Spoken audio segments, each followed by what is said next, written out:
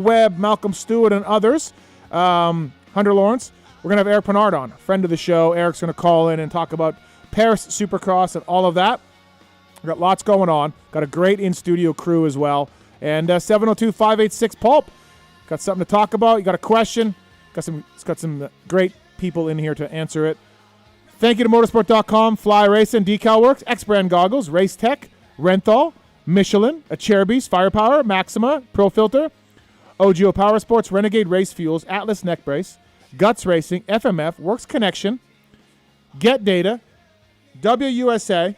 This was the WUSA Glen Helen World Vets, by the way. Thanks to W for stepping up on that race. Rocky Ridge Trucks, Intense Cycles, Wiseco Piston, Troll Training, MTX Braking, Luxon Clamps, Ethica, Factory Chassis Parts, all on board with the show. Use the codes, man, and save. Go to PulpMXShow.com, scroll down, whether it's Ethica, whether it's FCP, whether it's Atlas, Guts, all the codes are on there on more. So thank you, man. PulpMXShow.com for more of that. Help us save you some money, will you? And again, 702-586-7857. You want to talk some, if you were at Glen Helen World Vets, maybe give us a call and tell us what you thought.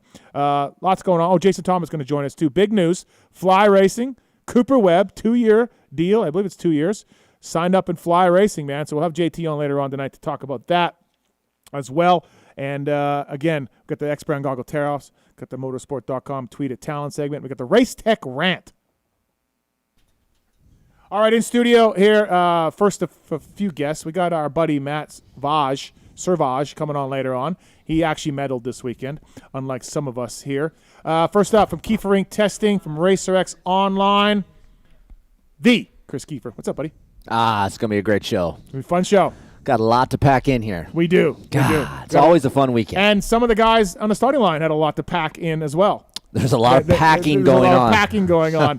Also here from Vital MX, of course. He raced Glen Helen World Vets for what he says is the final time. Oh,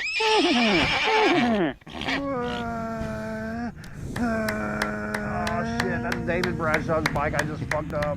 Darkside, what's up, buddy? What's going on? Just sitting here building a wall, an emotional wall to prepare for the show tonight. I feel like a beating's about to come. A beating maybe worse than Glen Helen gave me. How many of Darkside's people are going to call and get mad at us tonight? Yeah. They usually tweet more than they call. We got a lot to get into, but also here, he is the big winner of the weekend. You know, the 30 Pro class is the premier race at the Glen Helen World Vets each and every year. And our friend of the show, our man, Phil Nicoletti. What's up, Phil? Won one day. World champion. Phil Nicoletti. He's back. I finally won something in my life. You were the heavy favorite going in. You just finished top 10 at SMX races, so you were the favorite going in. But the 800 was on the gate. Yeah, there's some good guys. Yeah, Kris Keefer was on the gate. A lot of local heroes on the line. Yeah, and it's GH. Yeah. There's nothing like GH. So I hate Glen Helen with a passion, but I have done pretty good there over the years, which is kind of weird. But, right. Yeah, and this was your first Glen Helen World Vets. It might be with Darkside. One and done. My last.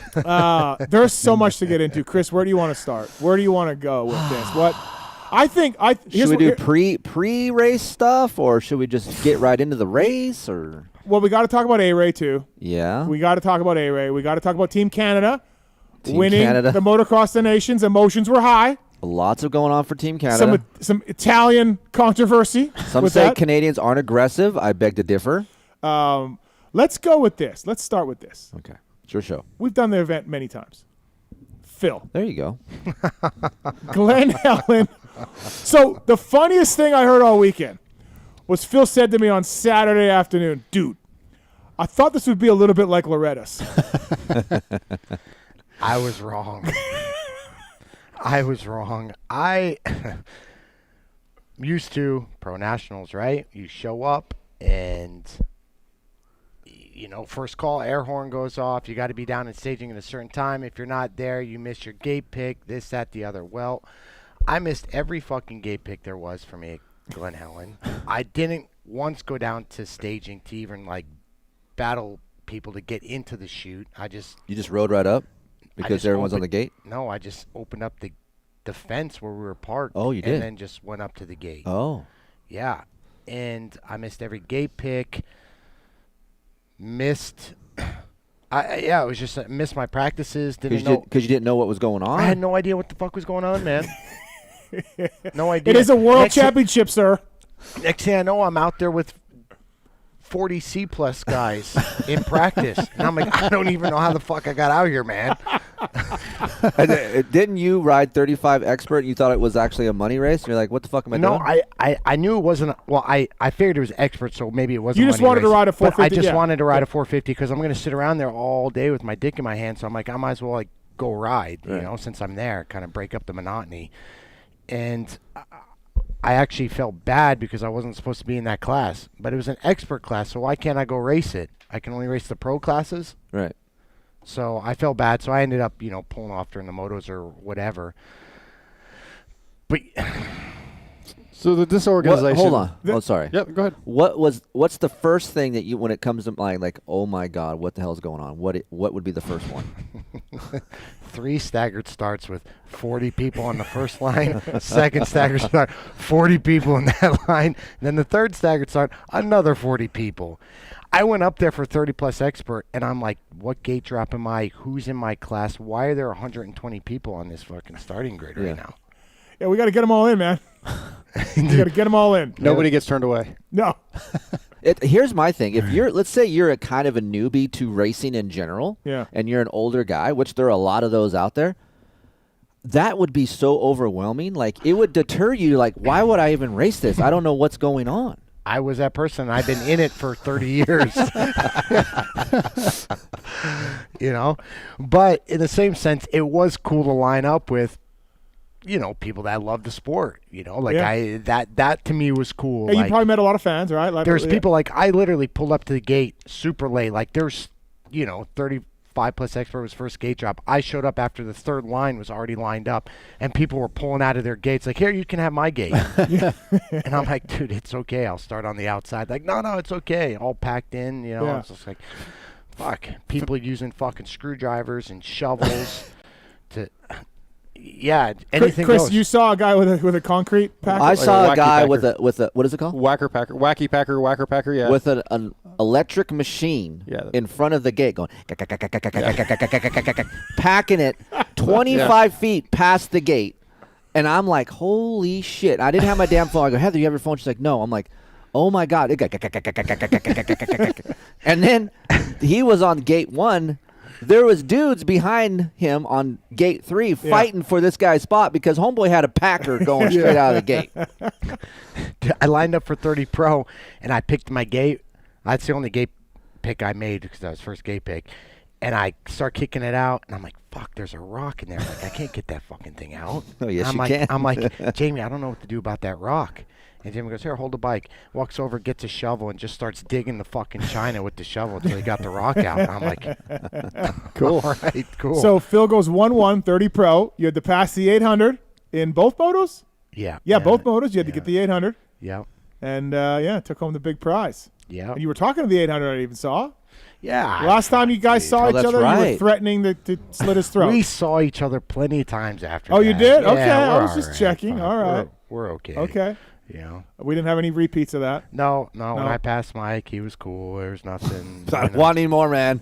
Go ahead. Pass you up the hill. I don't want to fuck with it. Go ahead. You know, there was a point when I was going up the uphill, and I kind of went around the outside of him. Like, if he wanted to run it, you know, it could have been, you know. Yeah, you shut the door on him pretty good that one time. But he was, Mike was okay. We chatted, and, it was good. Working the cameras over there, working the YouTube, working on a PulpMX app probably. The Travis Marks. What's up, Marks Dog? That's a loose, probably. Thank you. You forgot the knot. Hey, we did fix the Steve Mathis Classics, though. We did. So all the podcasts that I've ever done are on Steve Mathis' show now. We split them up. We had different feeds. We had some shows missing. If you want to go back to 2008, Steve Mathis show, all the pods are there. It's all there. Travis Marks did it. He fixed it. Oh, well. All on one feed now. All on Everything. One feed. So are the classics gone? No, we completely, left the classics out. Classics are still there if you Yep. want, and I got they're you. Yeah. organized by year. Yeah. But they're all in the Steve Mathis show now. Everything. Nice. So those go back to 2008. So the very first podcast I ever did. There's is up like there. 2,300 pods in there. Sounds like extra work. Yeah. Did he get a bonus? Yeah, for sure. Okay. Yep. Oh, I did? Yep. Oh. I'll be waiting for it. Yep. Okay. Are you kidding me? Over there in the corner, taking the phones, working the phones, the Tallon Taylor. What's up, Tallon? How are you? What's up, Steve? Doing good. I thought Dark was going to answer phones, but I guess he was just messing Wow, with me. Dark. Well, you were just running a little behind what I thought was an appropriate schedule, so I thought maybe I might have to. By the way, our buddy Darkside brought to you by the folks at Decal Works. PulpMX 24 is the code to say with those guys. The 333. Half evil. Half evil. Thanks to Nick. We have Darkside loves heavy metal, thrash metal, and his number is 333. He wants to be 666, Yes, but he he knows does. it's politically incorrect. Yes. So he picks 333. So, but if you're one of these guys, you know what he means. If you have That's why- if you had a pony and tats, you know that. Yeah, you know that he wants to be 666, but he can't. Somebody tweeted this week that, like 333 is actually like an angel number. No, man. Yeah, okay. So Decal MX made his Yep. numbers, and PulpMX 24 is a code to say with Decal MX. Red Bull KTM using them. Yep. Great company, great guys. Ron, Sean, and boys. My guy Nick crushing it. He's got working on some new stuff for the new Yamaha. Yep. And we got a lot going on. So thanks to the folks at Decal MX for bringing you the dark side. Doug Dubach, Eric Peronnard, Jason Thomas on the show. So, Phil, it's chaos. Well, when you say it was like Loretta's, it is like Loretta's if it was Loretta's brothers that was a crackhead. That's World Vets. It's the crackhead version of Loretta's. Because anything goes. It's super loose. Now, look, we have destroyed this event in the past for the organization. They are better. I want to come out. Much better. They check IDs Yes. now, although we had a few controversial moments. That's not stopping people Yes. to do different shit. Yeah. That's not Glen Helen's fault, though. Right. Like, they're Still trying. loophole. That's people Right. fucking up. But they check IDs. There is some semblance of a shoot. There didn't used to be, Phil. It was nothing. It was 800 guys trying to hear your number getting called. It looked like the start of the GNCC last weekend. That's what it looked like at the start of, in staging. So you're race 4, and race 12 is at the front because they don't know, and you're trying The to get shoot through. is long and skinny, like something else I saw over the weekend, right? Yeah, yeah. And then I it was goes in a into gangbang. three gates. Yeah. That are not long enough to hold No. 40 riders. No, No, it's They still need some work. So, like, the 3 chutes are there, and then it forms into the one long skinny Yeah. gate. So if you got 40 guys on gate 1, that goes all the way into the skinny chute, Yeah. and maybe you can fit 2 guys down there. So if you're late to the you're gate like fucked. Phil, you're fucked. Yeah, yeah. No, it needs some work. I don't want to come across as they've gotten better from when we first started coming on here and being like, what the fuck was going on with that race? You're fucked. We didn't have an ambulance crossing the track. Oh. We didn't have a water main break. We didn't have a track rerouting in the middle of the moto. There was No, there was there one. was rerouting. There was rerouting. When the chaos happened on the hill, Which remember happened they a told us lot. that the moto before us, they had skipped the hill or something. They cut everybody over. Oh, okay. Yeah, All right. in the middle of the And- moto. But again, and I'll say this again, they have so much money coming in and so many people there from all over the world. They can stop and groom a little bit. that was not a vet-friendly fucking track. You think? Dude, how gnarly is it? Fuck me, man. If It you're was 60 years insane. old and you're just a B rider, you're like, what am I doing with my life right now? I don't even know how they were able to ride. I could barely function out there. Like Right. a 6-year-old dude out there trying to ride and make it up those hills. Like, dude, there's no way. It's such a crazy, like, if you had 2 motos in a day, most likely you were in the morning and then maybe later in the afternoon. If you had those 2, the parity between those 2 motos is so It's insane. like Earth and Mars. Yeah. Like, Yeah. dude. You just like, the first downhill, you kind of like burp in the morning, like Yeah. 10 Yeah. feet down. Yeah. You're like, oh, that's fun. If you did burp 10 feet down on your second time, You're during the dying. day, dude, Yeah. you Your will ass land in over a tea hole. kettle. Yeah. Yeah. I've said, like, they did groom the hill halfway through Sunday or something, I heard, and it did seem pretty smooth for my final moto. But, like, I think they should maybe make it a 3-day event, take more time to groom. It's not fun. It's a fucking Baghdad out there. My last motos were so bad. Vaj was going to come on. Vaj was going to come on a little bit. He was last moto of the day. Like, There's chuck holes, man. I don't know how my wheel didn't explode. Thank God I had W lace me up some wheels. It's basically the square edge becomes step on, step off. It's insane. That's what you have to ride it like. It's not fun. It's not fun. No. The sun, the glare, the fucking curbs. Yeah, I didn't enjoy it. I enjoyed my 30-plus moto in the morning. Yeah. Okay. Dude, anything in the afternoon? Yeah. Yeah. Fuck, dude. The sun is bad. Yeah. And anything after 2:30, Yeah. it was smoke. Because my Saturday second 40 moto, me, Brownie, and Mo went up into the canyon, and there was like a divot going up in the canyon, and the sun just broke the clouds, and the sun came through, and I tried to pre-jump, because you had to like pre-jump the holes on top of the lips. Well, if you were good, yeah. And I just missed it, and my ass end came straight across, and I thought it was going straight off the mountain. Yeah. My last moto, the sun was coming in. I'm wide open up the uphill. I got my visor down before the moto. Wide open. No, for sure I am. Oh, for sure you're wide open. Yeah, we can We check the lap times on the wide open part. I mean, I feel like with my weight and the bike, I'm pretty much wide open.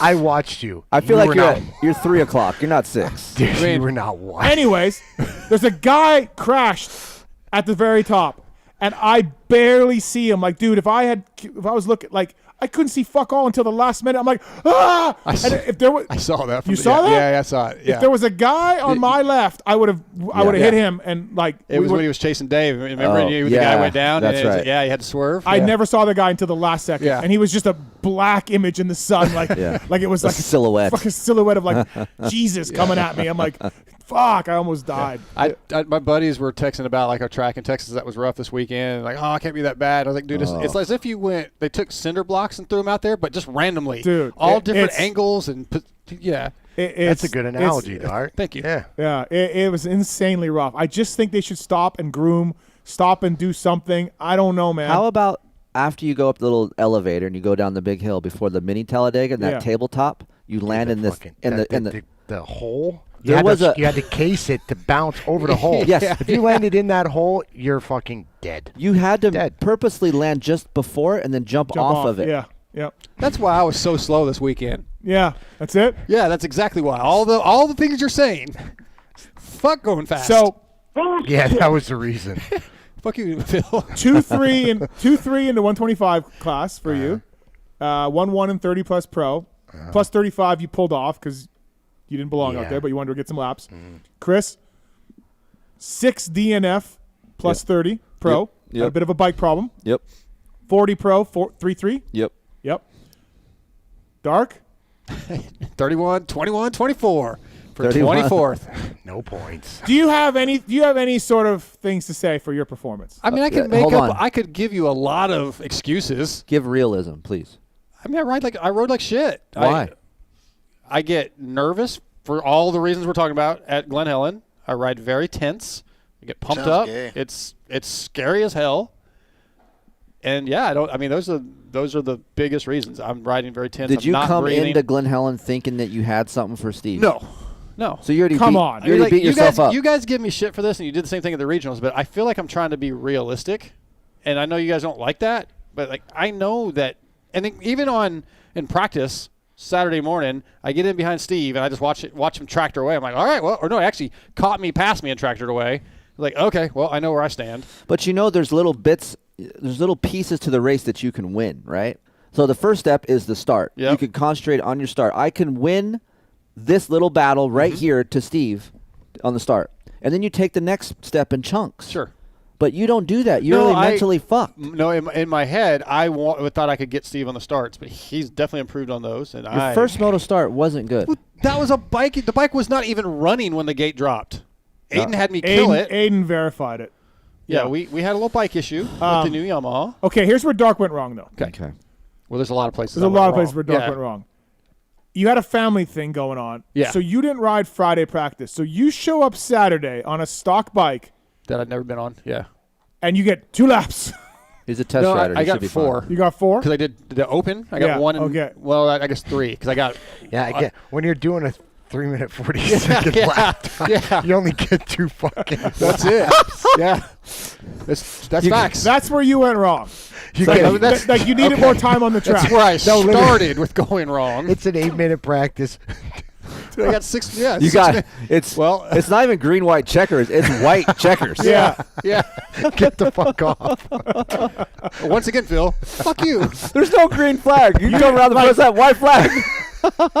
like you don't even know where the track's going.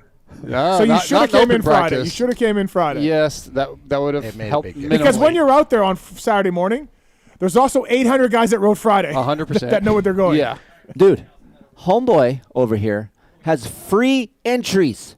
Free. How did he get free entries? I had to Thank pay. you, W. John USA. and W was Yeah. nice enough to give free comp these guys entries. Yep. I Okay. paid $300 fucking You're on a dollars. cash. You're getting money back. Dude over here rides one class.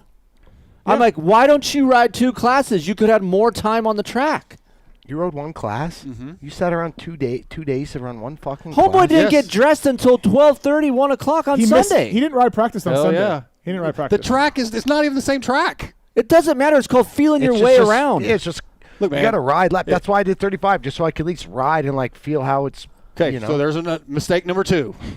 But Acknowledged. no, it's not even a mistake. I told you what to do. Yeah, no, I didn't want to do it. Okay, that's. Thank you for actually saying something yeah. for once. Yeah. Jesus. You- I wanted to eat Cinnabons or whatever Heather Oh, made. And Heather's. Holy fuck, they were good, dude. They were good. Heather made these Stick rolls, whatever, and they were good. Were you in the van eating one when you went and saw Dark Stick? Yeah, you like that? Yes, I was. Yeah. Okay. But- so Dark's peeing. All of a sudden, I hear this massive conversation with Vaj, Keefer, Dark, everybody else, because he's peeing and Keefer rolled the window down. I was in the van doing something, and I looked down, I see Dark, and I saw his dick. And I was like, well, damn, there's his dick. no, you Finally. didn't look down. You ran to the front of the van. I like, ran. How am I running? From the back to the front, like with your face. I look up and his face is in the window. I literally looking went to go grab some in the cab. Very and violated. and he was there, opened the door, and I looked down, and there was this long, wrinkly fucking thing peeing. those wrinkles we- have to stretch out at So some that was a point. At least 30-minute it's long. At least he said it's long. It's I a mean, 30-minute conversation right there in the morning. I'm just like, welcome to World Vets. Jesus. It's dark. I'm changing, and they're talking about Dark's dick, and I'm just like, what We're is? talking. We're you know, trying to. You know how trees have rings around them, Yeah. and they get older. Yeah. It's kind of like Dark's cock. It like had these rings around near the mushroom tip a little bit. So, Slinky, Slinky, the wonderful, wonderful toy. You're weird, man. That's so awesome. Dark also rolled up third moto. You know, I'd beaten him down in the first two. Third moto, he rolls up next to me. He wants something. He just rolls right into the gate next to me. That's this guy. Yeah. Why don't you ever line up next to You Steve? two guys- Well, because there's 30 guys between Psych us him because out. he's so much. Here's the bad part about all of us doing this thing. It's overwhelming. You have 7 buddies racing. You can't make everyone's fucking gate. Otherwise, you might just put a tent up in the fucking gate so you can do everything for everybody. Stay tuned for the Race Tech Rant. it's Stay tuned tough. for the Race Tech Rant. So, like, I want you guys to start next to each other so we can help each other out. Like, I got to run over here to make sure this guy's getting paid attention. And if I don't come here, I'm going to get shit because I didn't pay attention to this guy. All you Like, did for me was come over and make fun of my start hook height. That was Phil? fucking pathetic. Thank you. Those are Works Connections instructions. Yeah. Dude, you're Okay. a factory fucking mechanic. Thank you. Let's 110 go to that. I'm not a millimeters? factory rider. I'm not a factory 110? rider. That ain't going to do nothing. might Why, as well not why are even the spend the templates time- so high then? I use the template. Yeah, we follow instructions, Doc. Thank That's you. what we do. We follow instructions, and it's not good Sorry, enough. sorry, Eric Phipps. Apparently your templates are no good. Yeah. If I did that and I started at 110, I will be ass over tea kettle off the starting gate. Well, Well, I didn't even have a starting hook. It was a brand new bike. Yeah, but the way you guys launch anyway, you don't even need it. Oh, my God. feels really Why hard. are you creeping off the start? I What are know. you doing? Yeah. It is. Yeah, he's 6 You feet guys back. Why are you backed up? You guys seemed like it worked. All right, It seemed like it worked. I was always brought up, you steal with your fucking eyes, right? Watch, learn, imitate. You guys been around moto for how long now? You've been going to fucking races for how fucking long? Watching the best of the fucking best. Getting yelled at. I'm here for this, by the way. Go ahead. Dude. I saw Alessi count to 6 and drop the clutch so many times. It seemed Yeah, like it but worked. do not like watch his form, watch anything, how he sits, how he does What was wrong with my form? anything. Form was fine. You're rolling into the fucking Yeah, because I'm starting trying. gate. Because I'm trying to I get could a film. fit 4 fucking hands between your leg and the bike. Dude, a There's fucking air. 5-year-old can figure this out, and you fucking tour out there like it's your first rodeo out there. I don't know, man. I got 12. This kind of hurts Dude, a as little. soon as it get you dump the clutch, your fucking spaghetti legs off to the fucking side. Not even that, my dude. speed. You're I'm pulling a sitting there- fucking Dylan Ferrandis kicking people going down the start straightaway. I'm trying to video these guys, and they actually went with next to each other. Homeboy, he over here Pulp, it's not even in the frame yet. He's like, why don't you video me? I go, I'm trying, but you're fucking backed up to the fence. It's Glen Helen, dude. I'm just going to launch that thing. There's no rules. That was distracting. What's distracting? It was distracting, okay. like let's seeing that bike start to creep up off my peripheral. So, Dark, your whole thing, like, your attitude sucked. Thank you. Wow. All weekend long. That's facts. Facts. And now you say you're never coming back. Facts.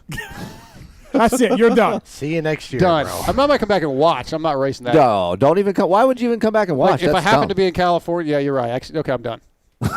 He's almost Dave Drass is what he Yeah, did. yeah, He almost fireman Dave. Yeah. You're done. Glen I'm Helen. done. We made a pact, all of us together. Yeah. We're done. I feel I've like done it so many years. I feel like this pact was made 2 years ago when I was here, and you guys were going to do No, we did 24 not do hours. it. No. We stuck the hands in. We did the whole Yeah. thing. We're good. Phil, would you do a 24-hour with us? Yeah. Maybe. When is it? Well, it doesn't matter. If they come It's to in you at 3 November. a.m. and say it's your turn, It's you in gonna be okay? October.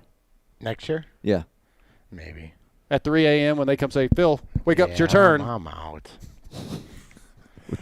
We're a bunch of bitches. Like, so you're, and you might be done. You might be one and done. What if Milt says, "Hey, we want you back next year"? Oh, me, You guys are all pussies. Oh, me and Mr. White are having a serious talk about this past weekend. A lot of renegotiations going on here. I was not prepared for this. It was impressive watching him and let's see, like with the track and the conditions it was in, to see how fast and Yeah, how smooth it real looks. riders take well, it. no, okay, as bad as that track was, watching A-Ray, that made sense. He's just slamming off of everything, and like I'm like, yeah, it makes sense. Welcome to the show, A-Ray. Hi. How we doing, Dark? What's up, A-Ray? What's up, asshole? No, bro. You were going as fast as you could go, but you were hitting every bump, casing every Oh, no, jump. dude, by that point, my fucking forearms were filled with gravy. Yeah. Dude. Like it was not Like, good. I'm watching him that kind of big hump before the first uphill. Like he just launches So, that and smashes into the next hill. A-Ray shows up. His fork's leaking air. It started before that. He's got no starting device. Yeah. He's got an air leak in his forks. He's got no numbers. 75% of his spokes were I could turn by hand. And he's going to race the World Vets. Yeah. He had no start hook. He called me the night before. Can I get a filter? Can I get a start hook? I said yes. We brought it. I'll bring a drill. Yep. Drill didn't show Yeah. up. Forgot the drill. Hey, I will say that like the boys had me dialed. Like I just want to say thank you, Darkside, thank you, Kris, that's Jake, all Mike, Keefer. everybody, because dude, like I mean, you guys, if it wasn't for you guys, I would have probably still be there, like buried. They just buried me there. Chris, can you take us through his second moto takeout? Yes. Yeah. So. Oh, dude. So that also goes back to the 2 laps of practice. So I'm all with Dark on that one because I didn't know where the fuck I was going the entire day. Yes, that's fine. So anyway, second moto, I had a bike problem. I'm coming down the hill. Okay, I'm like, oh, something's wrong. I'm cruising. And I'm going towards the back into REM. And then A-Ray passes me. I'm like, okay, A-Ray's going. And then A-Ray raced the first moto. We did 20 minutes, so he knew where the track was going. Yeah, at that point, A-Ray, Yep. you knew the track was This going. is second moto, and there was a rise, and then it turned right in the very back. I don't know what the fuck. A-Ray thought it was a jump going straight out the back of REM. It kept going straight out. He No, I did the fucking same thing in the first moto. just jumped straight into this dude, and the dude was like looking back like, what is this guy doing? And we're in 16th anyway. I don't know what's going on. And A-Ray, you just got cattywampus?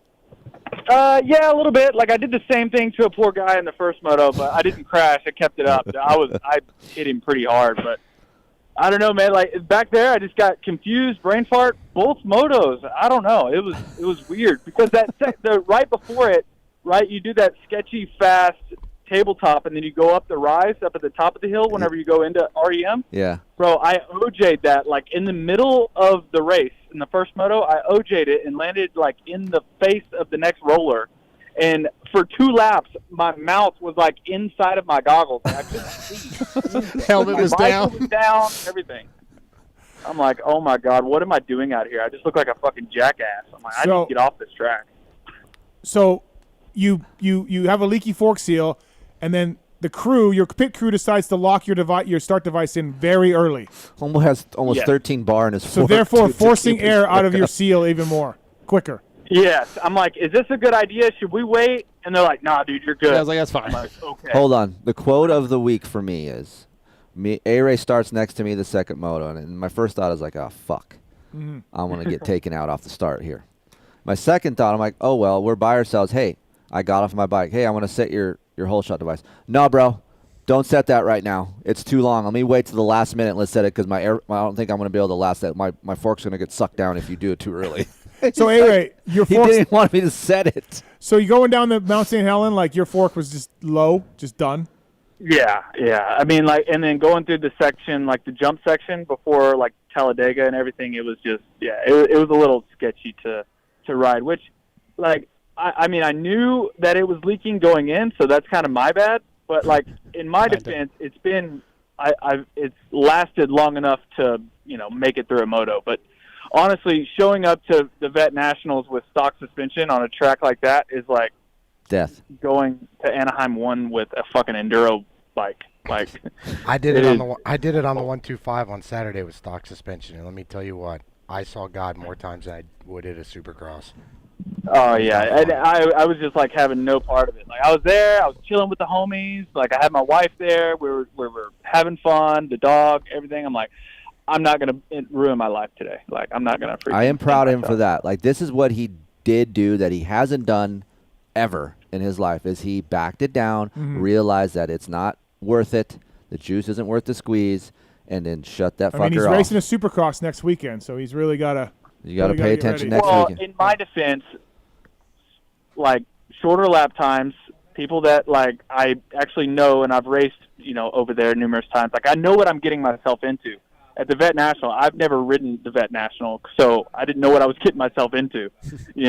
I'll actually have like suspension whenever I'm going over there. I'll be on a Yamaha, something I'm more familiar with, tighter space. It's a little basically bit what he says. The lap times are shorter, so he'll remember which way the turn goes. Hopefully, yeah. Oh my God, yeah. Loose program, and then you forgot to return your transponder.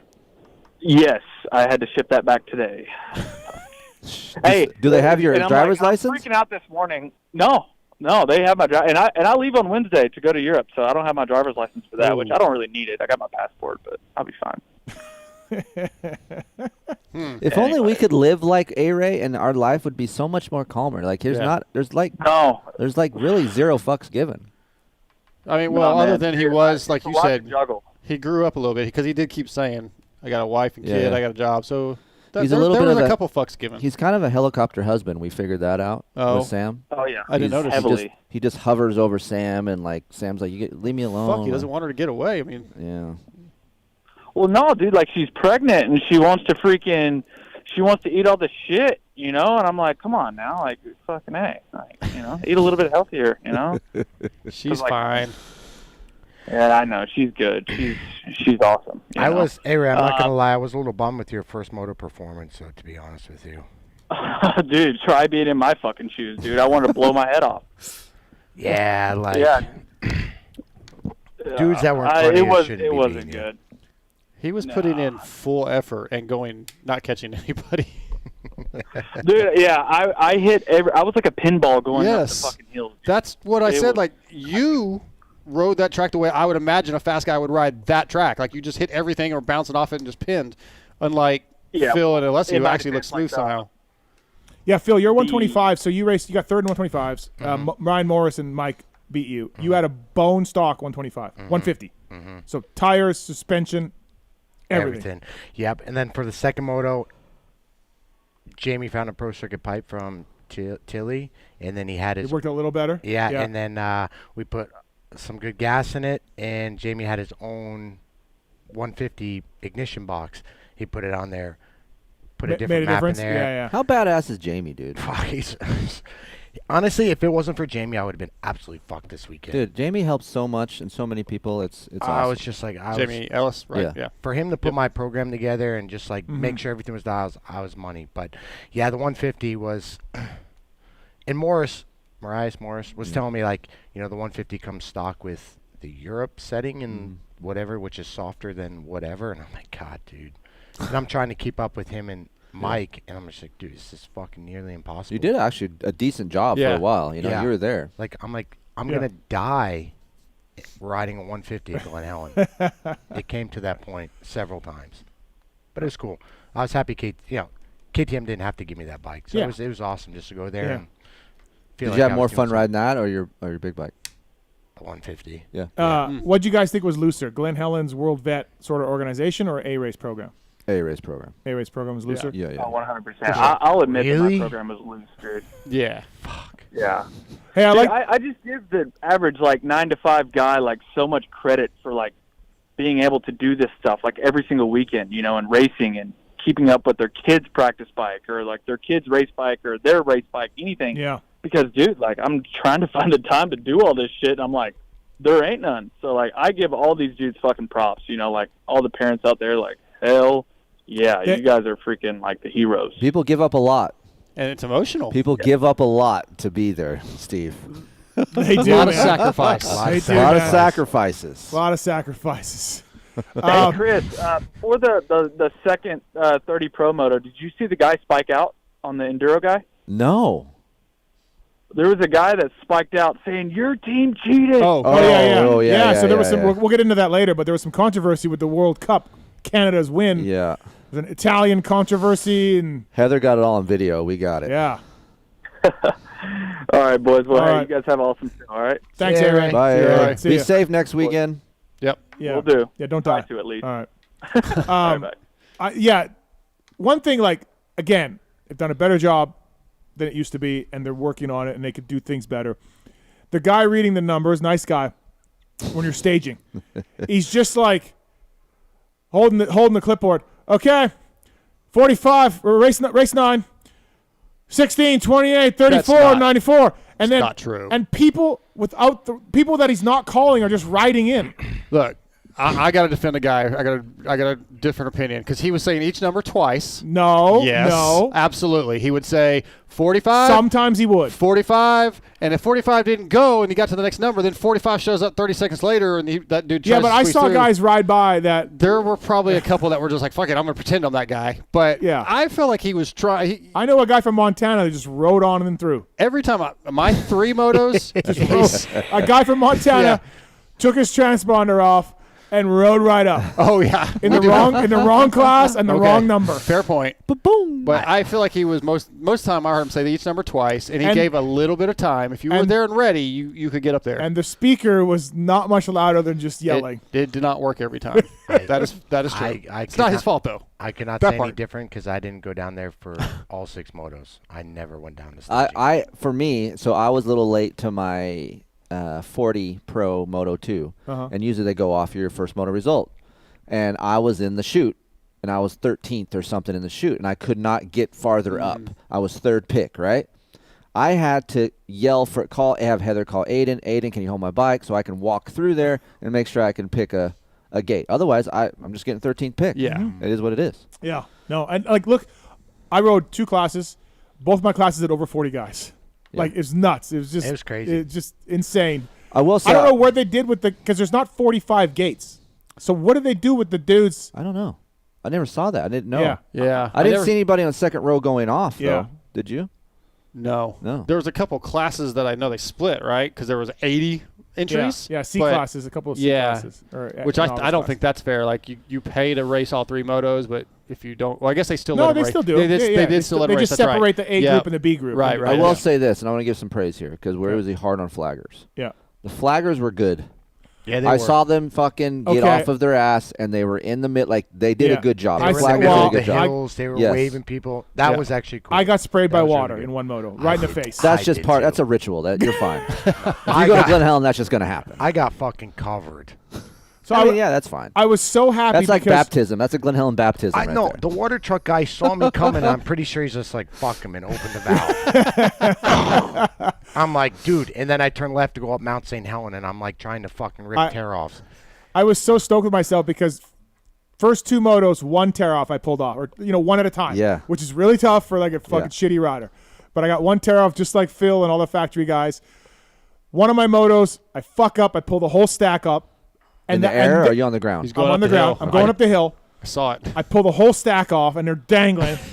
and then I get sprayed with water. Yeah. And I'm like, God damn. Yeah, I see him going up the hill, and I see it, and I see like multiple tear-offs flying. Yeah. But before that, I was like, oh, sweet, stoked. Got the one, you know? I'm telling you, I really had to slow down to pull a tear off. Yeah. Because if I was at a bumps everywhere. Bumps everywhere. Like I fucking was doing this, trying to fucking. I actually had to roll out of it, kind of slow down, and then fucking tear it. The two best spots for me were either going up the hill early, right out of the corner. Yeah, that's where I or did. Talladega. Oh, You're trying to pivot Talladega. As you pivot, rip it, because that's the only time you can really get it and do it. So, Kris, 3-3 and plus 40. That's par for me. I was a little surprised at the gap. I was a little surprised at the gap. I was too, because you have honestly. beaten Brownie at Glen Helen before. Yeah. And, yeah. Yeah, no, it wasn't close at all. Yeah, those. What's crazy Did we about blame your trainer? Did we blame Troll Training? No. Will Hahn? I mean, he's been working with Yes, you. for sure. Here's my thing. What's crazy about Brownie is, for how old the guy is, he has good fast twitch fiber. Like he like gets in it real quick, and I'm like, holy shit, man! Like when I'm behind him, I'm like, oh my god, he's going. Like the first moto, I had the whole shot. I went around and go up the hill. The dude, I'm on the inside, and somehow again he finds another inside of the inside and just pushed me off of the mountain almost. I'm like, fuck. Like it's just I don't expect that kind of shit, and it happens to me all the time. I just thought you'd be a little closer. Yeah, what was I 40 seconds back? I don't know. wasn't great. Yeah, you ride GH all the time. You're a GH guy. Yeah, but obviously it's not as fast as those guys. Look at and let's be real, both those guys have won Supercrosses. I haven't done shit. Okay. So. But you beat Brownie before. Yeah, but I think Brownie wasn't riding giving him that a good much. run. I have to hit Brownie when he hasn't ridden in 6 months. And then push him around a little bit. I mean, Keefer's. I followed Brownie for 3 laps in the first 125 moto. Yeah. And then I had to back off for a little bit. I'm like, dude, I got to figure something out. Then went back at him again. But there's 3 laps I couldn't get fucking by him. I'm like, Jesus. Yeah. And Mo's just solid. Mo's always in it. Yeah, no, Mo is, I mean. Mo's just, he's good. I look at Mo's age because he's barely 40 probably, right? Yeah, so. Okay, by the way, Phil Nicoletti brought to you by the folks at Cherby's USA on social media. Love the guys at Cherby's, Tallon and Fullerton and all those guys, Deanne doing good things. They got a really cool website now with Bike Builder. They can pick your bike and pick your color and everything else. Plastic fits great, looks great. Always use a Cherby's. Plastic whenever you can. At Cherby's USA, bringing you Phil Nicoletti and our guys at Renthal, who I mean we can say you're going to the factory. Yeah, you're going to the factory soon. Yep. Go visit Renthal. Renthal bringing you Kris Keefer, whether it's twin wall bars or 7. I mean, some of those guys out there in the weekend needed 7/8 bars. That's what the bikes took. Faj doesn't need it. He'll bend the shit out of those things. Because I saw CR500s, I saw CR125s, CR250s. That's all 7/8 bar. So please check out renthal.com. They got a Works Fit tool on their website as well. They got a dealer inventory locator on renthal.com. Mountain bike stuff are now available in power sports dealers nationwide at Renthal. So, yeah, renthal.com bringing you Kris Keefer, and you're going to do the trip to the factory and let us know. Chad's on 3. Chad was at the World Vets. What's up, Chad? Yo, what up, dog? What up? What up? What'd you think of World Vets, bro?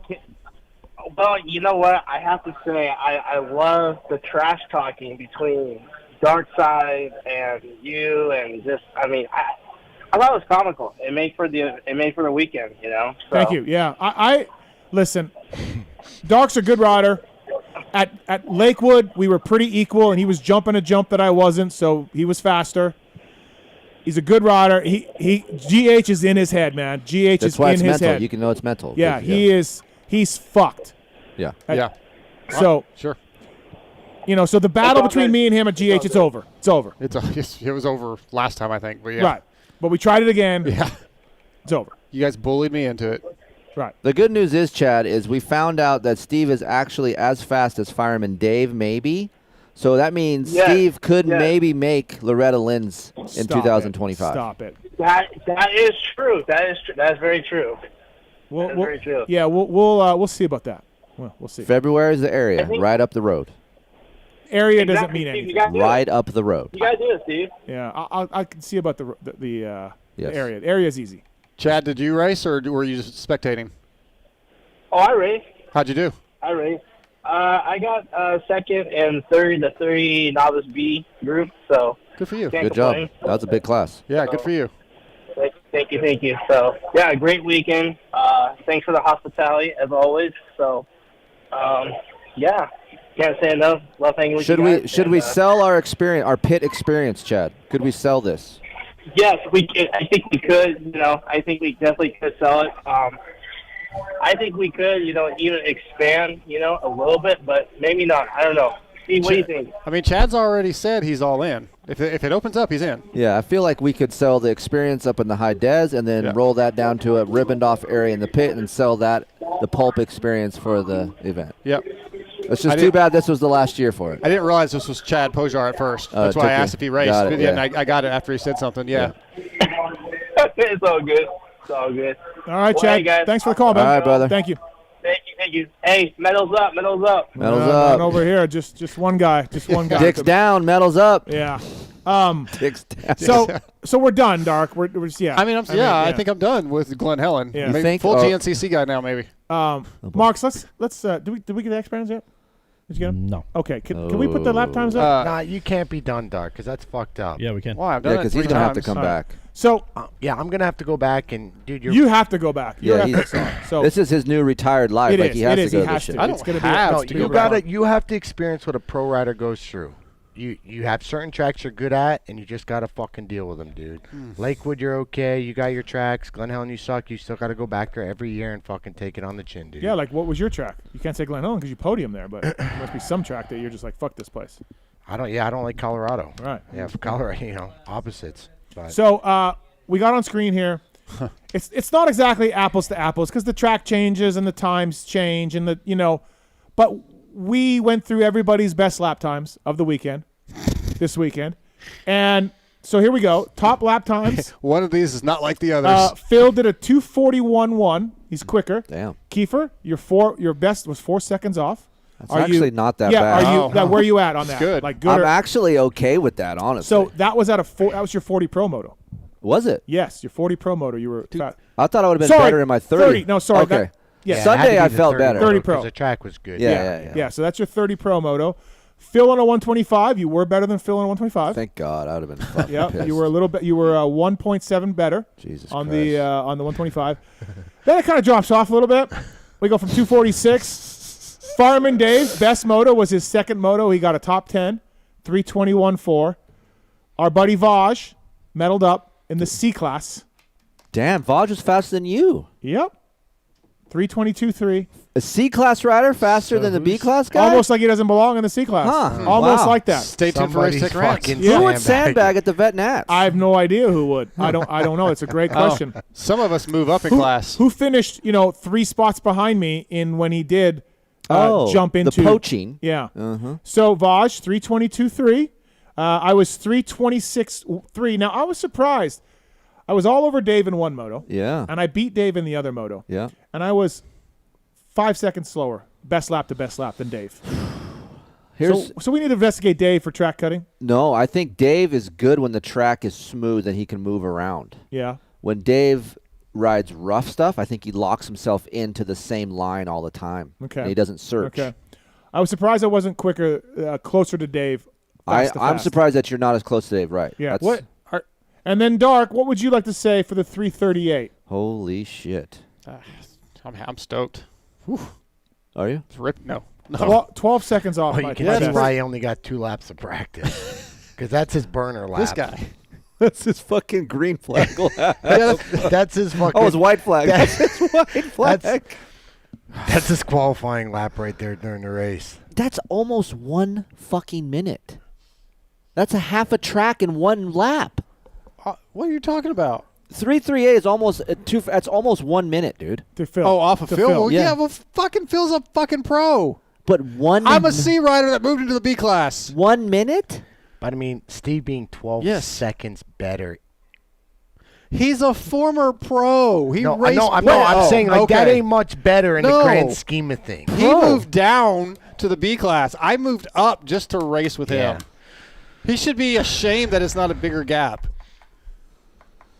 Yeah, I'm 12 with Dark. seconds. No, I feel like that's all bullshit. Yeah, just kinda like we is. said, I'm disappointed. What do you want me to do? I need you to do something. I'm back next year. Yeah. We need Dartfish. We need to overlay lap times. Yes. Yeah. We need Look, some here's the retro. thing. Yeah, we need. If someone's listening, we can get Dartfish for In this race. We'll practice, come back. in practice and every lap, I could see Steve from the beginning, and he just pulled away. Well, why? I feel he has. Oh, okay. yeah. No, yes. Tell him what you fucking told me. Okay, well, first I'm going to say he has more time on this track. Not that. But he has better true. technique than I do. No. What did you guys say when I was talking to you? Here's just what they said. Well, tell me, because I don't remember. Did you see Steve coming down the hills? His suspension I didn't say so that. much better. Dude. I didn't say that. Like, I'm Who's all saying that? Who's saying that? I'll back Dark Yeah. on that. He came down on stock Yamaha stuff for sure. Steve can go fucking 4 seconds faster. Dave's just down like, the hill. fucking, I'm all over, and Steve's just cruising right down, all fucking. How would Dave know? He's never behind But me. You were in the I didn't conversation. say that. I mean, I just like, yeah, it makes sense, but I don't. I never said that. It does make sense, but the reality. If we had better stuff, Steve gets all the good stuff on his This is bike. so great that I hear media people What? talking shit on their bike setup. Yeah. Because when a pro rider says it, they're just a fucking I don't pussy, think I'm dude. going any Suck faster. it the fuck up, man. Go ride it. It's a fucking dirt bike, dude. It ain't that fucking hard. I'm Go not fucking saying that. do it, I'm man. not saying that. Dark and No. Dave. I'm not. I don't Yeah, think how I'm good going was your any faster fucking with setup? your We can out swap there. suspension tomorrow and go back to GH. We'll go back tomorrow. I'll be in Texas tomorrow. Hey, track There's a will lot be of the fucking same as it was. sacrifices to come down that hill. Yeah, there is. Yeah. Poor Pookie almost had the sacrifice and Steven died. Listen. So I only beat Dark because of my suspension? I'm just Is that saying, the word on the street? No, that's not what I'm saying. I'm saying they use that to say that's why maybe that gap is a little.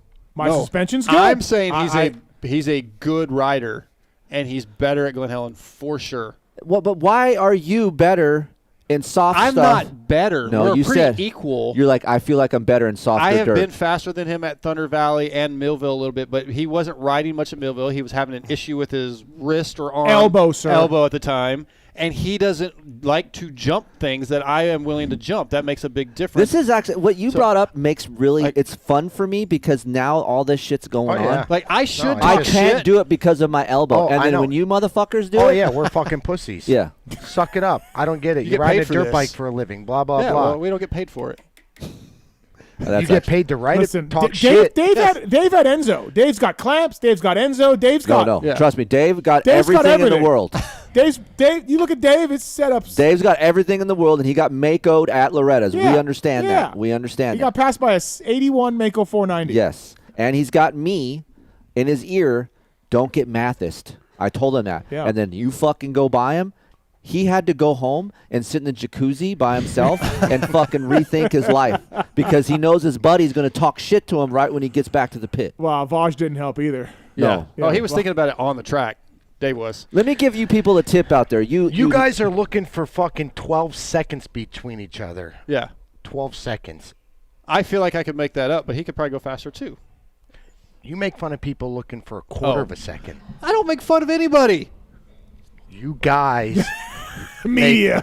Media. I don't Talk say shit I don't say Phil on Nicoletti guys shit looking just- for a quarter of a fuck that. fucking second. Hey, dude, that guy's off the pace tonight. It's like 0.6 I mean, 12 seconds. seconds. I could find you 12 seconds from the starting gate to fucking the first turn. the end of fucking Talladega, dude.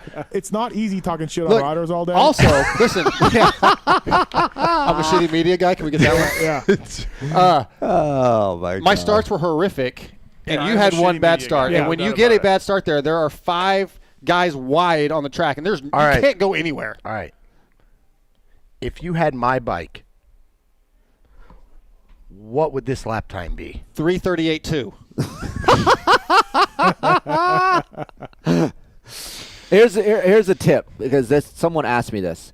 When your buddy or your spouse or whoever doesn't do well and they come back to the rig, and Phil can attest to this, shut the fuck up. Don't talk to them. Yeah. Don't say anything. Yeah. Give them 10 minutes. Oh, wait, you don't want text messages from fucking Yeah, Steve this right when you fucking fucking guy- get back? Christian Craig's on the track riding. This dude's texting him, dude. It's just a text. Yeah, exactly. It's just a You text. shouldn't be checking your Yeah, phone why anyway. are you checking your phone? I'm in group messages that I shouldn't be in with this guy with riders. I'm like, I don't want to fucking get text Yeah, him. I want to get back and text my dad, let him know how the moto went, good or bad. Next time I look it up, Mathis, jump to jumps. What are you doing? Who? You know what I mean? Like the fuck, man. Deegan did this. I don't give a fuck, dude. That was a good one, though. That was a good one. Hey, Deegs is going 3 in. Just leave these guys. The reason why 10-Minute Vaj has 10-Minute Vaj name is because this dude, He went 10-minute a couple times. He was 5-minute Vosh. Yeah, Okay. he was better. Just back up, Yeah. let them explode, throw the helmet, whatever they need to do, and then Yeah. give them some time, and then discuss later. Like, don't heat them up away. I'm not allowed to be 10-minute Dark because that'd be another fucking topic on here. Dark throws helmet. Well, we would want some of that because I need some fire from you, dude. Yeah, you were beaten all weekend, man. You were just down. He's just a 5. You fucked him. I did. Yeah, you're 5. Fuck this dude. Are we allowed to say who did your suspension? Yeah. Okay. One of the best suspension tuners in the game did his suspension. Oh, I know this. He's only 12 seconds faster than you. There's a point. There you go. Yeah. Okay. And you I go honestly bone think stock out I on one of the honestly think we're pretty gnarliest equal. on one of the gnarliest My stuff tracks. felt good. It felt good out there. Yeah. I'm not gonna lie. Like I was surprised. I was like, oh fuck, like I can kind of stay level here. I'm not getting kicked. This dude's not happy though. He's like, Yeah. Gilly was there Saturday. Yeah. Oh yeah. I know. Oh yeah. Hey, is there Yeah. any others? And your suspension tuner was there. Yes. Duh, I fucking forgot about that, dude. No, but I was asking for some better stuff. He's Like like, a blown out ACL, and he's down there checking the rebound what's clickers and what's shit. Eli on these days? Yeah. Oh, that's available. Hey, it's over here. I was kind of asking a little bit, like, hey Gilly, you got any of that stuff laying around? Hey, you got that? What's that meme with the crack guy? Hey, you got any more of that LSF stuff? Hey, you know how many privateers are fuck this dude? Yeah. Oh, dude. To go wide open got, up Mount St. Helens. Yeah, exactly. I'm at 6. I'm at I was 6. wide open. I was wide open. Check the data. I wish we had data on your bike. Aiden, what's up, Aiden? How are you, buddy? What's up, dude? Hi, Aiden. What's happening? What's up, Kris? What's up, Phil? What's up, Dark? What's up, Aiden? Look at you guys give Darkside too much shit. I'm defending them. I'm here. I don't know. You guys are like you're defending them, but then you're not defending them. I don't know. You're flip flopping on it too much. Dude, We're real with them. We That's the haven't thing. even got into Friday. Right. And the gas and the SAG. That's still coming. And then Heather making special meals from. Yeah. Yeah. Hey, look! You can't give him shit about the SAG because if anyone should be getting shit, it's me. Well, yeah, you did start that shit. Yeah. You started that shit roll down the hill. Yeah, Yeah, and then here I am. I talk shit on him because I get false information. So then I go on Twitter and then I start the Aiden shit. and Dark are checking SAG. Dark gets on the bike. Aiden zeroes it out while he's on the bike. Wait, is this your kid? Yeah. Oh, why'd he call you Kris? Because he's trying to be funny. Oh. I thought it was somebody else. Oh. Aiden zeroes it out while Dark is sitting on the bike. No. Aiden takes the bike off the stand, checks it off the stand, like static. Oh, was that it? Okay. Yeah. All And right. so he's like, okay, Well, we're zeroed. What was the static number? So I he don't- I put don't it on know. 0 while it was off the stand. But then Dark got on it was 70 millimeters. 65. Yeah, and as we're midway doing this, So I Dark's go, trying to go to 110 from 70. Turns it twice, he said. Let's recheck. Twice. He goes, I turned it twice. So you know how many millimeters one turn is? It's Oh, 2. yeah, I heard all about it. It's 2. No, it's not. No, it's not. more. It's more. It's like 4. It's 4. 2 a turn. Yeah. 1 turn. Yeah, One turn's like 4 mil. Right. I'm in Georgia and I'm getting all these videos and people telling me. I'm Vaj finally steps up and takes control of the situation because that's what Vaj does. I asked Aiden, like, shouldn't you measure it before we take out the stand? He's like, no. I was like, maybe you know something I don't. Okay. It's a new way to It's the fucking blind leading the blind, dude. Like, maybe this is some fucking test rider shit I don't know about. It's 2 fucking apes in the corner, fucking talking to each other. as we're halfway doing this, I'm like, fuck, this is not right. I'm just gonna go with it. After Podge says it doesn't make any sense. Yeah, so I'm on the couch just scrolling fantasy football. Or Yeah, whatever. well, you don't give a shit. No, I don't, and I'm listening. competition. What Fuck it, you're on your own. I'm like, dude. what the fuck is going on over there? Darkside, I turned it twice. I need 40. I'm thinking, Yamaha gave him a bike with 70 with him. Who the fuck was riding it before him? Oh like if it's my that far God. off. Yeah, I should have brought my Motul slacker tool. Fro was in here last week know. with the SAG They're great. slacker thing. Yeah, could have been you. A teenager or a wife, you're screwed. You just do it on your own. Yeah. Yep. No, that's not right. I usually do it good, but there's just one time, I screwed it up. Yeah, Well, I you appreciate did. you at least trying to help. And Aiden did have your back that your bike was malfunctioning off the start because none of us believed you. Yes. We all just thought you stalled it. No. And Aiden said, no, man, the bike was jacked up. Yep. Yeah. So I told him to kill it because it was gurgling, and I don't blame him for riding timid. Yeah, it was definitely. Well, that was it. I mean, that's 12 seconds. That's timid. That's timid. Well, that was not the 338 lap. I don't think. No. What moto was the 338? Do we know? What second? Second moto of the Saturday. I think you said it was like second my last. Yeah, Saturday. No. Did we ride 2 motos on Saturday and 1 on? 2 on Saturday and 1 on Sunday, but yes. I think you said it was my last moto. Saturday. It was definitely second Saturday. moto. Okay. Yeah. So, all right, Aiden. Hey, we got to run. We got our next guest coming up. But all right, thanks, boys. All right, See ya. thanks for calling. Appreciate it. Thank Love you. Bye. All right, that's Aiden Keefer, everybody. Still lots more to talk about when it comes to World Vets. Lap time, we can dismiss that. Yeah, let's Mark, get rid of that. No, we'll probably leave it up a while. All right. I did have a fuck up this weekend on my own. Oh, you did? Mechanical fuck up. Okay. Well, we'll cover that. I want to thank the folks at Factory Chassis Parts. They were at Glen, Helen in the vendor row doing big things with the offset races. So FCP, discount code PulpMX-chassis. And they got the motor mounts, of course, as well. And Phoenix Honda and Starling FNH MXGP, Mad Cowie team using the mounts. And Grant Harlan using the offset race cups. And I am too as well. I had them on there when I was 12 seconds better than Dark out there with the FCP race. One more thing to help you. Thank you to that. We got the Paris Supercross coming up in a couple of weeks, and it's really stacked fields. Always a great race. I'm going to go there myself and see it. We got Cooper Webb.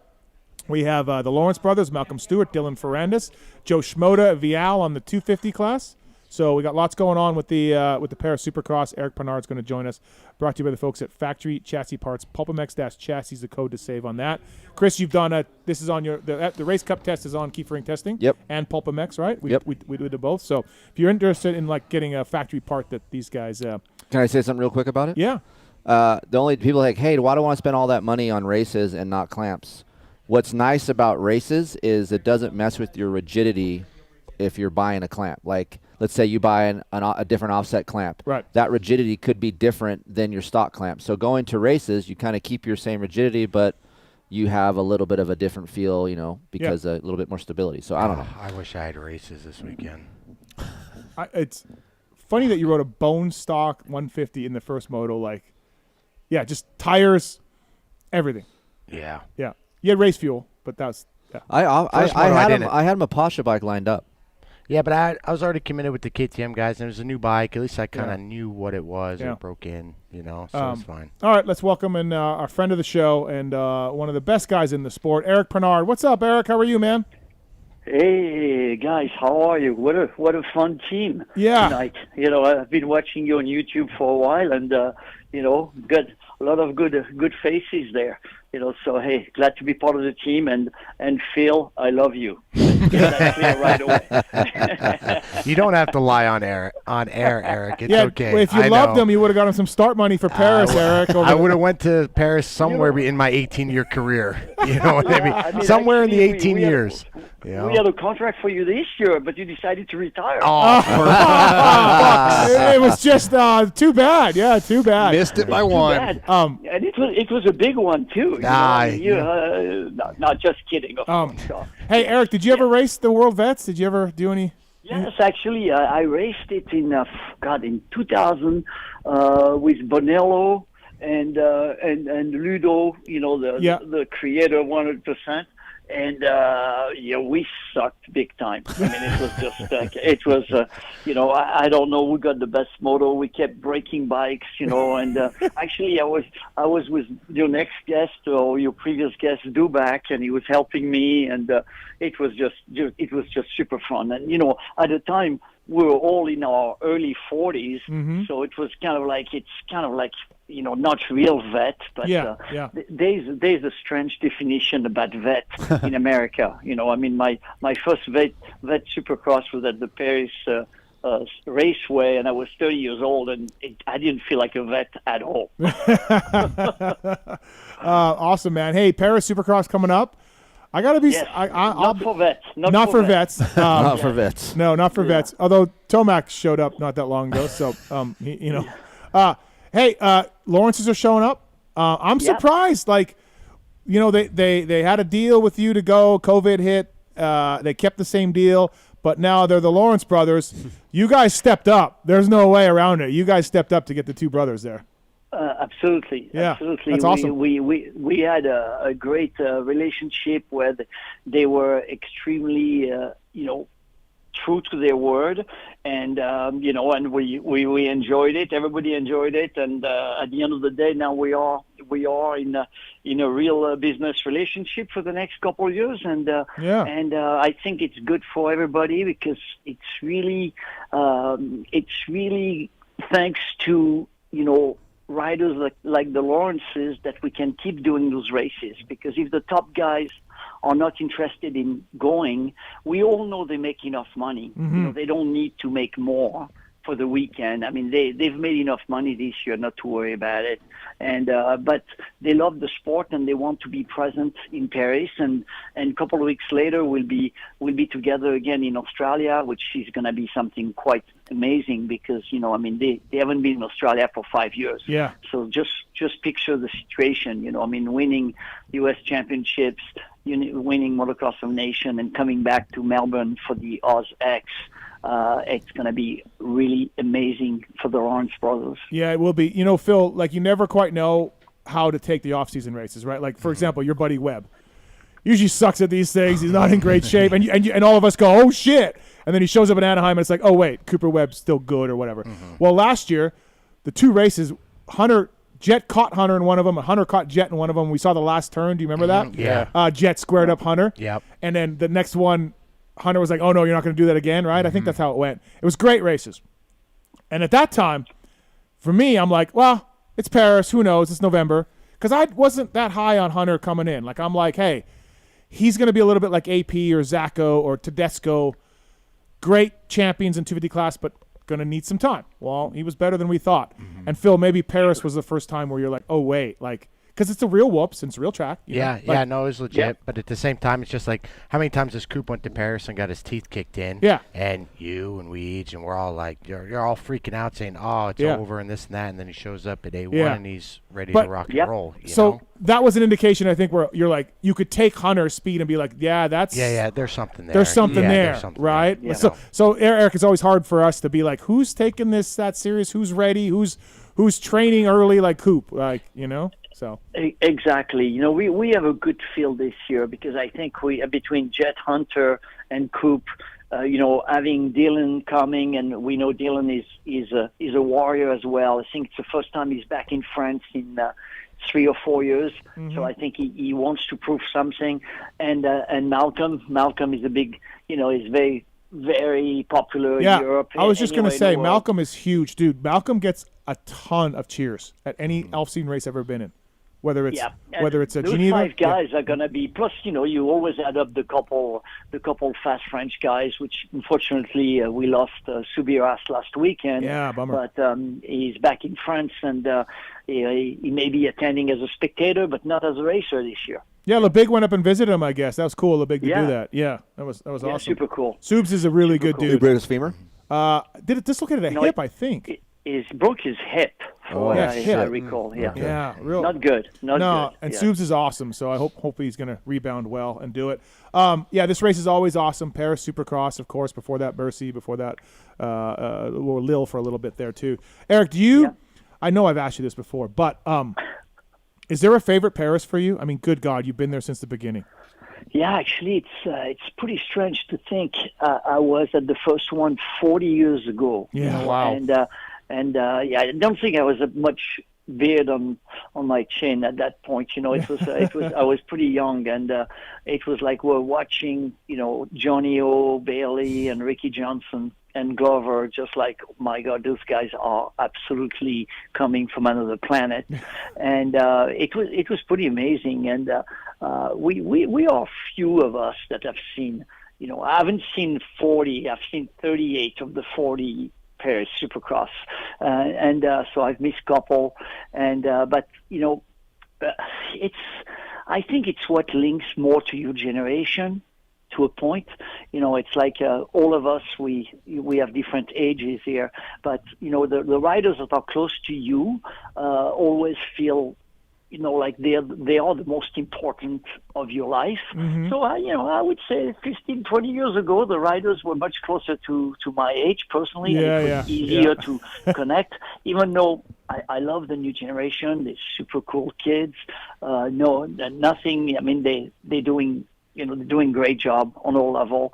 But it's, suddenly I can be their parents, and it's just it's a different relationship, But even though, we're laughing at X Games last month in Europe because the freestylers have been pretty much the same for like 10, 15 years, and we were like, we're gonna finish together to a point. Yeah.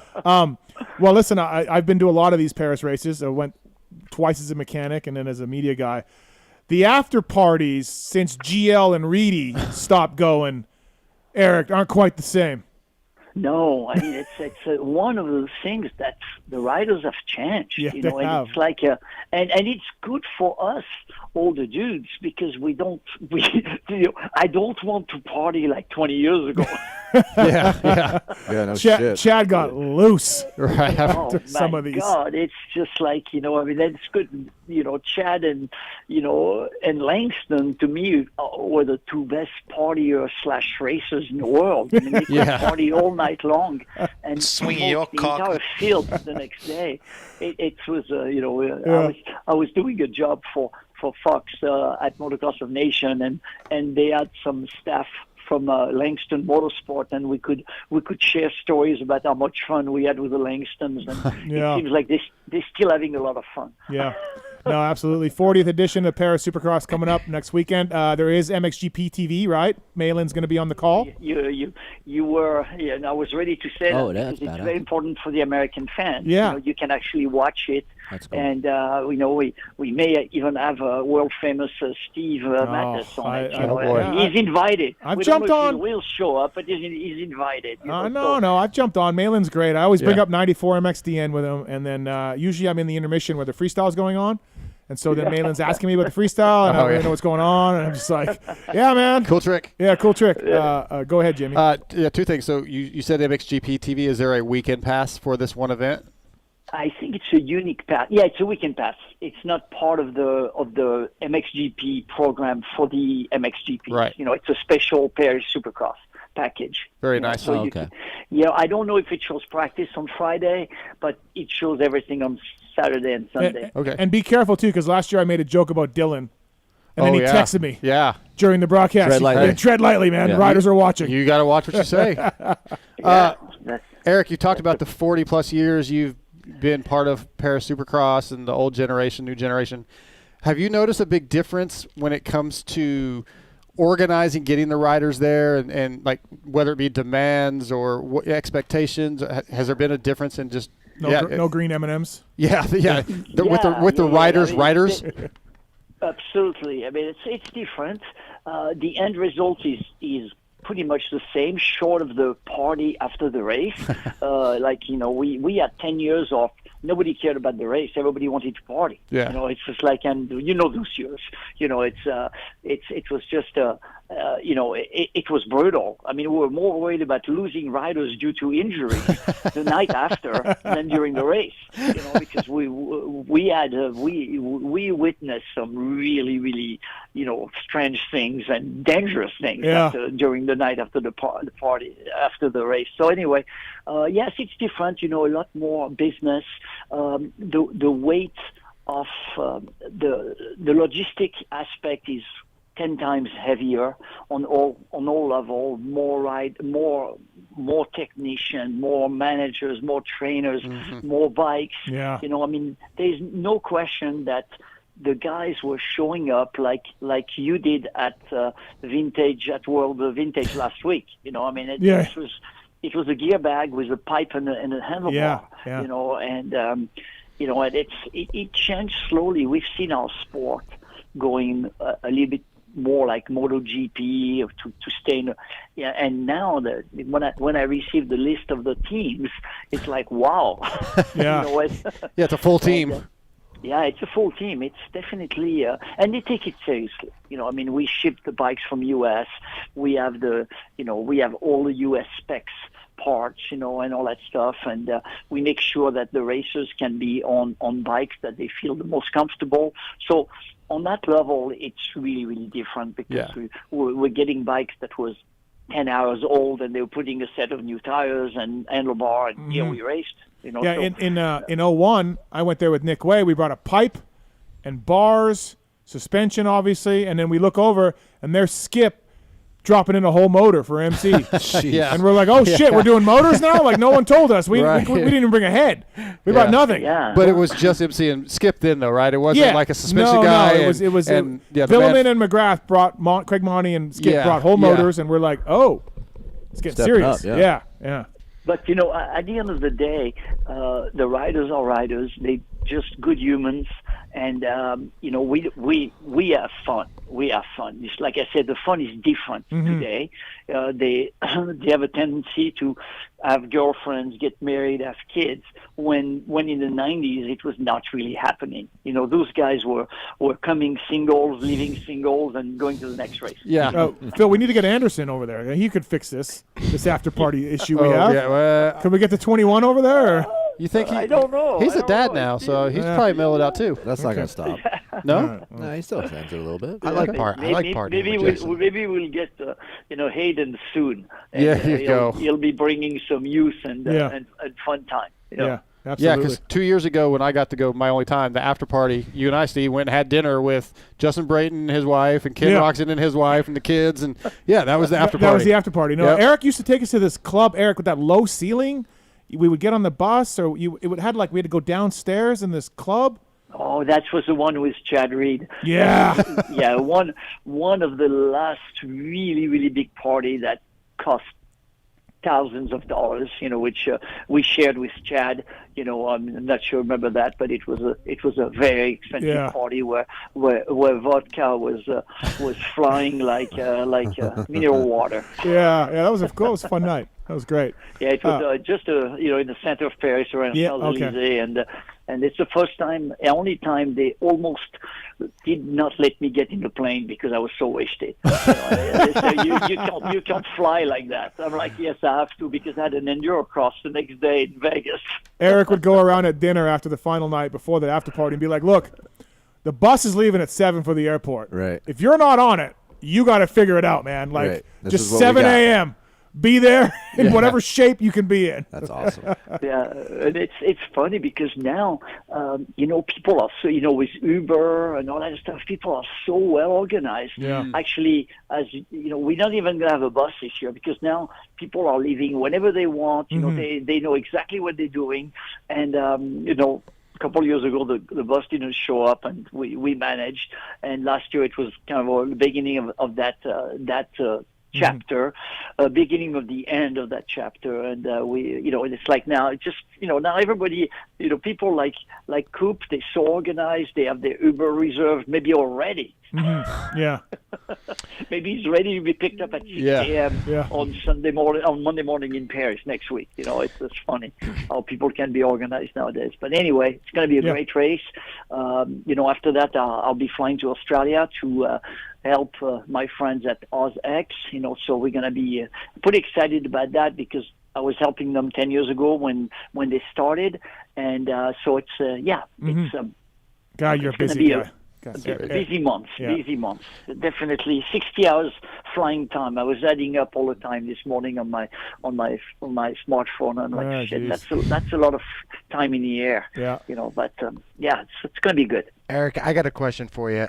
Enough with the talk about the partying in France and this and that. The business side of it, logistically, how much does it cost to put on the Paris event when you add in all the purse? How do you end up paying these guys? You know what I mean? Because it's a 2-night event, and I'm friends with the Lawrences. I'm friends with Coop. I know what they make to go there. You know what I mean? Yeah. And in a 2-night race, the stadium can only fit so much. Do you get government funding? Do you pay these guys off ticket sales? In like, Paris, how does it work? We never did. It's a very good question, and I appreciate it. In Paris, we never did. It's the ticket sales basically is funding the race, and it's insane, and the tickets are not that expensive. It's not it's not like triple of US. You can still go to the Paris Supercross for $100, $150 a day, which is not bad, for a full day of racing in today's standard. Basically, I would say 80% of the revenue is ticket sales, and 20% is sponsorship. Sponsorship is very little because non-official race don't get much sponsorship nowadays. It's those days are gone. 20 years ago, when we had, Camel cigarette, the Phillips bibs, Phillips, yeah. It was insane. It didn't change anything on the rider or my side how much we were paid, but the overall result of the race was very different. Now it's mostly ticket sales, and I think they sell between 25 and 30,000 tickets for the weekend. And that's pretty much been the number forever. It's like as much work as we do, as much as we want to believe it could be getting bigger. It is the way it is. It's like just kind of like Anaheim. They sell out, but there's not 20,000 people trying to buy more tickets. Yeah, no, because when you look at the overhead and bringing bikes over and the tracks, and just like an AMA Supercross, I'm just wondering, how it works from the promoter standpoint, where the money goes. Like I said, there's serious money going out for those top guys that are going over there. You know what I mean? And I was just, it's just crazy to see how that all lines up. Because we're gonna act like he's not on the phone. What do you think? I know you know, so you don't have to say anything. But Steve, how much do you think they make for start money? The Lawrences? Yeah. 100 grand more? Oh, 250 for both of them. What? Yeah, I would say. $250,000? Yeah, I'm probably in the ballpark. Am I in the ballpark? Am I in the ballpark? I'm sorry, I'm not listening. No, okay, all right, yeah. Kris said I wasn't here. Look, McGrath got 100K back in the day. Okay, and so that's it's going up. Yeah. You know what I mean? So, I would think that's probably it. There's a lot of money being put out. That's why I'm just saying, so in order to come back to France every year, it's got to be somewhat profitable. Yeah, of course. So when you look at Bercy and what Eric does and everything, okay, well, in the U.S., we're just in the same rat race going over and over, but like Eric's found a niche, selling tickets, being able to pay riders a lot of money to go do this sort of stuff with the same amount of overhead that Feld or whatever does, and it's just like, I don't know, it just doesn't add up to me sometimes. It doesn't. It doesn't. It doesn't you're right. fucking add up. Eric, good job, Eric. Good job, Eric. Yeah, FCP. No, and Phil, thank you so much for thinking. I'm the organizer for the U.S. side. I'm not the promoter. The promoter is a big publishing company. Yep. Similar to what Peterson or High Torque is, and we all working for the same cause here to be successful, and it's why between Xavier and I, we've been involved. Xavier's been involved from day one. I've been involved from day 10. And we've put our heart and soul in that project and a lot of other projects. And sadly, since COVID, most of the international racing has died, and it's been working very hard to try to revive some, but it's very difficult because the cost today, all those races, you can only be successful if they are grandfathered in. If you were to start a Paris Supercross today, I don't think you could make it work.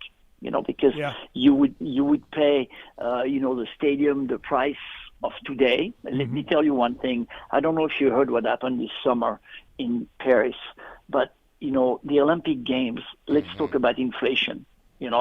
Paris is becoming very, very expensive. And you guys will, Steve, you'll notice, in a couple of weeks, it's just crazy. We're staying in hotels that were costing $100. Now they cost $350, $400 a night. And the same place, and we have no choices. We have to deal with that. Hopefully Starbucks didn't go up. Yeah, I'm sure you'll pay close to $10 for a good coffee. Okay. Yeah. Now, maybe with the election tomorrow, maybe the dollar goes up or down. We don't know. Yeah. Maybe the Canadian dollar would be stronger. Oh, I've got some scrolled away. I'll bring it with me. Yeah.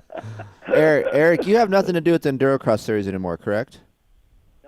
No more. And I miss it. It was 20 years ago when I started it. It was exactly 20 years ago for Thanksgiving, the first Endurocross, 2004. Yeah. So that's one of my favorite series to watch because I love watching it. It's always action packed. I know how hard it is. Phil's done it. I've done it. Yeah, Phil did it. You were pretty good. I remember doing a couple with you, and we had fun. And what do they have to do? Because I've been watching it. It's been televised, which I think is really cool on the same day. So I've been watching it on Saturday nights. But the series has gone, for me, a little bit downhill. There's not as many anymore. The attendance isn't as good. How do we improve that series to make it better? I feel like the riders they're so much better than they used to be. The bikes are better. There's just so much action. How do we get to be where we were 15 years ago when you were doing it? It's, there's age, but there's an age situation. I sold it, got it back, sold it again. I was just too busy to take care of it. You cannot, you cannot. It's a full-time job to take care of a series. And at that time when it was just before COVID, I was having 5 international Supercross, 5 X Games or whatever. It was crazy. So you make choices in life. And I think Todd Hammock does a good job promoting it. It maybe doesn't have all the connection I had to make the sport bigger, but it's a tough one, and then, everybody, when you leave something, everybody tells you it was better when you had it. It's kind of a traditional way. If tomorrow Steve sell PulpMX, everybody will tell him it was better when he had it. Oh yeah, I doubt that. Yeah, I don't know about that. It might get better. You never know. Yeah. Shit. Fuck. Yeah. Thanks, guys. Phil, you should buy it. Phil. Out. Yeah. No, I'm still waiting on my money to go to Paris. I'll hold out for that. Factory Chassis Parts bringing you Eric Peronnard on the show. PulpMX-Chassis is the code to save with the FCP race cups or FCP motor mounts. They were vending this weekend at World Vet. So, Eric, I did want to touch on this. Like, do you see Geneva, Barcelona? Do you see any of these places ever coming back? I worked very hard this year. I told you, I shared with you first week, day after Anaheim, I was in Switzerland working on trying to revive it. There is no willingness to make effort from buildings in Switzerland. There's only a few buildings where you can do a Supercross because nowadays the guys are jumping pretty high. Where we used to do races 20 years ago, you cannot do that anymore because you need a serious ceiling. And I'm not even talking about freestyle, and so it's not looking very good. It's not looking very good to revive any races. I've been all over the world trying to, not giving up because it's not in my nature, but it's not looking super positive. I was a lot more positive 6 months ago than I am now. Yeah, bummer. That used to be a cool thing. All those races. Yeah. I got one more question for you, Eric. You were part of World Supercross there for a little bit, and whatever happened. Have you ever been approached by Feld or to do anything with AMA stuff, really, or not so much? When I was working with Feld, I was behind the first part of the first. Not the first because the first was Longo in the 90s, but in 2000, when I sold the U.S. Open and I became the vice president of Feld for international business, we had the World Supercross and we made it happen in Geneva, in Arnhem, Holland, where Steve was, right? Mm-hmm. Yep. I did not know that. Yeah, and so that was my official commitment to the World Supercross. But since it came back, I decided not to get involved. Not to say that I was not solicited, but I just, for the same reason, the same question you're asking, I don't see how you can make it work. Yep. It's just, and it's really good for the sport, some teams and athletes, but, if it doesn't balance the budget, it's going to be challenged. That's simple as that. And, more power to them.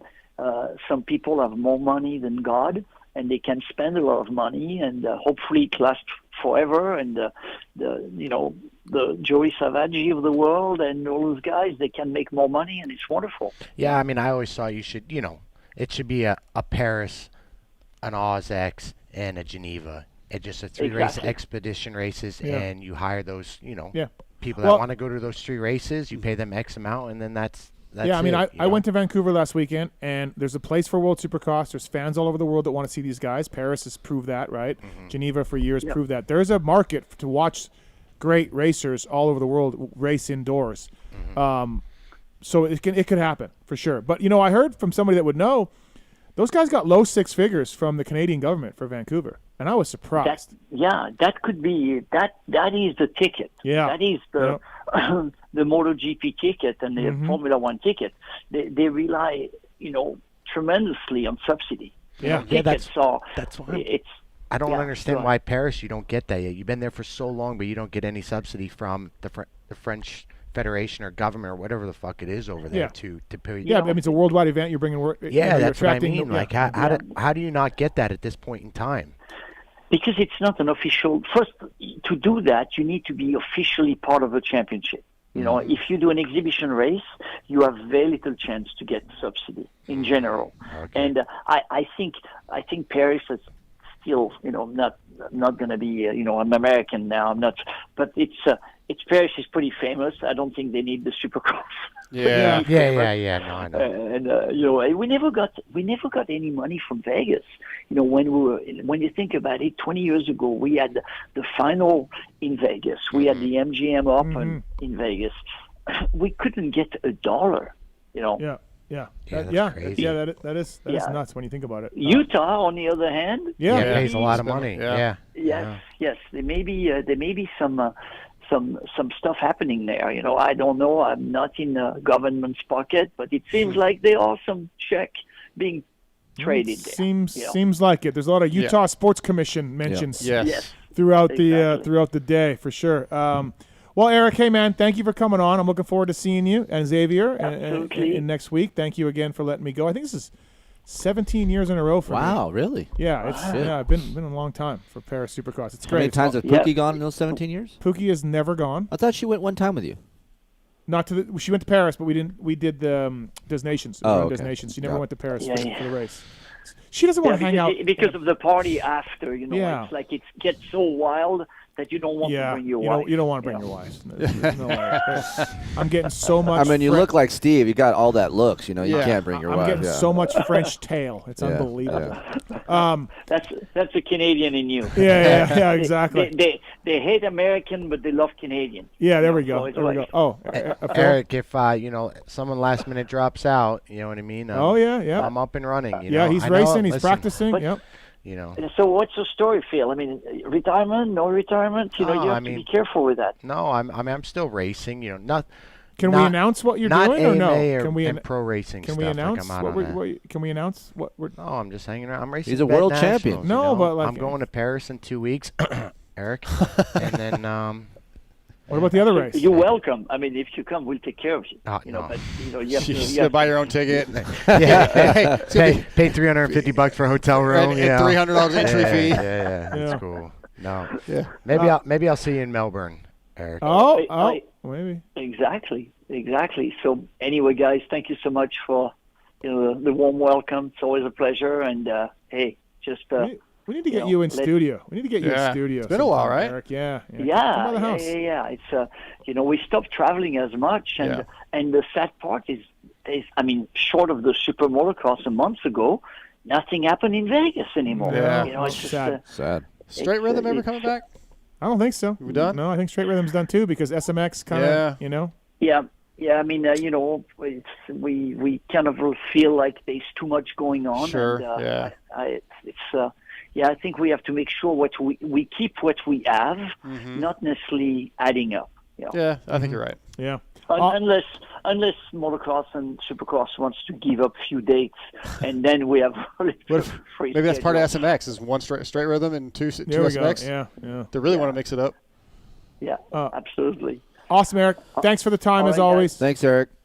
Cheers, guys. See ya. Pleasure. All right, see ya. That's Eric Peronnard, everybody. Brought to you by FCP, Factory Chassis Parts. Good guy, great guy. Weege and I always make the same joke. Like, he's the only guy that's been a race promoter for this long, and no one gets mad at him. Every rider that deals with him. I get mad at him, but fuck. Okay, yeah. No, at least he's straight up with you. Like, if you can't do it, he'll tell you can't do it. And but when you're a promoter, you're going to break some eggs in 30, 40 years of promoting, and things are going to go sideways, and people are going to be let down or not let down or whatever. And, Eric, everybody's like, awesome, dude, love him. Yeah. Great guy. Most promoters are in it for the money, and I'm sure Eric is too, but he doesn't come across that way. Like, he cares about the riders and the dude, I remember when Weston hurt himself at Paris. Yeah. Eric was devastated. Just devastated because he wants to get everybody healthy, right? He wants everybody to leave with money and be happy. And he was so crushed when Weston had the injury. Yeah. Pulp 20's code to save with Maxima USA and ProFilter. Thank you to Maxima. Love those guys. A great oil, great company. Keefer, Maxima products. It's fantastic. Yeah, I used the shit out of my chain guard this week.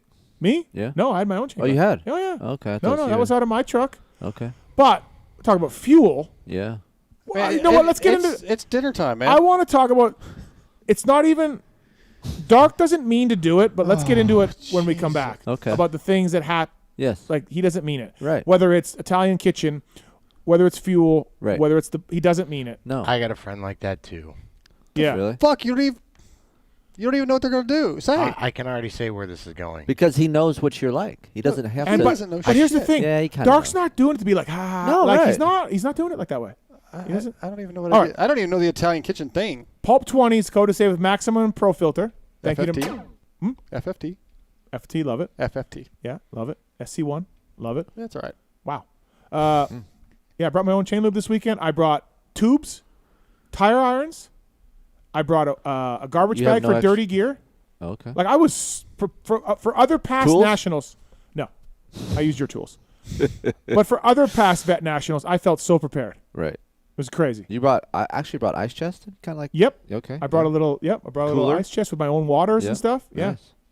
It's crazy. Yeah. Usually I just grab all your shit. Yeah. Right. Yeah. So, hey, Pulp 20 at Maxima and Pro Filter. Phil Nicoletti, Kris Keefer, Darkside. We're going back. JT's coming in to announce the Cooper Webb signing. Big news for those guys. Doug Dubach got an Edison Dye Award. X-Brand Tear-Offs. Vaj. Dark. I want to talk to Phil about going back to this race again. What it's going to take. He's going back. I think he has to. Yeah. That's what I mean. If Milt's going, he's going. Yep. The deals he's lining up. Yeah. This is the race that he has to go to. I mean, he ain't stupid. No. And there's not a lot of. That's. I am stupid. No, look at you. That's why he might be going back. I feel like you don't have to ride that hard to win this race. Dude, did you see that off-road guy creeping up on him? That's 125. No. In the 30 Pro. Oh, really? The guy between him and Guacamo did? Guacamo was coming. Yeah, he was. Was he coming? I don't know. You were in front, so you didn't know what the fuck's going on. Oh no. He creeped up. He was like, what is creeped up? He was like TLC, dude. Creep. Gotta be creeping. Yeah, he wasn't too far He went behind. from 5 to 4 to 3.5 seconds. Yeah. Oh. So what do you want me to last 2 laps? Just keep sending it? Yes. I mean, 5 seconds is. I was okay. That's plenty. He knew what he was doing. I was okay at 5 seconds. Just saying, man. Just saying. Hero, I'm Geronimo. What is his name? Guacamo. Yeah, Geronimo. Giacomo I don't know, Redondo. but I know. Wait. What Talon spoke up? Who is he? What? Giacomo Redondo. Giacomo. That's how you say it? But I didn't know. Yeah. He's a 3-time Enduro world champion. Yeah, no, he's legit. There's no respect for off-road no, champions in this. And Emoto's good, obviously. Yeah, he was riding really good. He was TLCing you. Yeah. Sure. Yes, he was. Okay. All right. We'll be right back after this commercial. Break, everybody. Thanks for listening. I go to all the places. I try all the cock. 25 years ago, greatness was born. Since then, the only thing that mattered was riding. At motosport.com, we've made it our #1 priority to make your next ride your best ride.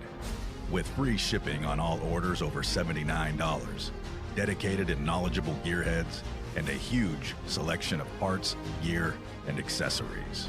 Now, let's get out on the track, trail, or open road and make that next ride your best ride with motosport.com.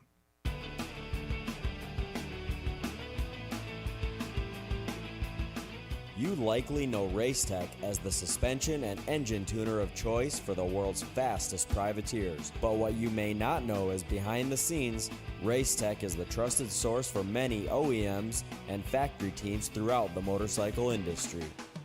For nearly 40 years, Racetech has been producing high-performance suspension and engine components and services right here in the USA. Racetech doesn't just specialize in motocross. In fact, they have many off-road, hill climb, flat track, road racing, and supermoto championships on the mantle as well. Not a racer but want to smooth out the ride on the street or add some performance to your Harley? Racetech offers a full line of suspension solutions including industry-leading built-to-order G3S custom shocks. All Racetech products are 100% guaranteed to exceed your highest expectations. Don't wait. Experience the Gold Valve Advantage today by logging on to racetech.com. Don't forget to mention PulpMX when ordering for a discount.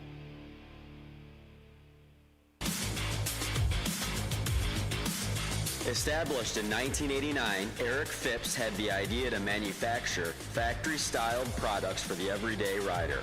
Working out of his garage, Eric quickly gained a reputation for producing quality products and having great customer service. In just a few short years, the factory team started calling looking for products as well, and as the saying goes, the rest is history.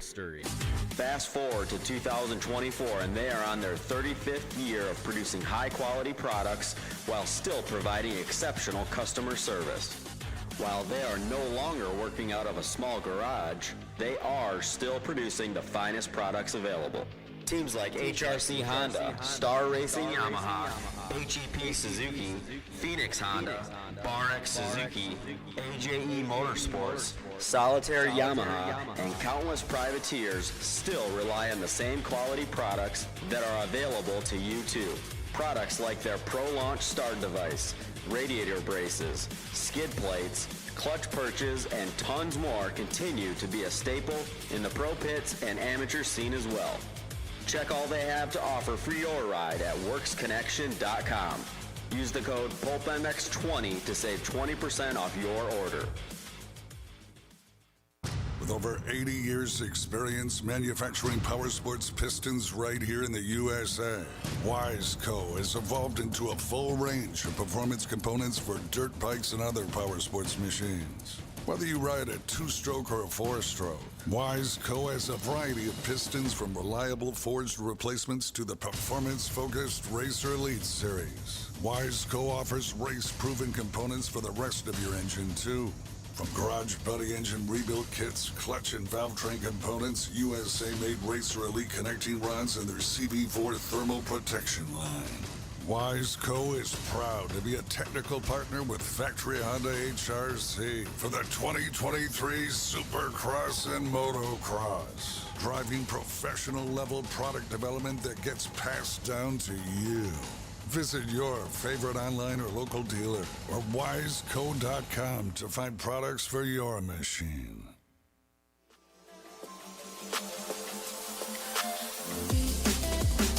Rocky Ridge Trucks, your ultimate off-road vehicle capable of getting down and dirty. Rocky Ridge has a rich history and has been building custom vehicles since 1983. Proudly partnering with the finest OEMs including Chevrolet, GMC, Ford, Jeep, Nissan, and Ram, we bring you the ultimate turnkey custom truck on the market. Each vehicle is easily financed through your local dealership and, best of all, retains the factory warranty. Say goodbye to the hassles of DIY customization. No more waiting for parts, compromising ride quality, or risking voiding your warranty. Drive the vehicle you've always dreamed of today. Join the Built for the Bold family at RockyRidgeTrucks.com.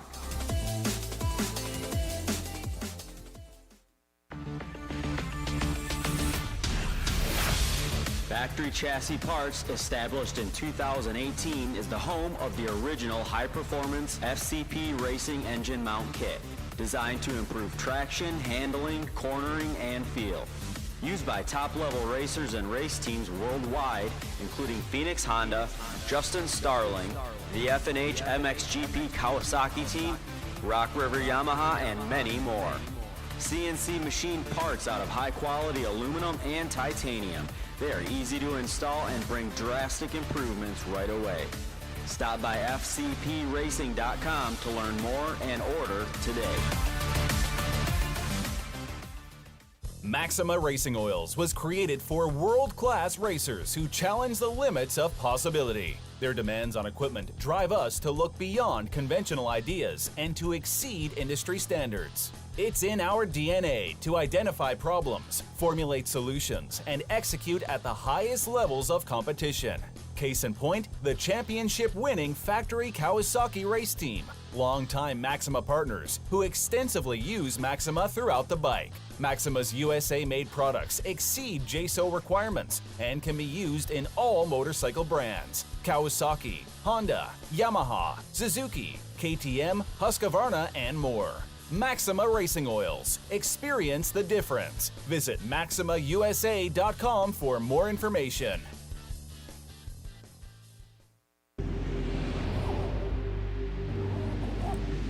I'm Cooper Webb, and I choose OGO. I'm Christian Craig. I'm Dean Wilson. I'm Aaron Plessinger. I'm Jerry Martin. I'm Nate Thrasher. I'm Shane McElrath. I'm Hunter Lawrence. My name's Jett Lawrence. I'm Jordan Smith. I'm Tal Hawkins. Stargate Hampshire. I'm Hayden Deegan. I'm Colt Nichols, and I choose OGO. And I choose OGO. And I choose OGO. I'm Tom Diallo. I choose OGO. And I choose OGO. And I choose OGO. I'm Glen Ferrandis, and I choose OGO. In 1990, my dad, Jamie Gregg, started Guts Racing. Guts stands for Gregg's Ultra Trick Seats, because I was just a little kid that wanted a trick seat. And if you're out there looking for a trick seat, go to gutsracing.com, your local dealer, or Motosport and place your order. Support the people that support PulpMX. You can use Pulp 2024 for 20% off at gutsracing.com.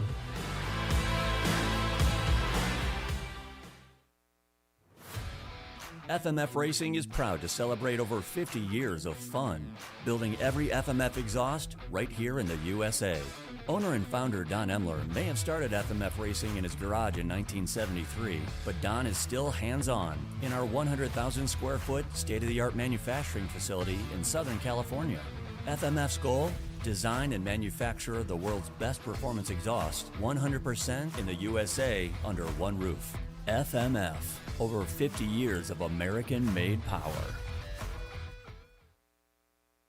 Hi, it's Tomax superfan Dylan here. The only thing I love more than seeing Eli win... Whoa, wait, Dylan. Sorry to cut you off like Steve does his callers and guests, but a lot has changed. Similar to your favorite rider being on a new team, the new Michelin Starcross 6 tire range provides significantly improved performance and durability. Designed to win. The new Michelin Starcross 6 tire range offers up to 16% more traction when new and up to 19% more traction when worn in comparison to the previous generation. This means consumers will not only benefit from improved performance on their first few rides, but that this performance increase will continue throughout the extended life of the tire.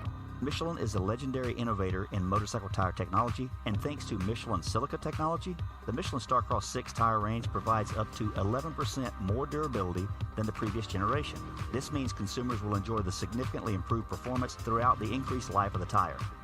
Take it from me, as I too have to buy my own tires, this added value is great news. The new Michelin Starcross 6 tire range is available in 6 versions, specifically sand, mud, medium soft, medium hard, and hard versions, with the naming designation corresponding to the type of terrains and conditions where the tires were designed to win. Another innovation is the Michelin adaptive design, with specific positioning of the tread blocks in 3 zones: central, intermediate, and lateral zones, with the single goal to offer exceptional grip for the front tire and exceptional grip, traction, and longevity for the rear. To learn more about the new Michelin Starcross 6 tire line and all the quality products that Michelin offers for motorcycle segments that Steve cares nothing about, visit michelinman.com/motorcycle. And then visit your local dealer or online retailer to choose Michelin product to maximize your riding experiences. Also, too, make sure to follow at Michelin Motorcycle on Instagram and Facebook. Attention riders! Welcome aboard the all-new Atlas Vision. We hope you enjoy the added mobility, quicker flight time, and additional views. Please follow along as we outline the safety features of this revolutionary device. The first thing you will notice is the added headroom. The fore and aft positions no longer come with annoying restrictions, so feel free to move about the cabin. Quicker flight times can be achieved by unmatched comforts and unencumbered movements. Yes, we're built for speed and comfort. And now available to all customers is a 360 panoramic view. Go ahead and look around the cabin. These new angles are available at no additional charge. Located on the underside of the frame is the gold standard of impact absorption, D3O. In the event we accidentally take a trip to Indonesia, we suggest that you remain with your neck in the underextended position and allow this proven material to do its job by reducing the forces over 50% better than ever before.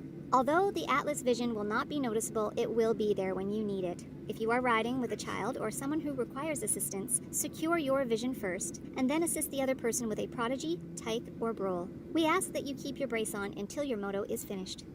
We remind you that Atlas makes flexible neck protection. Tampering with, disabling, or destroying the product is prohibited by the limited lifetime warranty. You will find this and all other safety information in the user manual located online at atlasbrace.com. At this time, we ask that you remain standing with throttles in the wide open position with your elbows up and hips fully unlocked, whatever that means. On behalf of the captain and entire crew, thank you for flying Atlas Vision. Enjoy the views. From beginners to seasoned vets, race teams, project builds, and magazine tests, Decal Works' mission is to cater to those who love to ride, upholding the true definition of quality, service, and knowledge. Visit decalmx.com and use promo code PulpMX23 to get 20% off your custom graphics. Decal Works, #1 for many reasons. 25 years ago, greatness was born. Since then, the only thing that mattered was riding. At motosport.com, we've made it our #1 priority to make your next ride your best ride. With free shipping on all orders over $79, dedicated and knowledgeable gearheads, and a huge selection of parts, gear, and accessories. Now, let's get out on the track, trail, or open road and make that next ride your best ride with motosport.com. Maxima Racing Oils was created for world-class racers who challenge the limits of possibility. Their demands on equipment drive us to look beyond conventional ideas and to exceed industry standards. It's in our DNA to identify problems, formulate solutions, and execute at the highest levels of competition. Case in point, the championship-winning factory Kawasaki race team, longtime Maxima partners who extensively use Maxima throughout the bike. Maxima's USA-made products exceed JSO requirements and can be used in all motorcycle brands: Kawasaki, Honda, Yamaha, Suzuki, KTM, Husqvarna, and more. Maxima Racing Oils. Experience the difference. Visit MaximaUSA.com for more information.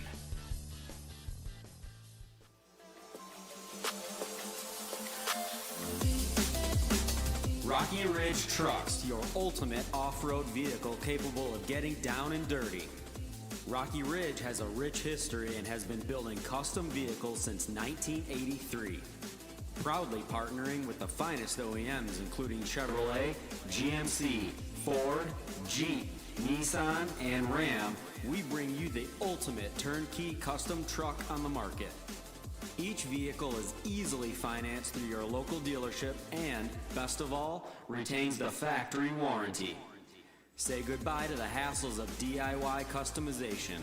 No more waiting for parts, compromising ride quality, or risking voiding your warranty. Drive the vehicle you've always dreamed of today. Join the Built for the Bold family at RockyRidgeTrucks.com. Hi, it's Tomax Superfan Dylan here.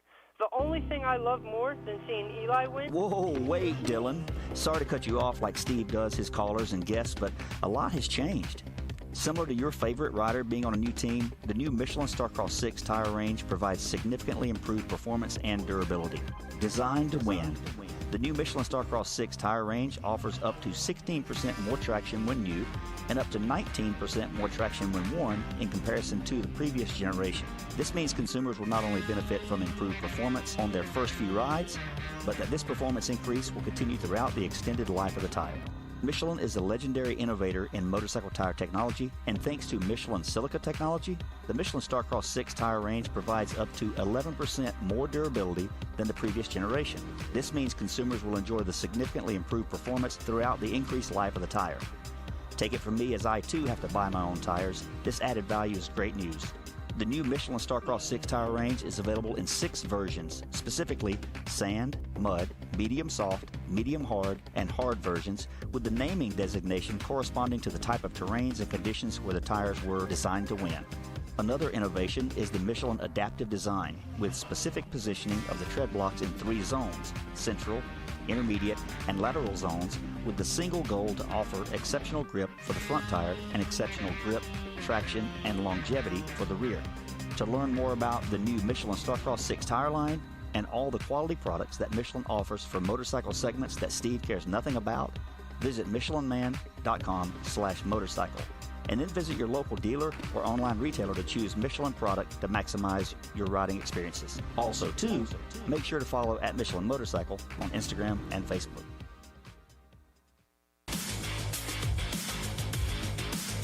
Established in 1989, Eric Phipps had the idea to manufacture factory-styled products for the everyday rider.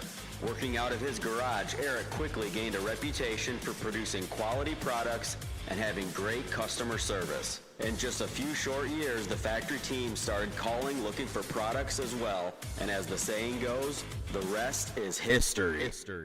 Fast forward to 2024, and they are on their 35th year of producing high-quality products while still providing exceptional customer service.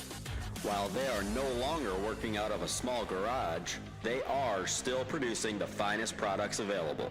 Teams like HRC Honda, Star Racing Yamaha, HEP Suzuki, Phoenix Honda, Barex Suzuki, AJE Motorsports, Solitaire Yamaha, and countless privateers still rely on the same quality products that are available to you too.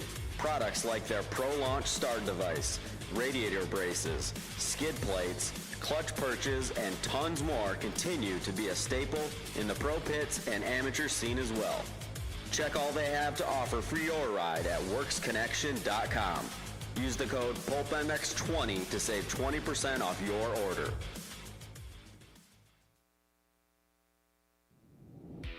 The power of fun. Celebrating over 50 years of ear-to-ear wheelies. Half a century. It's pretty cool to see how far we've come. When I started the Flying Machine Factory back in 1973, we were just a bunch of California kids obsessed with racing motocross. The faster we went, the more fun we had. Throughout the decades, one thing has never changed. We come to work every day to help make riding dirt bikes more fun for everybody. The sound, the smell, and the feeling you get from twisting the throttle is something that can't be replaced. It's been one heck of an adventure innovating, engineering, manufacturing, riding, and racing. Thank you for being part of our family-owned and operated business, and we look forward to celebrating you here at the race and continuing to deliver quality products. Don Emler, owner and founder of FMF Racing.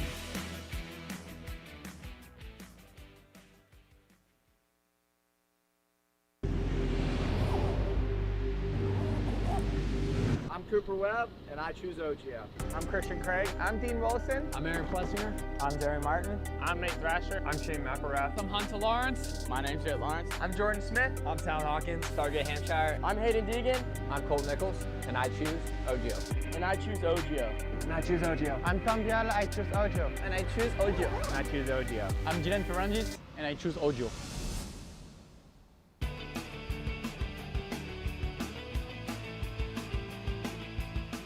You likely know Racetech as the suspension and engine tuner of choice for the world's fastest privateers. But what you may not know is behind the scenes, Racetech is the trusted source for many OEMs and factory teams throughout the motorcycle industry.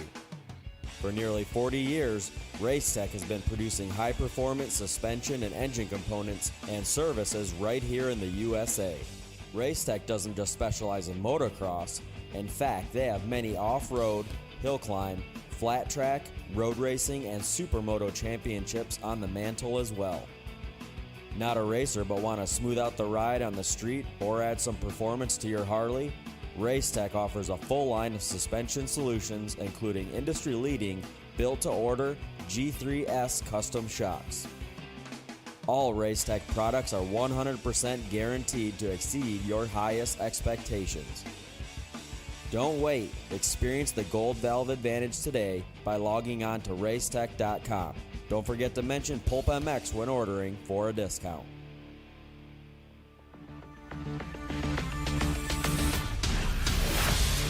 Factory Chassis Parts, established in 2018, is the home of the original high-performance FCP racing engine mount kit, designed to improve traction, handling, cornering, and feel. Used by top-level racers and race teams worldwide, including Phoenix Honda, Justin Starling, the F&H MXGP Kawasaki team, Rock River Yamaha, and many more. CNC machined parts out of high-quality aluminum and titanium. They are easy to install and bring drastic improvements right away. Stop by fcpracing.com to learn more and order today. With over 80 years experience manufacturing power sports pistons right here in the USA, Wiseco has evolved into a full range of performance components for dirt bikes and other power sports machines. Whether you ride a 2-stroke or a 4-stroke, Wiseco has a variety of pistons from reliable forged replacements to the performance-focused Racer Elite series. Wiseco offers race-proven components for the rest of your engine, too. From garage buddy engine rebuild kits, clutch and valve train components, USA-made Racer Elite connecting rods, and their CB4 thermal protection line. Wiseco is proud to be a technical partner with Factory Honda HRC for the 2023 Supercross and Motocross, driving professional-level product development that gets passed down to you. Visit your favorite online or local dealer or wiseco.com to find products for your machine. From beginners to seasoned vets, race teams, project builds, and magazine tests, Decal Works' mission is to cater to those who love to ride, upholding the true definition of quality, service, and knowledge. Visit decalmx.com and use promo code PulpMX23 to get 20% off your custom graphics. Decal Works, #1 for many reasons. In 1990, my dad, Jamie Gregg, started Guts Racing. Guts stands for Greg's Ultra Trick Seats, because I was just a little kid that wanted a trick seat. And if you're out there looking for a trick seat, go to gutsracing.com, your local dealer, or Motosport and place your order.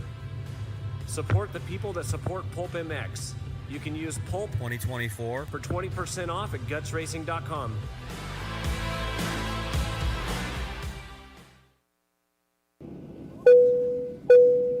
Attention riders! Welcome aboard the all-new Atlas Vision. We hope you enjoy the added mobility, quicker flight time, and additional views. Please follow along as we outline the safety features of this revolutionary device.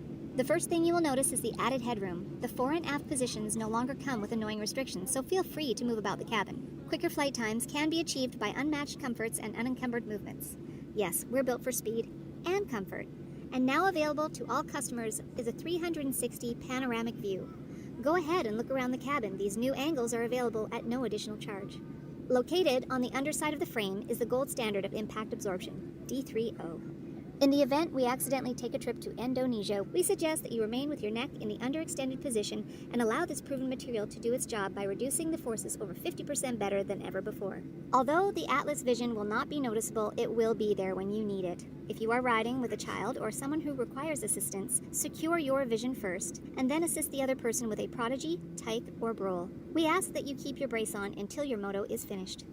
We remind you that Atlas makes flexible neck protection. Tampering with, disabling, or destroying the product is prohibited by the limited lifetime warranty. You will find this and all other safety information in the user manual located online at atlasbrace.com. At this time, we ask that you remain standing with throttles in the wide open position with your elbows up and hips fully unlocked, whatever that means. On behalf of the captain and entire crew, thank you for flying Atlas Vision. Enjoy the views.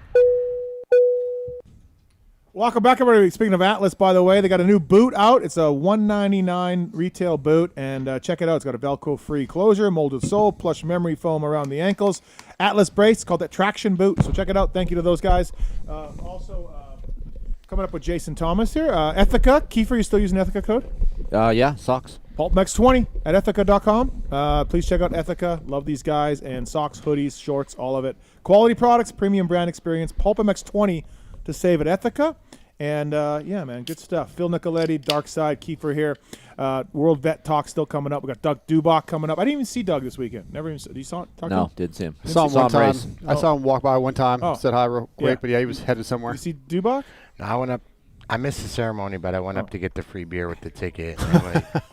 They wouldn't give me the free beer because I didn't have the mug, but I had my ticket. Huh. What? Another downfall of the Vet Nationals. Oh wow, that seems so weird. I'm like, dude, what? Here's was my it on ticket. tap? Yeah. Oh. Yeah, but they had cups. You know, They there. did have cups. Yeah. I'm like, here's my ticket. Put it in a plastic cup. Like, no, we got in trouble. You need your glass. I'm like, Oh, fuck. wow. So I turned around and gave my fucking ticket to say, here, have another fucking beer on me, dude. Before we get too far into this, Keefer, I want to thank the guy who did the painting back there, the metal thing.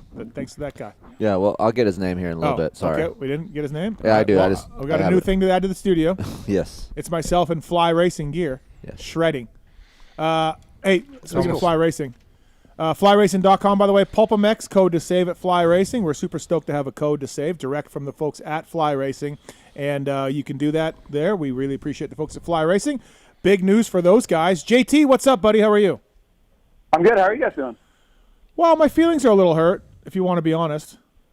Oh, here we go. If you want, I already know where this is going, and I don't think I'm going to lose this one. Okay, so Keefer, you'd Yep. appreciate this. Okay. How are those phones, guys? I'm pulling up my quote. Keefer, you'd appreciate this. So I thought I was looking pretty good in my Fly Racing LE stuff. Brand new release Yep. from the folks at Fly Racing. Yep. I had the matching helmet. The guys at Fly dialed me in. Stuff looked really good, I thought. Yep. And I sent JT a couple of photos from myself on Saturday. Like said, hey, you know, whatever. Yep. Here, check out the. I'm moving. I said something like, I'm moving Fly Racing LE gear. Like I'm moving it. Right. See my style. You can see my form. Everything. JT But goes. hold on. First, I said Hard Charger Award. That's Okay. what I said. Yeah. And then you said moving LE kits. Yeah. Now, continue. And then JT said to me, we love being associated with you, but I'd be lying if I said it was based on riding or race photos. Kind of just hurt. Just hurt a little bit, you know? Yeah, you're not doing the were- brand any justice with your You story were posts and asserting stuff. that you were moving LE kits by riding in them. Yeah. Yeah. That's Is that false? not necessarily how I see things. No. Really? What about the soul guy? Just wanted like, Mathis is out there getting The back husky into guy. it. The yeah. husky guy. Yeah, like Right, the right. fluffy So- group. Fluffy. Yeah. Steve's results at the Vet National this weekend, riding around the top 20 in his 6 motos. Riding. That Yes. was in gear that we launched in September. Is what we're basing our movement of that line on. So his results are the issue, not the fact that he's literally you think- riding in the gear. Don't you think 12 out of, say, 40 guys is, Look at You know? You're out there doing the damn thing. JT isn't. yeah, he's not racing. No. He's out there living his best life in Oz. Hold on. The only thing I'm pushing back on is his assertion that he was out there moving gear. I did say that. The gear was moving around, I said Glen we Helen. love being associated with him. I think we compensate him very generously. But Keefer, you also know how Steve is. Like he's looking for some sort of like, oh man, you're the man. Yeah. You're so good. Like he is fishing for that. I'm gonna have to back Steve. I think he moves more gear than the loser you guys just fucking signed. So, Thank you. Yeah. Thank you. They cost about the same. Jeez, it cost about the same. I don't think that quote got heard by it. Was a little buried, but yeah, that's good. Anyways, I'll move on. Once again, JT's words hurt me, but I'll continue the friendship. Yeah. I know you're very sensitive to people's words. I know that about you. Yeah, I am, absolutely. But we'll move on. I don't know how 6 motos between 12th and 19th doesn't move gear, but we'll You're move right. on. You're right. It probably. I would assume we're sold out by the end. There's a lot more 12th to 19th place guy than there is winners. Trust me. Thank you. I could definitely speak to that. Big news, Cooper Webb, multi-year deal, Fly Racing. The news is out, JT. That's awesome. It's cool. Yeah, good for you guys. Yeah, you needed that 450 guy. We know that. We know that.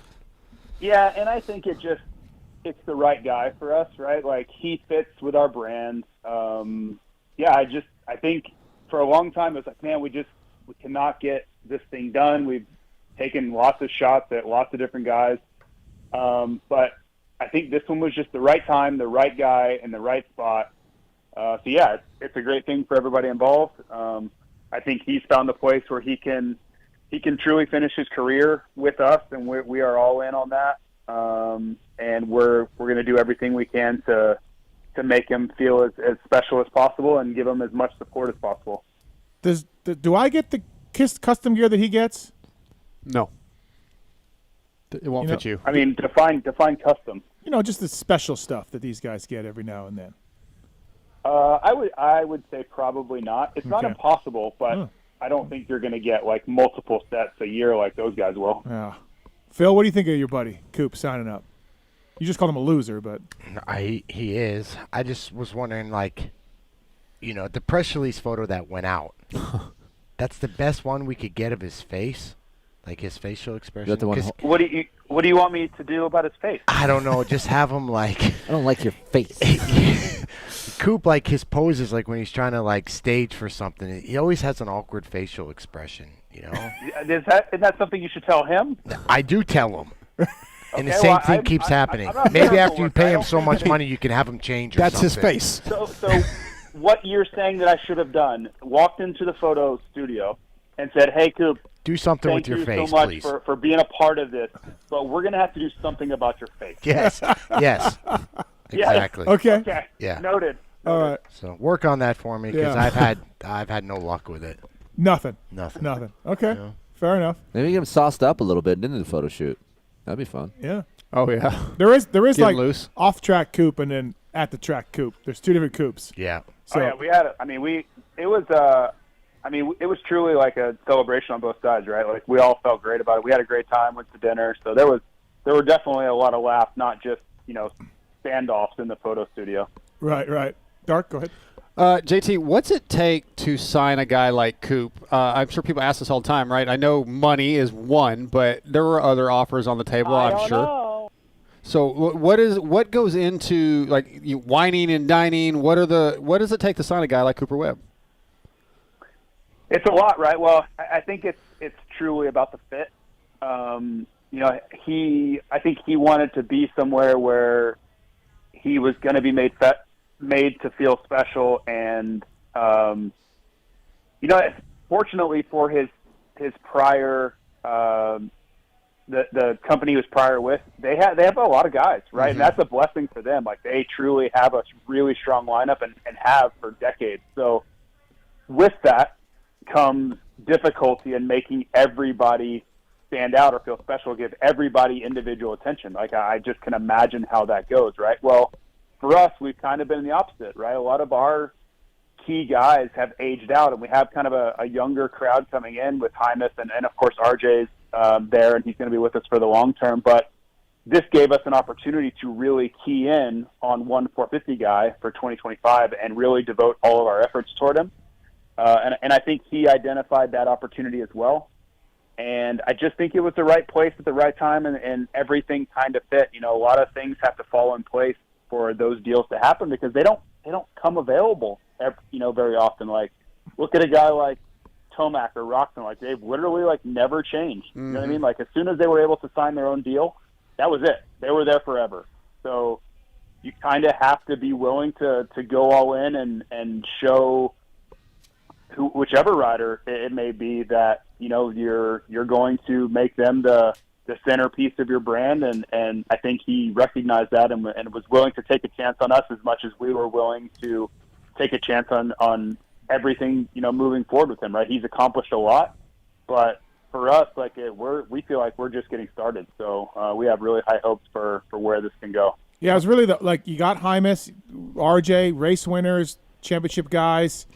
Needed that 450 guy, and it's been that way for a few years. Obviously, Trey Kennard and Andrew Shorten were great. All of our guys got old. Yeah, I mean, Andrew, Trey, Zacho, Baggett. You just go down the list. We've had guys that can win, but it's been a few years. Weston. There's been a ton of guys that were all top 10, top 5 race winning, but we didn't do a good job at the time, and we tried. It wasn't that we weren't trying, but we just didn't continue to fill that pipeline to make sure that we had that top-tier guy. So, this was our big swing at it.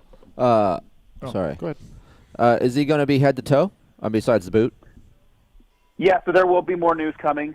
We're trying to be respectful of current situations that will eventually change. So you can obviously read between the lines of what I'm saying with that. But yes, there will be more news to come other than what just came today. Okay. Phil, did you yell at Coop for not picking your gear brand of choice, or how mad did you get at him, or? No, I mean,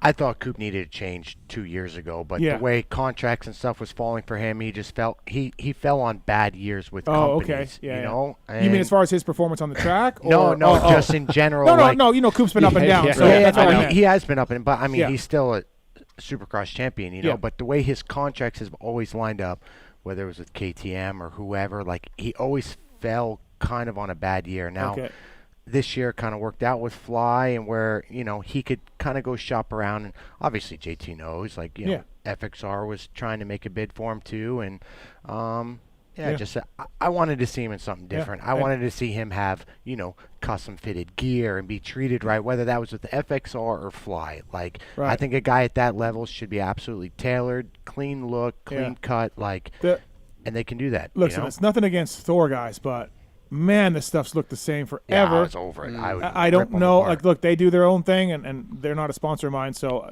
maybe it looks like sour grapes on my end. I don't know, but like, I'm with you. Like, dude, man, we kind of. You just get burnt out at a certain point. It's just like he needed a change. Switch manufacturers cool, and he just needed a new look, and I think it's cool. Whether Justin Cooper is an O'Neill now. Yep. Justin Cooper news just dropped too. So HJC, right? HJC and O'Neill. So good for Cooper. We're gonna have some different looks on the Star Yamaha guys side. What's the 250 team doing? Do we know? 250 team Star? Yeah. Thor again. Oh, Thor again. I got confirmation that last week. week. Yeah. Because I'd heard all over things. A bunch of things. Thor's back. Yeah. Okay. I think a lot of it too is it comes at a time where the apparel industry it's really tough right now, right? It's a soft market, and so I think the days of where these legendary brands could just go, we're just going to hire everybody. Yeah, that's really difficult to do right now because it just doesn't pencil out, and not only that, it doesn't even come close to penciling out. So when you look at like Justin Cooper switching, you look at Cooper Webb switching, these are brands that have had a really, really extensive coverage of riders.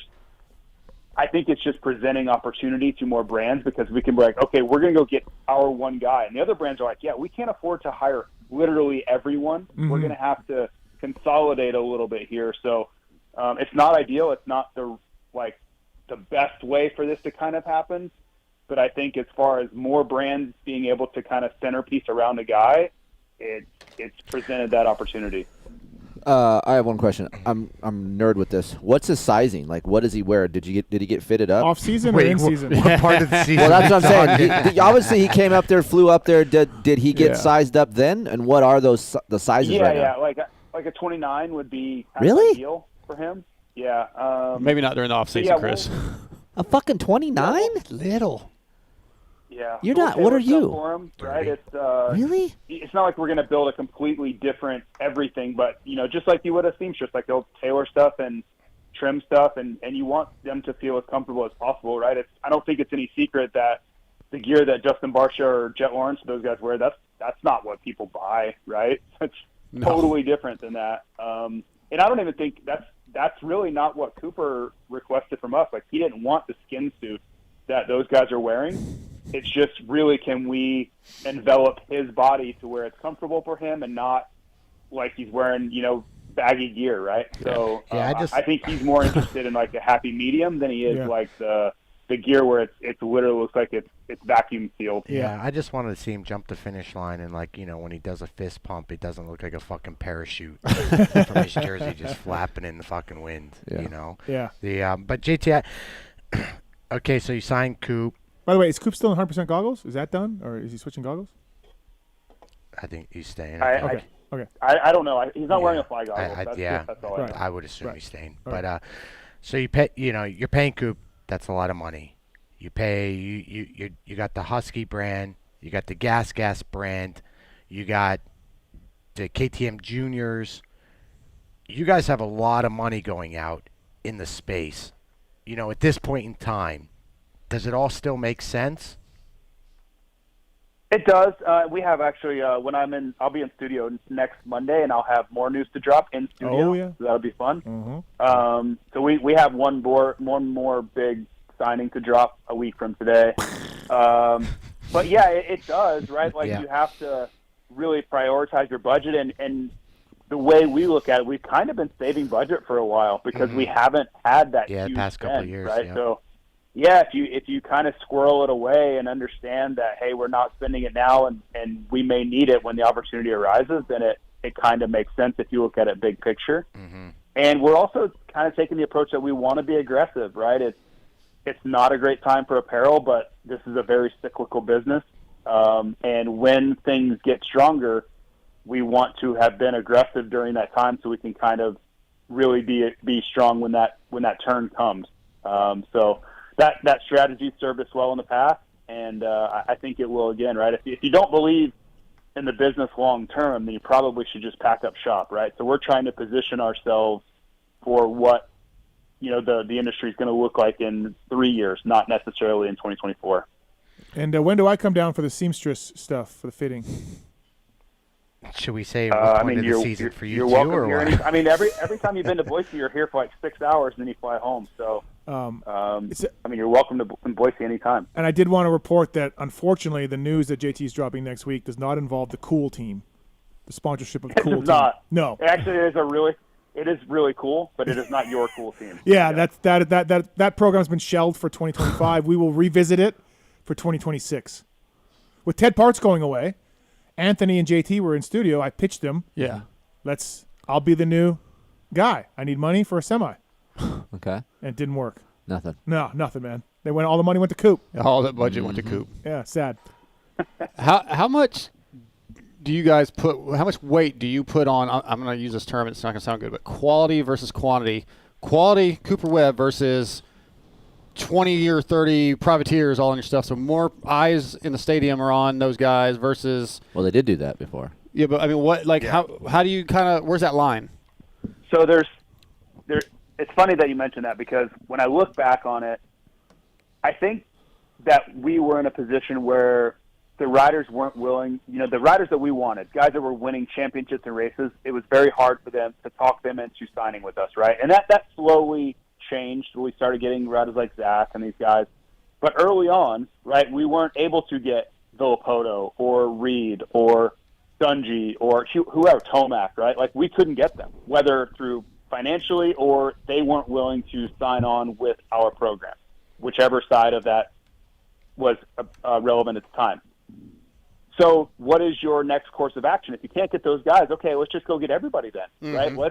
Let's use our budget to blanket the field and help as many people as humanly possible and get exposure that way. Well, if you're doing your job correctly and you grow the brand the way you want to and you improve your image and the quality of the product and all those things, well, guess what? Those riders that you coveted for so long are willing to now be a part of what you're building and the direction you want to go. So that also creates a secondary decision of like, okay, well, we kind of have to somewhat abandon this plan of sponsoring everyone, because that's really expensive. Like, just because we're not writing those teams checks, the amount of product that we supply is really expensive, right? We have to pay for everything that we supply to everyone. So the dollars aren't really all that different. They're just kind of going in a different direction. So when you look at how much more exposure we're going to get, all the residual photos and all the advertisements that we're not paying for, like all the Yamaha ads and all these, monster ads and getting on the covers of magazines and all that TV time that we would be paying for in a different world, we're now getting residually through a guy like Cooper Webb or RJ or Hymus leading races or whatever. So it's, I don't know. I just think it's the natural progression of a brand to be where you want to be. If you want to be an elite brand and a brand that kids grow up idolizing, I just think it's a natural step where you have to have a multi-time champion wearing your stuff. And it's possible to avoid that. And look at FXR. There's no secret. They took Fly's strategy a few years back and did the same route. And they've pulled back. No a doubt. lot of privateers got their stuff, but for a few years there, FXR looked at Fly, I think, and went, yep, let's do that. Mm-hmm. Let's get LCQ guys. Let's, absolutely. So it's a strategy. And it's hard.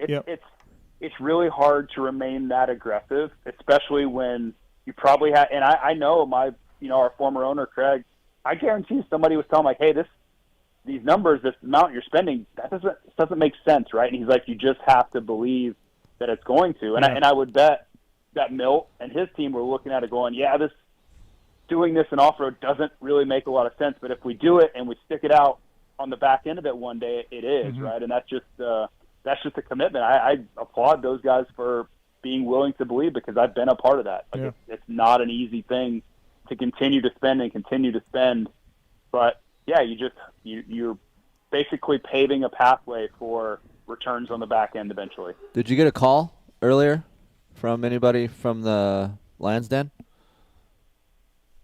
JT? I don't think so. The mannequin took a shit and fell down in his Fly helmet. I don't know if it called you or what happened. Yeah, he was in the S. He's in the S. Yeah. I think that's not an S. I think that's just a formula. Oh, it's not an S? It's just a formula. Damn it. Oh. Yeah. Well, that's why we didn't get 911. That's why no one got called. It's not the helmet with the brain. Well, maybe this is the S. Will be, is this the S? Yeah, this is the S. Cooper Webb gear will now be on the mannequin as of next Monday. Is the Cooper Webb gear going to get sold to the public, like a limited edition? Yes or no? We are trying to work things out. Like the way we would do it is probably through, if we did it, would be through FMX jerseys, right? But that's not for me to decide, right? Like, they need to sort all that stuff out on the business side. But I would love to be able to make his jerseys available. Why can't you, like, let's say you make his, whatever, I'm just picking out a race, like an Indy race, like he has a special Indy LE gear. stuff? Yeah, they're going to do that. Would they do, like, hey, that's the Cooper Webb stuff, I want to buy that. Can you get it? It's hard to do unless you have it in-house and someone can make it custom there and produce it out. Yeah, I'm guessing we could. I don't think there's a plan to necessarily sell a Cooper Webb set of LE gear. But theoretically, sure, it's possible. Like, of course, anything's possible. But stuff like that, like, I don't always think it's a bad thing to have something be exclusive to Coop that you can't get, right? Like that. I think sometimes you have to make things available to consumers. But I mean, Cooper Webb's a special guy, right? Like, 2-time Monster Energy Supercross champion, 2-time or 3 times. I think he's got 5 titles total. Mm-hmm. It's okay for him to have something special that nobody else can ever get. Like, I'm okay with that in certain scenarios. I was arguing with Steve about that. He's like, no. All those guys, all you guys, all your gear should be, available to the public. Yep. What, that's what they're paying you to do. And I'm like, well, at the elite level, I think it's cool for someone to wear, Jet, Coop, even me, like, wear something that the public can't see, but yet they say, like, yeah, that's still fucking cool. Because it still brings brand awareness. It does. It does. I'm such a business guy at heart that I want, like, a blend of both. Mm-hmm. I would love for some of those to be available, but every once in a while, I'm okay with having some exclusivity to it and be like, you know what? Nope, no one is ever going to wear that particular set of gear other than Cooper Webb ever. Right? Like, I'm okay with that. Fly Racing, flyracing.com. Use the code PulpMX to save direct from Fly Racing and save with those guys and get yourself some cool new stuff from Fly Racing. How much is the PulpMX code? If you, I think it's, I don't know, actually. I think it's 20%. JT? 10%? 15. 15? Okay. If you get Fly Racing, too, by the way, you will get lots of finishes between 12 and 19 at your local races. Yep. And then hopefully your Fly rep doesn't shit on you. Hopefully. But please check it out, flyracing.com. JT, I did 6 motos. And it's grinding. I'm very excited about this. Like, were you worried about just kind of your body giving out on you? Yeah, it's GH. I really was. No, I'm not. I'm being 100% he had GHB. Giving you shit. I'm questioning. Are you coming out for the 24-hour, JT? You said you were a few years ago. Is your commitment still there? No. Oh. No, I'm not. Wow. That changed quick. Yeah, because he was. Wasn't he in? Yeah, he was in. I would be willing to do it, but, like, I don't even know when it is. I haven't even ridden a dirt bike. It's next October. Yeah, you got over a year. Or less. Yeah, okay. If it's planned, then I would likely do it. I thought you meant it was, like, next weekend or something. No, next October. Next October, we get 6 of us to do it. Maybe we get 2 teams. I don't know. We can do, whatever. Yeah. And then Phil said he's in. Yeah, and then we have a good time. Yeah, I would do it in that scenario. Yes, I would. Okay. Phil's not in. Phil's not in. After this past weekend, JT, I'm rethinking. You might see me at Anaheim. Is there a maximum number of team members? Six. Oh, so it's six. Yeah, okay. 6.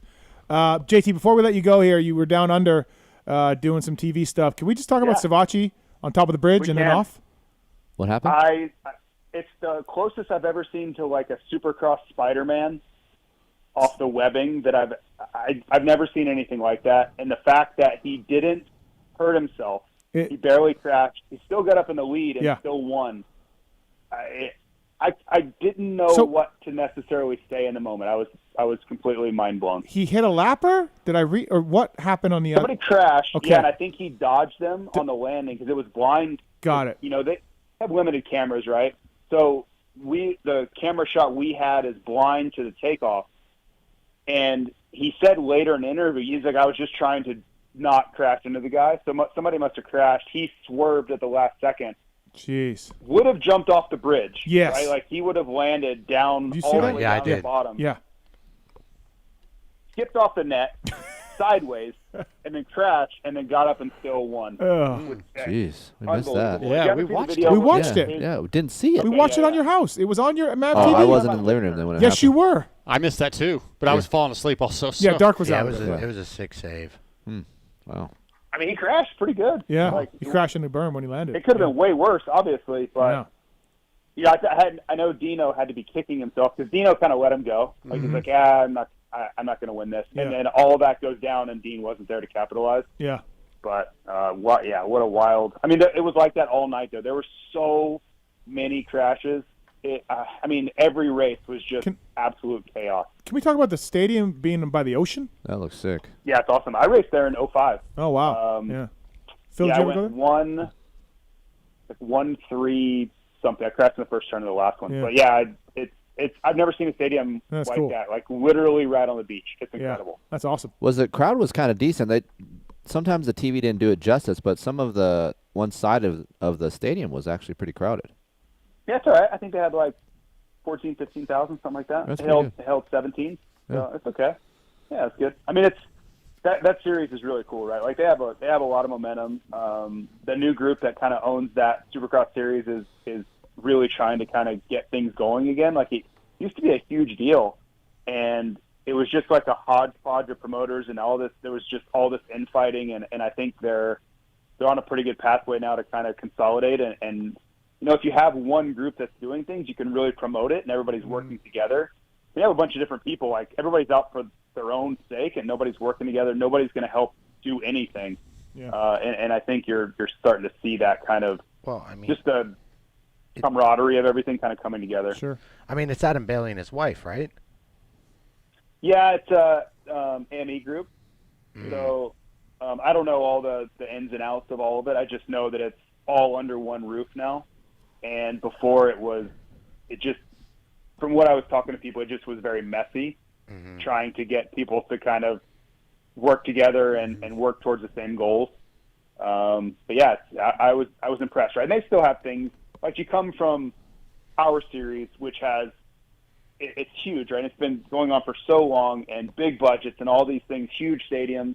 And you go there, yes, of course, it's going to be a little bit less organized and whatever, but when you walk around, you see how everybody is working so hard to make it as good as humanly possible and where they want it to end up being.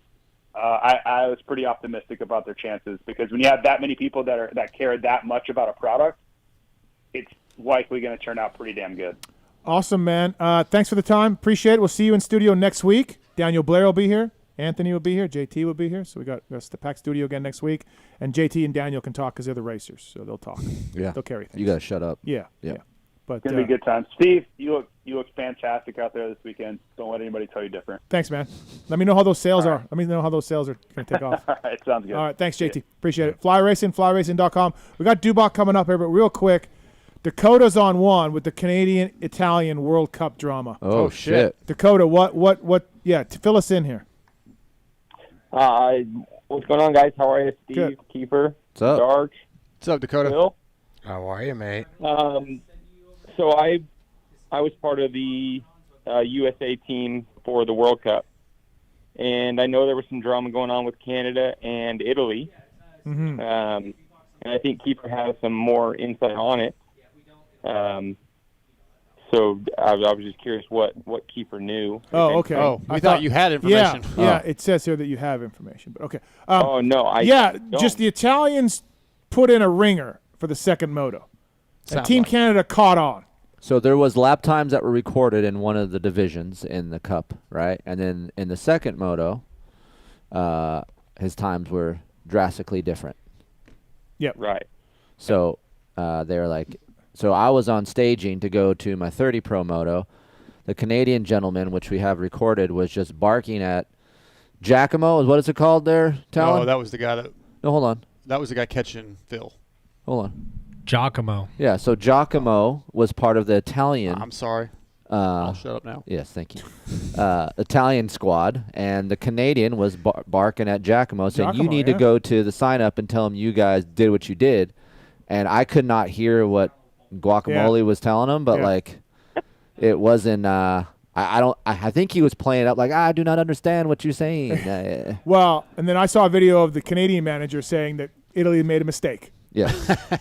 So, yeah, you know. And it was emotional time. Look, sacrifices have been made. Yeah. Stop it, Emotional Steve. time. Is this Dakota, that 130 expert? Yes, sir. Dude, this guy's, I'm a fan of this dude. Yeah. Oh. He's a big dude, okay? Shreds. Was it Phil? Didn't Phil ride 30 expert? What'd you ride, Phil? 35 expert. 35. Oh, okay. Dakota rides a Suzuki's RM Army. Okay. Me and Aiden saw him at the area last year, just shredding around, didn't know who he was. Met him and his wife. He's RM. Dakota, why are you RM Army? They're the cheapest bike. Okay, fair enough. Dakota's basement. Yeah. His hot wife. Yeah. And, of course, so you know I'm all over that, right? Yeah. And then now you watch him ride, dude. Dude, it's just big dude shredding around the track. It's awesome. Yeah, he rips. Nice work. I appreciate it, guys. Thank you. All right. And I've also had no problems with my RM Army. It's got 110 hours on it. Dude, it's reliable. It's a good bike. Yeah, it's great. I love it. Why didn't you do? Why could he not do 30 Pro? He could have. Oh. Yeah. Yeah. Why didn't you do 30 Pro? You're good enough to get in there. I didn't think I was, honestly. Yeah, you're a good rider, dude. I think next year you should probably try it and see where you stack up. Yeah, I think that's the plan. What kind of gear do you wear? What kind of gear do you wear? Mended. I don't know what the fuck that is. Dude, what did you wear like in the area? You were on Levi's or some shit, weren't you? No, I had like some 10-year-old Fox gear on it. Dude, it was hammered dog shit. I was saying because some guy wearing, I think, Thor stuff on an RM Army blew by me in practice. And I was like, I don't know who that guy is, but he's hauling ass. But Dakota, you lost a shit ton of weight too, right? I have, yeah. I'm down like 55 pounds right now. Oh, yeah. Good for you, dude. Yeah, from where we saw him at the area compared to now, it's like a whole different dude. Dakota, what do you think of the World Vets in general, like just the race itself? Is it pretty much? This was my first year doing it. Okay. I thought it was all right. Track was brutal. Yes, track was brutal. I feel like they could probably make it one more day and maybe do a little bit of track maintenance. Mm-hmm. How'd you feel about staging? That was kind of ridiculous. Did you get your I first heard gate you guys pick? talking earlier about that. No, I never got the right gate pick ever. Welcome to Phil's life. Yeah, dude. Well, thanks, Yeah, that was man. kind of a Yeah, cluster for sure. thanks for the call. Appreciate it. good job, too, And by then the way. so apparently the Italians got busted. Yeah. They didn't provide the ID, and There's a lot of that going on. Yeah. So they got disqualified from their second place then, or I don't know if they got disqualified or just moved back, or I don't really know. Yeah, we don't know for sure, so we don't program. speculate. Yeah. But like we do know that Canada won. Canada and it won. was very emotional. Yep. Very and, emotional. And you know what? Those guys from Guam, including the one on the line right now, you guys can suck it at Guam. Guamination. The Guamination cut. We got cock blocked. Thanks, Dakota. Thanks, Later, man. Dakota. See you, man. Have a good night. Thank you, man. Appreciate it. Good job. Thanks to the folks at Luxon MX bringing you our next guest. Makes the best parts you can buy. They use advanced engineering techniques to develop products that are unlike the rest, lighter and stronger. I used Luxon triple clamps this weekend, and again, 13 to 19. That's exactly the sweet spot Luxon looks for, and we did that. I didn't know. I've ran Luxon now. Yeah. 3 years. I didn't know those mounts that you had. Yeah, different dampeners. Yeah, I didn't know that. Oh. I should see if I can. Surprised you didn't. What'd you use What for do you mounts? I use solid ones. Oh, okay. But I wouldn't mind trying those if I can get the right height. And see. Yeah, they got heights and I'm different a vet guy now. thicknesses. Probably stuff. would have helped out there. I'm fucking Glen Helen, Yeah. dude. LuxonMX.com. Pulp 2024 is the code to save with Luxon. They're bringing you our next guest of the night. This man is a legend in the sport. He's got the Edison Dye Award. He once again raced Glen Helen. It's Doug Dubach. What's up, Dr. D? Hey, guys. What's happening? How's the night going so far? Listen, Doug, what was the first year you raced World Vets? God. 1993. Were all you guys born then? I was graduating high school. Was it at Paris then? Yeah, it was 1 year. Oh. Paris 93, and then every year after it's been at GH. I thought it was at Paris. How many time champion in the Vets? How many? 28. Jesus. That's what you got to go for, yeah, Phil. Phil, just you got 27 more to go. I just want to put that right out front. Mr. Doug, I'm one and done, dude. I'm out. I'm not man enough to take that on for that. 27 more times, 27. Phil. You deserve a Medal of Honor. I do have to give Phil my full approval. I went way up on the hill, like as high up as you could get on the REM side, and I give my stamp of approval to his second moto line choices. Okay. You. So it takes a veteran and that's GH. a lot coming from the mayor. I mean, ask Steve. Yeah, no, Doug's the mayor, and he's also the mayor of Glen Helen, and if he tells you your line choices are good. So, Doug, I was told by my racing compadres, when you jump into REM, this is Saturday. This is on Saturday. Okay. Jump into REM, back the throttle off, cut far left, and go right up that side. So I started doing that. I told Phil, I'm like, Phil, I don't know, did you try far left? Phil's like, I ain't fucking chopping my throttle. What the fuck are you talking about? I'm just going far right. I'm just carrying all my speed, going right up against the bank, and I'm like, I don't know, my pro racing friends told me to do that. He goes, who? I go, Keefer, and he just starts laughing. I'm like, I don't know, man. I'm just trying to follow my friends who race pro. They told me to cut the throttle and get left. Let's stop and pivot on the straightaway. Exactly. Yeah. I don't know, man. Keefer's probably cooked his brain. He's been there at 4 o'clock too many different days. So it was smoother, though. Yeah, it was. Half of what he says. It was smoother.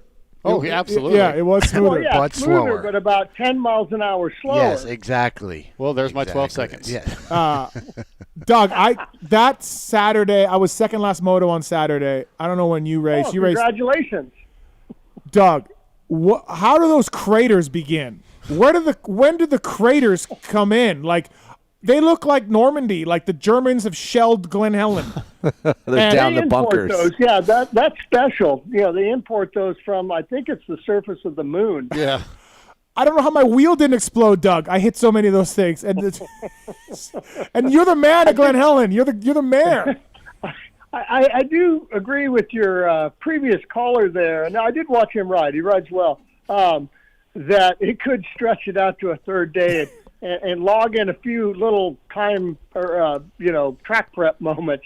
I don't think anybody would argue with him. I'm definitely not fucking arguing with you. Right. Please. Yeah. It's crazy to me that it is a vet race, right? Yeah. And it's a fast track. Okay. Yeah. I think it's about as fast as it's always been. Nothing's really changed. They try to tighten up some sections, but that didn't really work either. But like, it's amazing how rough it gets, and it's scheduled for a vet race, and it's roughest than anything ever out there. No, I mean, you got guys who can't make up the hill. You know, they just don't have enough skill, and it's too rough to go up that Mount St. Helen. And a lot of that I'll tell you. Go ahead, Doug. The surprise I got, and, Phil, I couldn't see this by watching your lines because it was the backside of something, jumping back down onto the main track from REM, that second moto. My eyes were still adjusted from being blinded 3 different spots, but there was a hole down the backside, like what would be mini Talladega, that was like somebody uncovered a Volkswagen, moved it out of the way, and just left the hole. Yeah. And it was totally blind. You couldn't jump into it. You had to, that we're talking about the big high-speed tabletop, right? Yeah, you had to land 2 feet short, just so you could get the bounce. 3 feet short to hop over it. Exactly. If you went into that hole, you were a dead man. Mm-hmm. A fucking dead man. Yeah, you would have sheared the bars off. Yeah. And then guys like the step up before the hip jump, guys like Dark and I were wide open. I'm kidding. No, Mr. Doug, he's not fucking kidding. No, I'm kidding. He said he was wide open on Mount St. Helens. It felt like it. Okay. Well, Listen. if your clutch is halfway in, wide open doesn't really count. Yeah. So if you're Dark and I, you come up to the hip jump, you're wide open, and you come up the jump. Yeah. Your wheel leaves the ground. Yeah. And then you catch the knuckle. Yeah. And it propels you even further, stretching your arms out like a medieval. We're wheel tapping. Yeah, like a medieval tabletop, and you're just like. And then you land in the transition of the uphill. Yeah. Yes. Right. You might need to go back and revisit your physics class because, if you hit another object, that energy carries you further up the hill. Yes. Into the opposing face. Like a 40-degree freaking rock surface again. Yeah, I know that. I'm watching Phil, and he's pre-jumping, and all the pros are going off from the takeoff 2 feet below the knuckle and going right over the knuckle, and I'm like, that looks really good. I wish I could do that. But when you do it, you're like art. Yeah, but when I'm doing that, I'm like, fuck, my rear wheel's gonna tag it, and I'm fucking gonna swap. Like I'm splitting. Little panic grab. That's all. You know what, Harris? Yeah, and it doesn't matter when you do something like that at Glen Helen. You pre-jump and you go over it, or you're jumping out. Yeah, but you land right into a fucking other hole. That's what I'm saying. You have no idea the what you're Volkswagen hole. Yeah, it's just like you know you're gonna land into a hole no matter what. Oh, man. Good times. Luxon MX bringing you Doug Dubach here on the show. Doug, congratulations. Edison Dye Award, man. Took long enough. Really was, it's funny. I made it through the whole speech that night, but when Lori told me at the Blue Crew event, like back in June, I swear I was all choked up. I had to freaking hand the mic back over. Oh, really? Yeah. Yeah, I mean, there's greats in there and others that aren't so great. You can place me wherever you want. That's awesome. At the end of the day, it's still quite an honor to find your way onto that list, and it was kind of a heavy deal for me.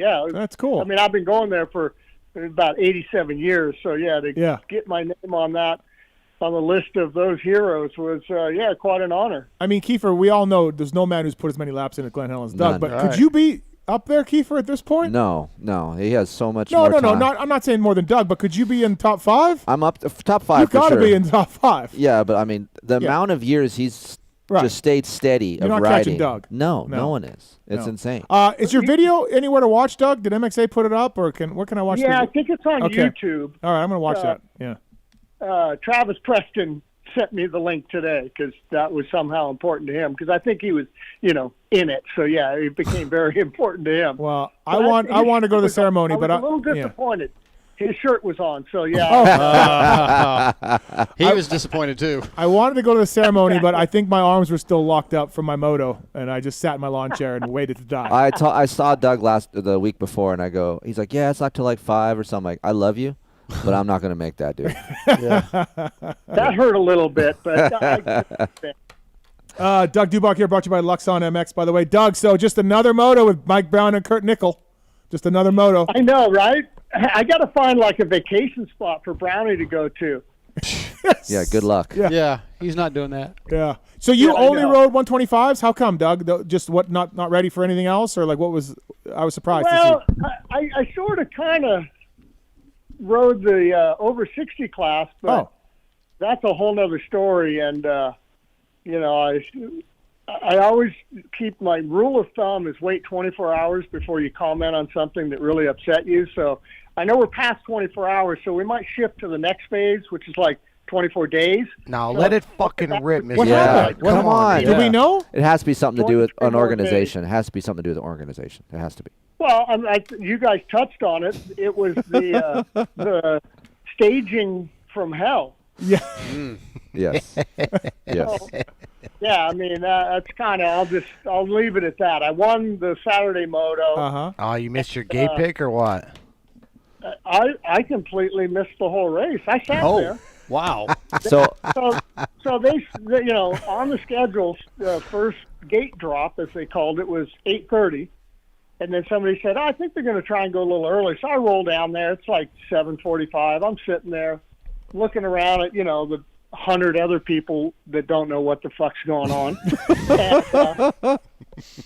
And all of a sudden the guy starts calling out, okay, gate 1, and he calls some other number. And so I get off my bike and roll it up there. Hey, I won the first moto. I should have first gate pick.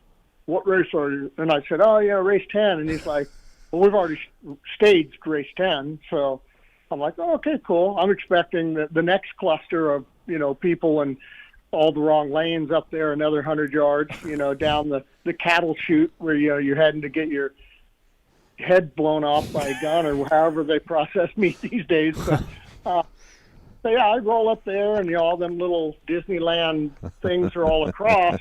And as I roll up, there's motorcycles leaving the gate. And I'm like, oh, that's interesting. And so, yeah, I mean, I think hey, that's my fucking class. I was so confused.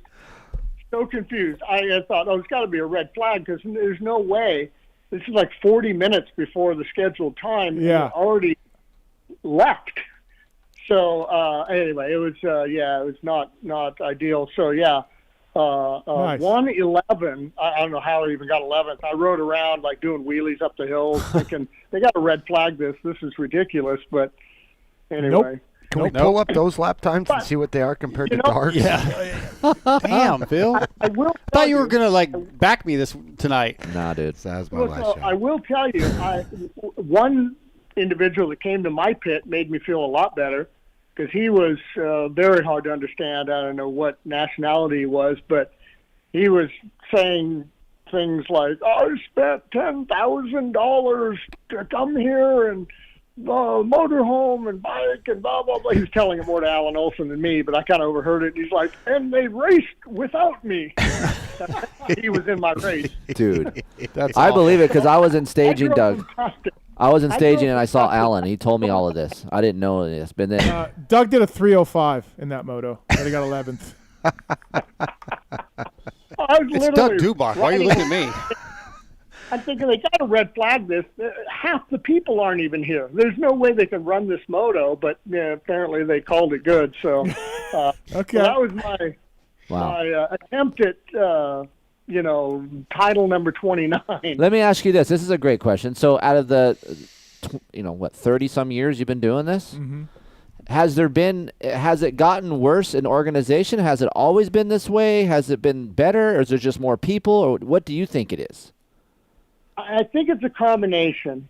In the early years, we always had the special treatment. Phil, as whatever you think the event was, you got special treatment. You got to race it X time and X time again. Oh, trust me, so I got that. Group.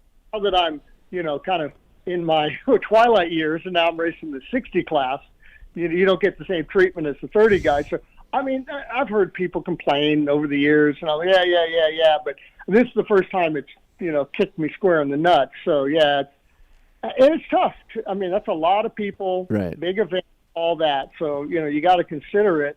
But I don't know. I don't know how they can just arbitrarily kind of, this suits our schedule. We're, kind of just going to not consider all the people that have traveled, 60 miles in my case, or 8,000 miles from wherever this guy came from, and wrote a check for a very large amount, and he didn't get to race either. So, those things are. Yeah, I don't know how hard it would be to just be like Loretta's, have a 1 day of practice, have a parade lap before your moto, be right on time. That's what I mean. Like, people were already there Thursday practicing. Then they had another practice on Friday. Right. So just do the practice on Thursday. People are already there if you're traveling there. Just have it there and then start Friday, and Saturday, then run Sunday. it like Loretta's. We're starting at 1 o'clock. Here's your moto. Yeah, give every half hour and just fucking break it down that way. And then people actually know. And then 100%. If you fall a half hour before or after, like, at least people are somewhat in the realm of what the fuck's going on. Because even for me, Mr. Doug, like, you know how many times I had to ask the people that were in staging, hey, what practice number are you? Hey, what moto number are you? I kept having to do that because I had no fucking idea what was going on. Yeah. Yeah. And then they stick a race in the year. You're like, okay, I think I'm coming. Oh, no. We have something go on. Now there's going to be a race 13B because some guy stalled it on the gate, and so we gave this third gate its own race, and now you're going like, oh my God, like, blowing my mind. And like I've said this too for many years, they're making so much money. If they want to pay me $300, I will make a cardboard. Write that down. I will make a plywood backing with rings on it, with paper, laminated paper, with numbers on it, and one thing will be in staging, and you just flip it. So when you pull up the staging, there's just a board there. You could see it. Right. We're in staging. Next up, race 13, and then 14. You just flip the number. So when you roll up there, you see what's going on somehow. $300 it would take for this to happen. That's a lot of money. That's a lot more than I think it would take. Yeah. I'll do it for $250. But that's exactly what happened to me. I rolled up there. I'm in no hurry. I'm sitting there. I mean, I had my bike shut off. It wasn't like 8 minutes, but it was probably a minute. And the whole time, my race is getting ready to take off, and I have no idea until this guy starts calling out the next race. Yeah, that I discovered. And so I'm like, oh, okay. So wait, you've already staged my race? And you staged my race 40 minutes before it was scheduled to go off. It would take nothing to have a sign. It would take nothing. The takeaway is you need to just park near a working speaker, and these problems will be cut in half. Here, I've been doing it for so long, Glen Helen, that I'm on the defense all the time. So I'm assuming the worst at all times. And if you act that way and you act accordingly, you will be successful. Yeah. So that's how I work. I'm assuming, hey, I'm going to miss my moto, so I'm going to get up there early. Hey, what are you doing? I'm going up. But why? Because I don't know what's going on, so that's why I'm going up. So I've been around long enough, so I'm safe. But, like, if I'm a new guy. Dude, there's people from all over the world there. Right. Yeah. All over the world at this race. Some that don't speak very good English, so it's got to be even more difficult. So I don't know. Yeah. I was so nervous I was going to miss something. I didn't even take my boots off all day. Yeah, no, I saw that. Saturday or Sunday. Like, I stayed in my gear all day because I was afraid I was going to have a panic attack. I was going to miss something. Yeah, I'm in my street clothes. I go, why are you still dressed? He's like, I don't know, man. I just got to get ready. I kept my gear on, too. I kept my gear on. No. Yeah. I will say this. There's not another Southern California venue that could do this race, though. No. Yeah. No, that's the spot to do it. Just needs to be one more day and yeah. That's the only track that can hold that many people. That track, we talk shit about. The track is so rough. All the other tracks in Southern California couldn't do it. Yep. It'd be way gnarly. It would be even worse. Yes. Doug, do you have any comment on Mr. Side being 57 seconds slower than Phil's fast lap? No comment. Doug, I'm pretty stoked that I was less than a minute slower than a guy that was a top 5 national guy at times. Like he's ripping. He was a factory rider. I'm only less than a minute slower. I'll take it. I mean, there's a big difference of cutting lines, skipping over bumps, dodging other one. I mean, the miles per hour down the straightaways that a guy like Phil can hold. National guy. Those were air quotes. Yeah. But a national guy can. He said air quotes. Figure that stuff out, and mere mortals, they fall into every hole instead of dancing around. Phil, when you were in your 35 Expert, was there 3 gate drops? The first day there was. So the second day there was only 2. How soon were you into the back markers? Instantly. Like, it felt like instantly. Yeah. But then, I feel bad because, I got to watch out for them. They shouldn't be watching out for me. But, dude, they're just out there surviving, And they hit a kicker down a hill, and they're on the right side. Next, they end up on the left, and then they hit another kicker, and they're back on the right in a matter of 2.5 seconds. Yeah. They don't even know how the fuck they got there. Yeah. I told you guys, I think lap 2 of my first race, maybe second race, I was on the right side of the big downhill, and I hit a little bump off the edge, and the next thing I know, I'm drifting to the left. I'm like, I hope nobody's coming behind me because I'm going where the bike's going. Just right. And I hit some of those curbs that you don't bounce over, you just hit it and you bounce straight up. It's going up Mount St. Helens, you go backwards. I don't know how my bike didn't explode. No, yeah, you said that. I don't know how it exploded. I was hitting things so hard. I don't even know what was going on up there. It was because he was wide open. Hitting stuff. He was so wide open, dude. Well, because I saw you riding with his factory suspension, dude. You were not hitting things that hard. You know what's crazy to me? You have stuff that's better than Doug Dubach on your bike. Stop it. Yeah. Oh yeah. Come on. Yeah. Hey, come on. I live by the Scheidler rule. Stock is best. That's right. There you go. Yeah. So, Doug, on that topic, let's get into this. My friend Phil here thinks Darkside picked up a new 2025 from Yamaha, a bike. He always has a KTM, but he needs another bike. So Good choice. He's got more bikes than I do. Thank you, Doug. Blue Crew. He had a stock suspension bike, and Phil said, you can't ride that thing on that track. You can't do it. I'm going to disagree with you, Phil. I mean, I love you, man, but I'm disagreeing with you. Mm-hmm. See how many laps we've spun around Glen Helen on those bikes to get them to work well? I'm going to have to debate the working well part with the stock motorcycle at Glen Helen. We're going to have to log in another show and just have a Phil, Dr. D debate. Yeah. Because I guess, tuned. hey, Doug, this is what Phil doesn't understand. If Phil had a line of bikes of different colors and then rode the Yamaha, I think you'd have more to judge, you know? Yamaha 250, I can deal with the fork, stock production. But when it comes to the 450 side, I can't ride it. But, I mean, you haven't lined up a KTM, Husqvarna, and a Honda and then rode all those in production form and then ride the Yamaha. I think your thoughts would be different. I think the whole line of production stuff, I don't know how it's so far off what you get. Off what but we're running. I don't. You're a national guy. You travel at speeds much higher. You know, I mean, I'm only a tick off your speed. Let's be honest. But I've got to put myself. I got to put myself in the average guy category while I'm developing that bike. Because if I build it for our speed, those were some air quotes, but nobody could ride it. No, so, you got to keep that in mind. Like I looked at my slowest lap time that I did, like literally trail riding around out there. It was like a 3 minute, and then I'm thinking, fuck, Dark's another 40 seconds slower than that. Fucking trail riding. I could have done it blindfolded, I'm pretty sure, but wow, I guess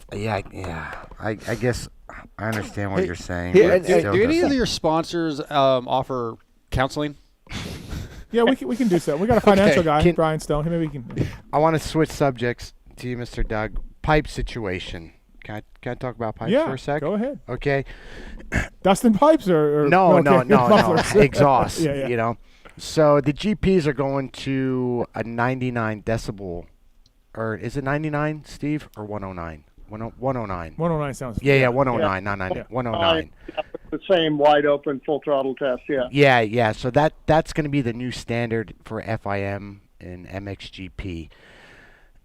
How hard is that to do that with an exhaust and to try and keep horsepower in a dirt bike? Like, do you think this whole sound situation's fucking getting blown way out of proportion for our sport? I think they finally crossed a line. Like, I've been in full support of getting it down, from 10 plus years ago when it was, a freaking 2.5-inch exit, and it was, everyone's ears were bleeding around the track. But yeah, there's got to be a tipping point because, in my opinion, I think most of us were at the donations here just a few weeks ago, and it's pleasant. I mean, those bikes aren't loud at all, and to take it another step further, and a fairly big, it's like they're not going down just a little bit. That's another big chunk, and 450s I think will survive, but man, the 250s that's gonna be a struggle. Yeah, I don't. I mean, there's they're saying it might come here to AMAs or whatever in 26, but I just think the 109 is a far stretch. I think that's unsustainable, and I get how Europe, and I don't know which manufacturer in Europe's really pushing for that, but I think we can imagine which manufacturer it is in Europe that's kind of leading that direction. But it just doesn't make sense. Yeah, well, it's tough because you've got people that don't really understand the sport that we do. Right. They've got some other agenda, and they're going to just keep pushing as far as they can. And part of the problem is if you let them push, then they'll just keep pushing. Mm-hmm. And so I don't know who can push back and try and arrive at some reasonable level. But it's out of my hands. I remember going to a sound summit with Whitelock AMA, this is 10 plus years ago, and it was so frustrating. I walked out of there just cussing at everyone, going because they don't understand. Yeah. They just go, kind of arbitrarily almost pick a number out of the sky. Oh, we just need to do this, and you're like, for what? What is your purpose? Just go to a NHRA drag race. Mm-hmm. The reason people go there is to feel that thunderous pulse almost from I don't know when the last time you went to a proper, drag race. Oh, it's unbelievable. It'll freaking give you Yep. You know, you can feel it on your body, and that's why people go. So, you know, kind of fast forward, you know, however many years down the road, when everyone's out there racing electric bikes, it's going to be a whole different buzz to the event. Do you see that Trevor Stewart won the plus 25 class on a Stark? Yeah, I did see that. I honestly don't know how he rides that chassis that fast, but the few videos I saw, he was having a man. She was dancing. It was impressive. I mean, Mosman's no slouch around Glen Helen, right? And and Mosman's on a YZ450, so you know how fast that thing goes up hills. Yeah. And that Stark was yanking. Like 80 horsepower, man. No, he was on 60. Oh, was he though? No. He says he can't ride on 80, and I rode it on 80, and I believe him. Yeah. It's dumb. Nick told me the same thing. Yeah. No, 80 is ridiculous because to me, 80 doesn't bring in what I'm looking for. It only just makes the bad stuff worse. Correct. Yeah. Right. Yeah. Awesome. Lux on MX bringing you Doug Dubach, everybody. Anything else for the Doug Edison Dye Award winner? Good. I love Doug so much. He's the mayor. Like, he has helped me. He doesn't know how much he's helped me, but I've looked up to him for so long. When I started way back when I was Schuyler doing production testing, he always took the time and helped me. He wasn't too cool. I don't mean to interrupt, but Ed Scheidler's calling me right now. I'll call him back. But that's funny you just he was always he's just always teaches me something, even to this day. Like, something so stupid, I'll just bring something up really stupid. And this is embarrassing for me, but this is what he does. Like, last year we were at Mesquite. You know how Mesquite collects all of that mud on your wheels? Yep. And normally when you have mud on your rear wheel, you can feel it go. Was this when you had a domestic? Or was this another time? I think it was another time. Okay. Yeah, it feels like the bead is off. Yeah, you're just like got a flat or something, right? But I've had that happen for so long, and I did not know that day. When I was riding, my front wheel, my whole front end was moving in the air like. I'm like, dude, something's wrong with my front end. I knew I had mud in the rear, but I did not know that it affected the front because I've never felt that. So I'm looking at my front end, we're talking, and Doug's like, you know, you got mud all on your rear wheel. And I'm like, yeah, I know, but my front end feels like it's going to fall off in there. And he's like, yeah, that'll affect the front. And I'm like, what? And this is like after an hour of me fucking with my bike. Yeah. And then I go scrape my rim off, and I go back out. It's good. Fine. Yeah. And I'm like, motherfucker, dude. And it's just that stuff, like, you can't buy. Like, there's so much knowledge there. It's the reason they call him the mayor. Yes. That's physics 101, Keeper. Yeah. I poked fun at you for a long time after that, just so you're aware. No, I know. It's fine. I'll take it. Yes. I'm not stupid, dude. Hey, Doug, since Phil brought up exhaust questions a minute ago, how much do you still have to do with Dr. D, and how is Dr. D exhaust doing? Yeah, well, the new guy that's running it's doing a great job. I mean, better at those kinds of things than me. You know, I was always the guy that just wanted to put on my apron and go in the shop and work. Yeah. But, you know, it's good. I still test everything. I don't know, Keefer might have seen me out there all last week on a Honda 450. Trying to get our stuff all buttoned up for that. But, yeah, I still have my fingers. Nothing gets to production without my sign-off, so I still get to do the part I love. But, yeah, they're doing a great job. They've got manufacturing all pretty well under control and doing a better job with all the social media, all the stuff that I sucked at. So, yeah, it's a perfect fit for me. I get to go and do my own shit, you know, spend like 6 months out of the year in Europe, but it's a good fit. You gonna ride? You gonna race when you're 62 years old? No, God, no. I give these guys credit, man, and to go the way he does, fuck. Are you, Doug? Doug was just gone to Europe, dude, for like this. He summer. lives there in the summer, basically. He's in Europe racing vintage bikes. Yeah. Yeah. I'm going back next Wednesday. Jeez. That's awesome. Thanks, man. Thanks for coming on. Congratulations on the award. Good job, it's Doug. Well deserved. Well I want earned. to watch that video. Legend. Thanks, guys. Yeah, it's on YouTube. I don't know. TP can send you the link. He found it and sent it to me. Awesome. But, no, it's good talking with all of you. Phil, congratulations. Even if you never go back, that was impressive. That Italian guy was giving you a little bit of a run, though. That was neat to see. That kept you honest. Oh, yeah. That way there, Yeah, I was a little hungover Sunday morning when I woke up, but it was okay. We blew off the cobwebs, so it was good. Yeah. Did you say Keefer? Because that's usually a problem. No. I stay away from Keefer as much as possible. I know better. Smart man. Yeah. Smart man. Awesome. All right, guys. Well, no, thank you, and enjoy the rest of your show. And I'm sure we'll see all of you somewhere down the road. Yeah, see absolutely. Douglas. Thanks, Doug. Thank you. See you, Doug. See ya. Cheers. It's Doug Dubach, everybody. I love him. Great guy. Good dude. Yeah, he's good dude. I don't really know him, just like, but when I do talk to him, it feels like I've known him forever. Yeah, you know? Same for me. Yeah. Yeah, absolutely. I've got a question for Phil on line 3 from Jock. Jock, what's up, Jock? What's going on? Hey, I'm not Italian. My name is Jock. So I didn't race this weekend. But, hey, Phil, congrats on going 1-1, man. You have to go back and run the number 1 plate against Alessi. Absolutely. Oh, my God. That'd be awesome. There will never, ever be a number 1 plate on my bike. Have to do it. Yeah, you have to, man. The number 1 jersey for Fight Club is still the best. No, listen. You don't run the moment. number 1. You just run a middle finger number 1. That's your plate. Oh, that's a good one. That would be cool. There you go. I would run that. Right? That would be cool. There you go. I mean, it's Glen Helen. Anything You could goes. do. They want to, they'll be fine. I mean, you could probably line up on a Hayabusa on the line. They don't care. Mm-hmm. Hey, Phil, I got something else too, man. Mm-hmm. What's up? Me and my wife love you hearing you on the show and stuff, and she says you have a soothing voice. So we've come up with a new career for you. You should do audiobooks for children. Yeah. Hey, everybody. Yeah, I don't think that's going to work very good. Piggly Wiggly, what the fuck is that? My 10th grade English teacher will say otherwise. Yeah.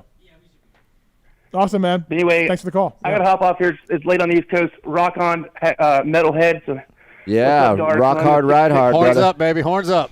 Oh, boy. 333, buddy. Thanks, Jock. Appreciate the call. Thank you. Yeah, half evil. By the way, the 8 o'clock hour brought to you by Rocky Ridge Trucks, your ultimate off-road vehicle capable of getting down and dirty. I just lost my fantasy football on that. Dude, I hope they freaking beat him. Rocky Ridge has a rich history and has been building custom vehicles since '83.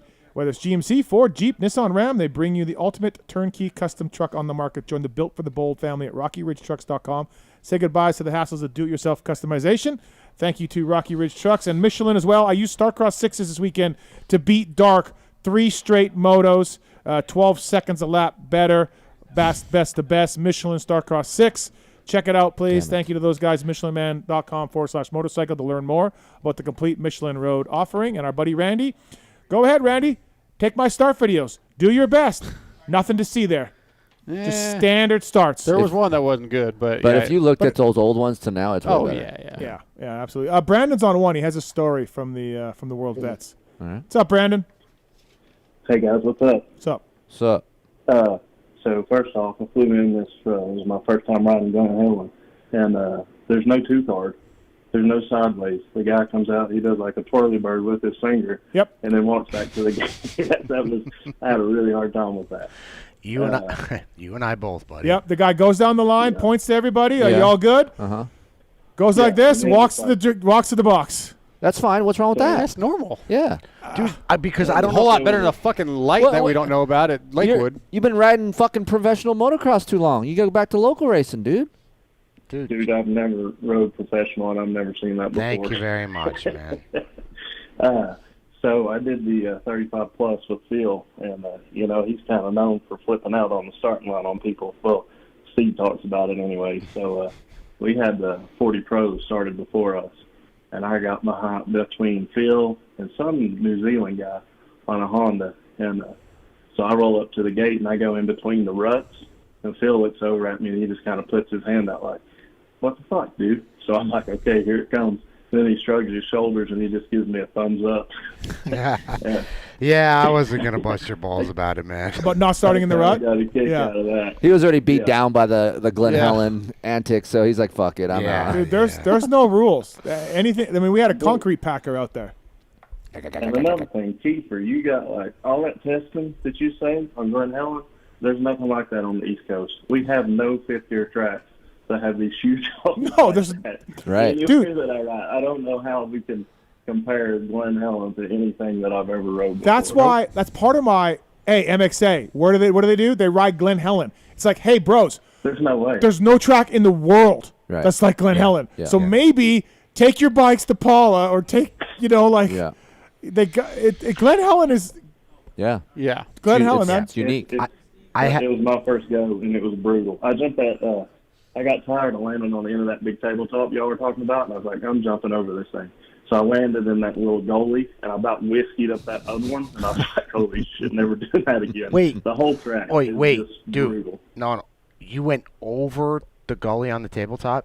No, I didn't go over the goalie. I said I got whiskey, and I caught it before I went up the face, and I didn't, but I just way over jumped it. But I got tired of jumping the long tabletop and hopping over. I was like, I'm jumping all the way over this thing. I'm tired of not making it. And then when I did, I got whiskey, and I was like, holy shit. But I caught it before I went over. He backed her down. Do you know how many hands I saw blow off bars this weekend? Yeah. A shit ton. Including Vaj's. They probably had production forks. No, Vaj had the death grip. What about those heels in that 35-plus second moto Saturday, Phil? I mean, I couldn't see anything. No, I was creeping. Yeah. And there was holes. It was just brutal. Welcome to GH, bro. No. Yeah, man. So, you're just like, I can't see, and I'm just hitting massive holes. Yeah. But I'm with him with the start thing. That's beyond fucked. There's no have the person off to the side and turn the board sideways, wait 3 to 5 seconds, drop the gate, just like kind of a standard thing. I don't know if when the guy he goes like this and walks in so I need to watch him while he's walking in. Yes. So I got to be looking down here to once the he left starts and be getting like, the doghouse. okay, wait. Soon he gets in, then I got to look down and be like, okay, yes. 1 second or fucking 8 seconds. No, it's 3. Once he starts walking the doghouse, you better get ready. 3 seconds. He's going to drop it. Yeah, I blew my second star. I feel like that's pretty normal. That's what I thought, but I don't know. So is the guy giving the whirly bird, is he the guy that's actually stomping the gate down? Yes, sir. Yeah. Oh, yeah, we don't want to – we could have 2 guys, but that would cost $100.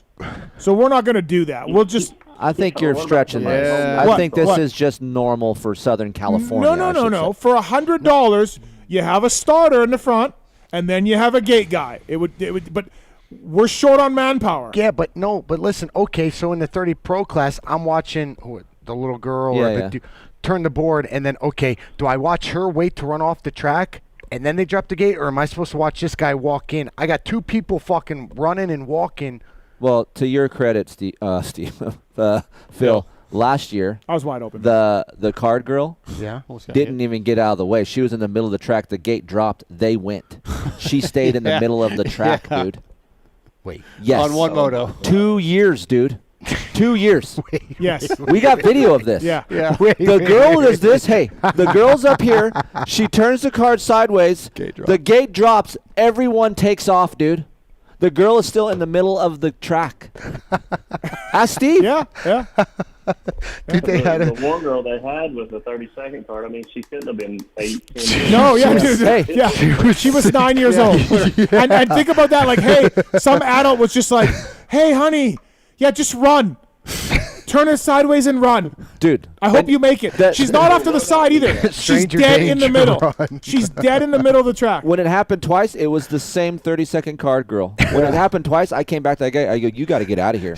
You're going to die. She's just standing there. So when this little girl came out this time, I'm like, oh, my God. If this happens. But she wasn't even off to the side closest where she was going to run. I know. She was dead center. Yes. And running. Like, no. Don't put her dead center. Hopefully the gate guy was watching this time. It's 200 yards long. Put him out there 150 yards and just turn the board sideways, and then we can all see it. No. Yeah. Phil, did you know the New Zealand guy on the Honda? No, I didn't. But he McDonald, but he rode really good. Yeah, we battled the first one of the 30. Dude, that guy was hauling. Yeah, he was really good. I raced. Phil and that dude was gone in the 35 plus, and then there was kind of the rest of us. But yeah, he did. He was very impressive, and I'd never heard of the dude before, so. He was ripping. Well, thank you for not hating on me for riding 35 plus expert. I thought I could actually race that class, but I you guess pulled off. You were fine. Yeah, I know, but still. We forgot to ask Doug about this 30-year-old dude racing 50 125 Pro. Oh yeah, hey, call Dubach back. Dubach? Dubach back. Dubach. Dubach back. Tallon, thank you. All right, buddy. Thanks for calling, man. Appreciate it, Brandon. See you guys. All right, see ya. All right, we got Trent on 3. He's got a Mr. Side story. What's up, Trent? Hey guys, how's it going today? Good, man. So I'm the man from Australia what saved Darkside from Sockgate. A what? Softgate? Sock. Yeah, socks. You boned this guy on shipping socks. Oh, yeah. Oh, yeah, he had a winner. Guy won from Australia.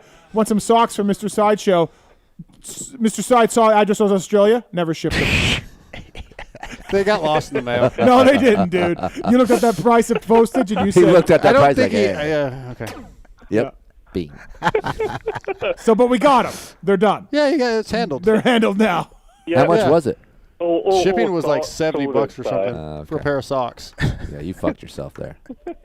All right. But the guy, I didn't have to ship me him. now. Well, I appreciate that, Trent. All right, thanks, man. Yeah, I'm glad you got him. That's right. Yeah. Yeah, he took care of me. Oh, a quick one, Steve. Yeah. What do we got to do to get you to come to Australia, mate? Like, we've had Weege, JT was just here. I've invited Dark over to stay at home when he eventually gets over to Australia. So what do we need to do? And I'm sure Phil will come back and see the homo. Phil's banned from Australia, I think, from the last time he raced there. Are you? I've went back twice. You did get banned. I did get banned. That was years ago. Yeah, he's fine. I need to come down. I want to. I will. I want to bring Pookie and come down for like a week and go mountain biking, go to a race, go see a kangaroo. I want to do all that. Yeah.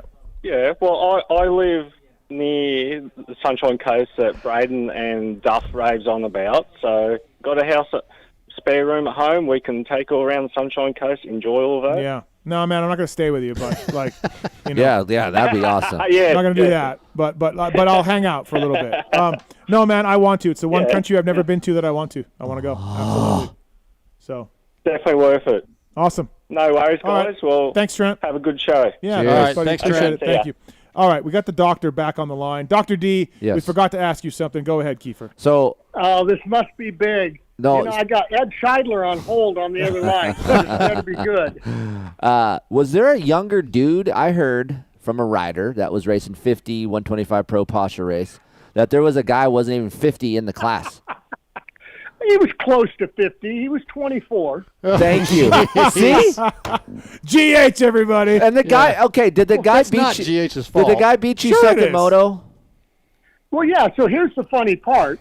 We go into the first turn, and I'm kind of, right there with the front guys or whatever, and this guy, chops me. He almost cleaned Brownie out, and he's, real aggressive. And I'm like, who the hell is this guy? I don't remember him because kind of the three of us we checked out. We're kind of the only guys that were at that pace in the first moto, so I'm like, man, this he's got something, in this early laps, and he ended up getting second. He beat Kurt and I. Right. So then I roll up, and I'm like, okay, well, I'm pretty good at math. Kurt asked this guy, hey, did you get fourth the first moto? And he nods his head, yes. He still got his goggles on. I think he's trying to, play the part. He's thinking he's 50. And so I'm like, okay, well, then I got a 3-4, and this guy, got a 4-2. So I start my bike, I ride away. So then I got my bike loaded. I'm out of my gear. I'm, kind of standing there. And Kurt Nichols rides up and he goes, that fucking guy's only I know him. He's from the UK. He's only 24 years old. What in the hell? Oh, wow. And so I'm thinking, why do you pull up to do an interview when you're blatantly cheating in the road? And then, he tried to back out of it with some sort of a compliment. I just wanted to ride with you, legend. Jeez. Oh, my God. That's so greasy. Pretty weak, Yeah. boy. That's pretty weak. Yeah. That's so greasy. So they did find out, and they kicked him. He disqualified. He got. Yeah, he disqualified. But so that was interesting. Yeah, just it's on unbelievable. Top of everything else that happened. Yeah. Like, how do you think you're going to get away with that? How do you not think Brownie, Dubach, Kurt are right? We know the fast 50-year-olds in this country. Yeah, or then all of a sudden some random pops up who the fuck's this guy? Yeah. No, That okay. was interesting. Yeah, we did want to clarify that story. So awesome. Okay, well there you go. Thanks, All right. Doug. Thanks, Doug. Thank you. Appreciate it. Thank you. We got Brian. We got Brian on one. Brian, you wanna plead a case for Darkside? Yeah, I want to plead it for Darkside. I was gated next to him on the last moto on Sunday to the right. And, on Saturday when we were doing those times, the 40 Pro races were in the middle of the day, and the track was way better. So I want to give Darkside that side where that minute comes from. The track was way gnarlier than when Phil was riding it. Oh, okay. Okay. And then also, that guy that was on a couple minutes ago about the guy with you spins his fingers and then you walk in and drop the gate. Yeah. Every amateur race you go to, you need to be watching how they drop the gates because they drop it different everywhere. Doesn't matter where you go, it's always different. That's a great point. Yes. Yeah. So Phil. Yeah. The only reason you beat Dark by 57 seconds was track condition.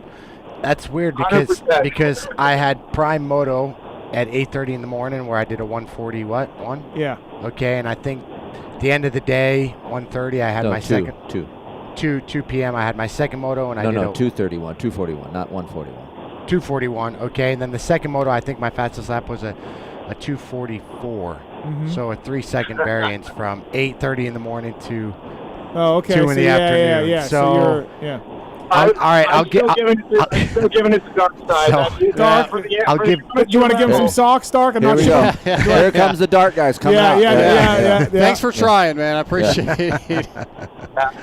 Thanks for the defense. Good watching the show, guys. Good watching the show. Buddy. Appreciate it. Thank you, man. Appreciate it. All right. X-Brown goggle tear-offs. Let's do this. We've been waiting for this for a while. X-Brown goggles. It's the X-Brand tear-off segment. It was 15-second rapid-fire Q&A. It was Pulp 2024 to save with X-Brand goggles. I had X-Brands, Dark had X-Brands, and mine came up on top at the World Vets 3 straight motos. Great goggle, great quality, and I saw a lot of them out there this weekend. Yeah. SoCal is strong with the X-Brands. Yeah, I just see mine laying all over my fucking van because Dark just leaves his shit in my van. Yeah. No, sir. Yeah, absolutely. Is that yours goggles? Greg loaded everything before we put anything away. My goggles are on top of my bag, and he threw everything. Before we even put the bikes in, he loaded the van. Yeah, all right. There we go, everybody. X-Brown goggles. These questions are submitted by Corey Moser. Are you guys familiar with him at all? Never heard of her. Okay, all right. Steven. Yep. Who was your biggest rival when you raced amateurs? Oh, I don't know. Yeah, no, I don't really have one that came to mind. I wasn't like the Canadian amateur pro guy or nothing, so. Keefer, what advice do you have for Marks who will soon become a father? One, watch the baby come out of the vagina because that'll change your life. 2, leave your wife alone for at least 1 year. Do whatever you can to keep her happy because she's going to be doing way more than you will be doing in this first year. After that, keep her away from dirt bike dudes. 30 seconds. Good job. Tallon had something to the wife or in there, I think. The kid. Well, maybe both. Yeah, Maybe exactly. both. Yeah, both. both. Yeah. That's a good point. All right, Dark. What's another race on your bucket list? Day in the dirt. I'd like to do one of those. That's at Glen Helen, bro. You think this week was bad? East. Okay. East. Okay. Yeah. Not boy. East. Holy shit. So, I had this little theory I was working on. Dark. Pre Moto Media Dark. Oh, we're doing this now? Bandana, ponytail. Why do we start Why do we start X-Brand and then right in the middle? Like bandana, ponytail, right? Digging ditches. Yep. He's got his crew of guys. He still has lunch with them. He still stops in and sees his old crew. Buddies. Still his buddies, From time right? to time, yeah.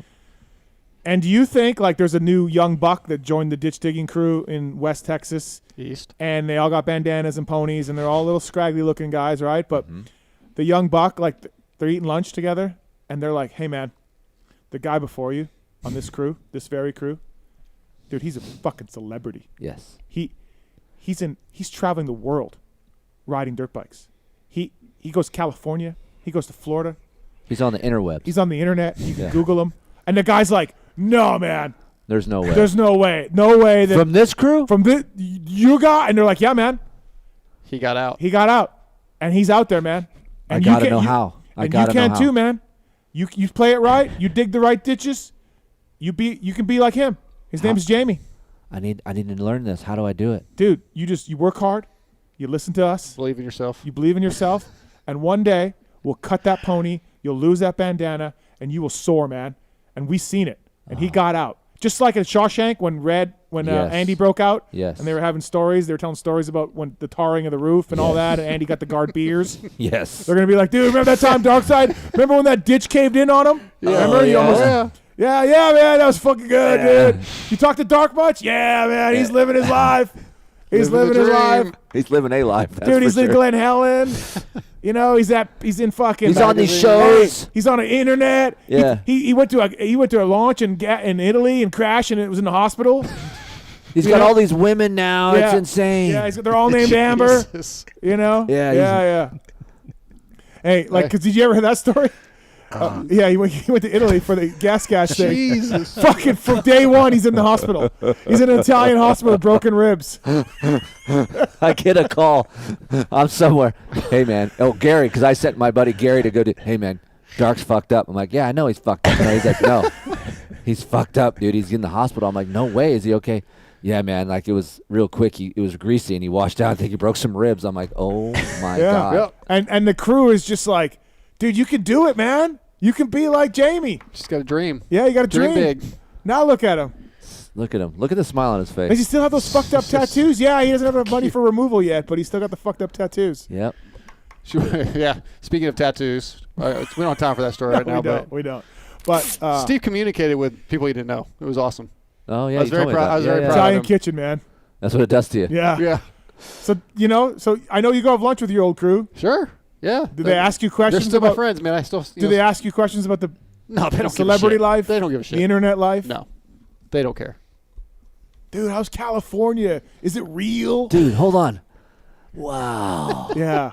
Oh my God. Dude, are the girls in California as hot as they say? You know? Yep, did you fly in a plane?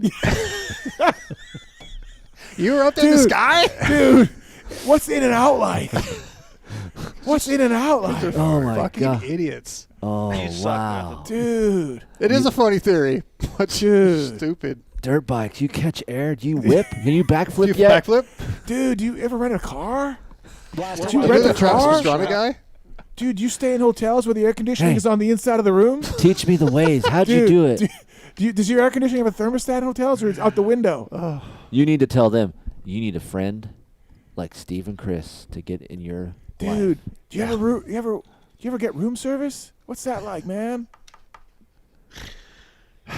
So what these guys are wondering? Yes, it's exactly how that's exactly how the conversation You goes. got out, man. Yeah. They can't believe it. All right, next question. That's a good one. It's pretty good. Phil, if you could be a riding coach for any 250 rider, who would it be? Who do you think you could help get to the next level? I don't know. Deegs would get the most money for bonuses and stuff. I like the Coonans, Coonan brothers. But then, I actually have a soft spot for, a Jet Reynolds, too. I think Jet Reynolds does have some serious talent in there somewhere. And he doesn't, his attitude's I don't give a fuck either. So, I actually like Jet. All right. Yeah, good kid. Mm-hmm. Steve, out of the group of buddies who raced last weekend, who likes Glen Helen the most and who hates it the most? Oh, well, Keefer likes it the most. That's easy. Dark hates it the most. I mean, Phil's close, but Glen Helen is... Fireman Dave was pretty hard on it. Was he? Yeah. I'm with Dark, too, though. When I was lining up for that 30 Pro and that wind was fucking howling and there's a fucking dust tornado in the straightaway, and I'm like, dude, fuck this. Yeah, why are we here? Dark, do you get air conditioning and stuff? East Texas is not a third world country. Some spots. He got out, man. He got out. He's soaring like the Eagles. I don't know if it's more like Shawshank Redemption. It's more like a Goodwill Hunting story, I feel. Yeah. Okay. Yeah, that works too. Yeah, you're Robin Williams. You're the therapist. Right. You kind of just fucking bringing him out little bit by little bit. And his buddy's like, hey, if I pull up to your house and you're still there, I'm going to be fucking pissed. Yes, that's look Kris, Look I want to have your back here. Okay. And this we'll see. He stole your gas this weekend. I know. I did not. But here's out of us three, he has helped each one of us get kind of where we're at right now. Yeah, If absolutely. it wasn't for Steve, Phil wouldn't be as big as he is because people wouldn't know him as well, right? Yeah. If it wasn't for Steve, people wouldn't know me as well. Sure. I give Same credit. for you. Yep. Look But- at Marks and Tallon. They were but nothing. What They about were nobodies. what Kris Keefer has done for Steve Mathis? Absolutely. What's he done? You can you tell weren't me. riding just a few years ago. Look how happy you weren't are in the riding shape you dirt are. bikes. You weren't bicycling. You weren't riding dirt bikes. I'm happy bicycling. Look Huh? at the smile you had When on you your got me the RM Army, when you got me RM Army. Yes, and I was in your ass every day You were about in my riding. ass. You were in my ass. Yes. It didn't feel good. What about the smile on your face earlier when your lights got fixed? Well, that's my friend Kris- Vaj. but Kris- No, but you didn't know Vaj. Yeah, It wasn't for without me. Kris. You don't know I wouldn't be friends with Vaj. You would not. Yeah, you wouldn't be friends with anybody. Exactly. Point taken. You're right. So we've all changed each other's lives Yeah. somehow. He got out, man. Hey, so Dark. Seriously though, I don't want to pile on here. Yeah, you do. Did you know this story? Did you know this story, Phil? Phil doesn't know any of these stories. He doesn't Phil, need to know any of these stories. The guy says, "I'm coming to World Vets." Okay, cool. Our friend Dark's coming to World God. Vets. Like that's awesome. That's great. Happy to have you. He lines up a bike with Ulrich, okay, because, again, like his friends wouldn't believe, but he just gets free dirt bikes. Lines up a bike with our friend Ulrich. Never communicates with Ulrich or anyone else. Just assumes the bike's coming out to Glen Helen. Magically, ferries, transportation, like the Like the GNCC just showed up and Yeah. it's there. That's what happened now. This is how factory he thinks so he is. on Wednesday, he's like, "Hey, man," he calls me. Are you going to California at all? I'm like, "No, man." He called you? Yeah. I'm like, "No." He's like, "I got to get this Yamaha from Cyprus to Glen Helen." Because he thought Ulrich was coming. He thought the truck was coming. I don't know. Like I did think Yamaha would be like there as support, just in general, not for me. But the in key word general. is think. So Yeah, you're right. You're right. He's not showing up Friday. He calls Heather to see if he could ask Aiden to go get the bike. I'm not involved in any of this, by the way. Can't do that, dude. Doesn't even call me. Nope. You're busy. Just bypass me. You are busy, and you didn't need that extra headache, right? But it came back around. I knew So, it eventually would, but I didn't want Eddie, to bother you while you were Keefer's practice working. bike guy. He has to go to Pro Circuit. So he may as well go to Cyprus. Well, I he's gotta mean, go why down. not? Yeah, he's gotta go. Yeah, it's on the way. Okay, my So- California geography, not 100%. All I know Hey, is it's Eddie, down the hill. while you're at Pro Circuit, swing by Cyprus. I know For it's sure. down the Pro hill. Circuit Cyprus. So okay, I'm great. on a plane. Eddie calls me. Hey, I'm going to pick up your bike at Pro Circuit. Okay. And I got to go to Yamaha. I'm like, I don't have anything to pick up at Yamaha. Well, I'm going to go pick up Darkside's Yamaha. I'm like, we don't do shit for Vital. Thank you, Eddie Larrett. And I'm like, he's like, no. He asked me. I like Jamie. I'm going to do it. So now my guy is doing something else when he could be doing something for me, but for Jamie. Eddie is RV's guy, not your guy. He's No, RV's he's guy. not. RV's Yamaha, Blue Crew, my teammate. No. And so the bike gets picked up. Sure does. Gets to Chris's house, right? Then we have the whole SAG debacle. We figure that out, right? And then on Saturday morning, I look over. He's pouring Chris's VP in his bike. Glug, glug, glug, glug, glug, glug, glug. Yeah, about that like, much. No, and he it is, was and not. I'm like, bro. And he's like, I got no gas. Again, You have that- what do you- not incorrect. Well, to be honest with you, did you at least take the tank off and take that gas back and put it in your can? Because he didn't. No, it's burn on a its way to whole lot Texas up. right now. That's true, right? Yeah. Yeah. At 3:40-minute lap time, Then- not a whole lot of gas and is then- being burned out there.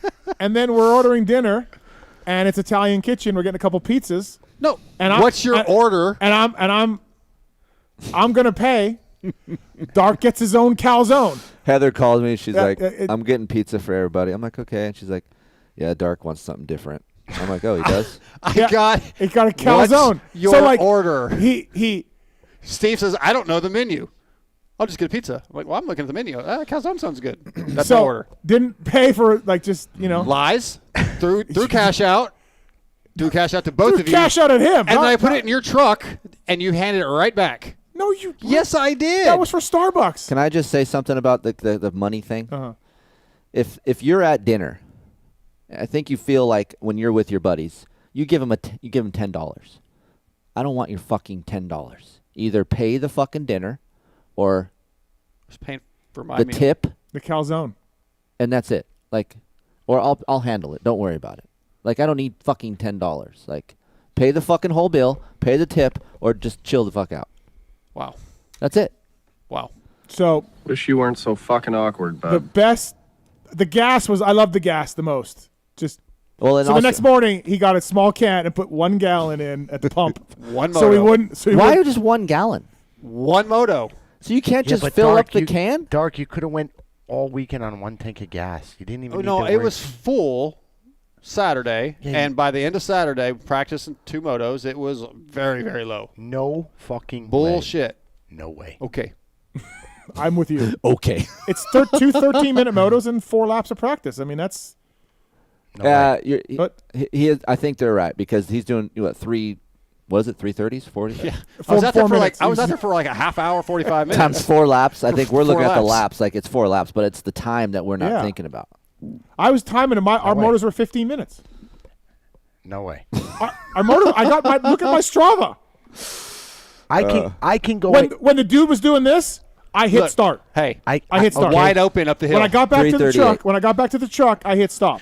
So, literally from the finish to the truck was the only time our motors were 15 minutes. No way. You could do the whole. No. I don't know, man. I don't know, man. This morning also. Yeah. Aiden, you want breakfast? No. Kris, you want breakfast? No. Aiden did not say no. Hold on. Aiden was going to Starbucks, so you didn't know that. Do you want breakfast? Yeah, I mean, I don't want to because I know Kris will give it, but yeah, I would like some. And then Heather last night, what'd you want? Like French toast, eggs? Yeah, I mean, yeah.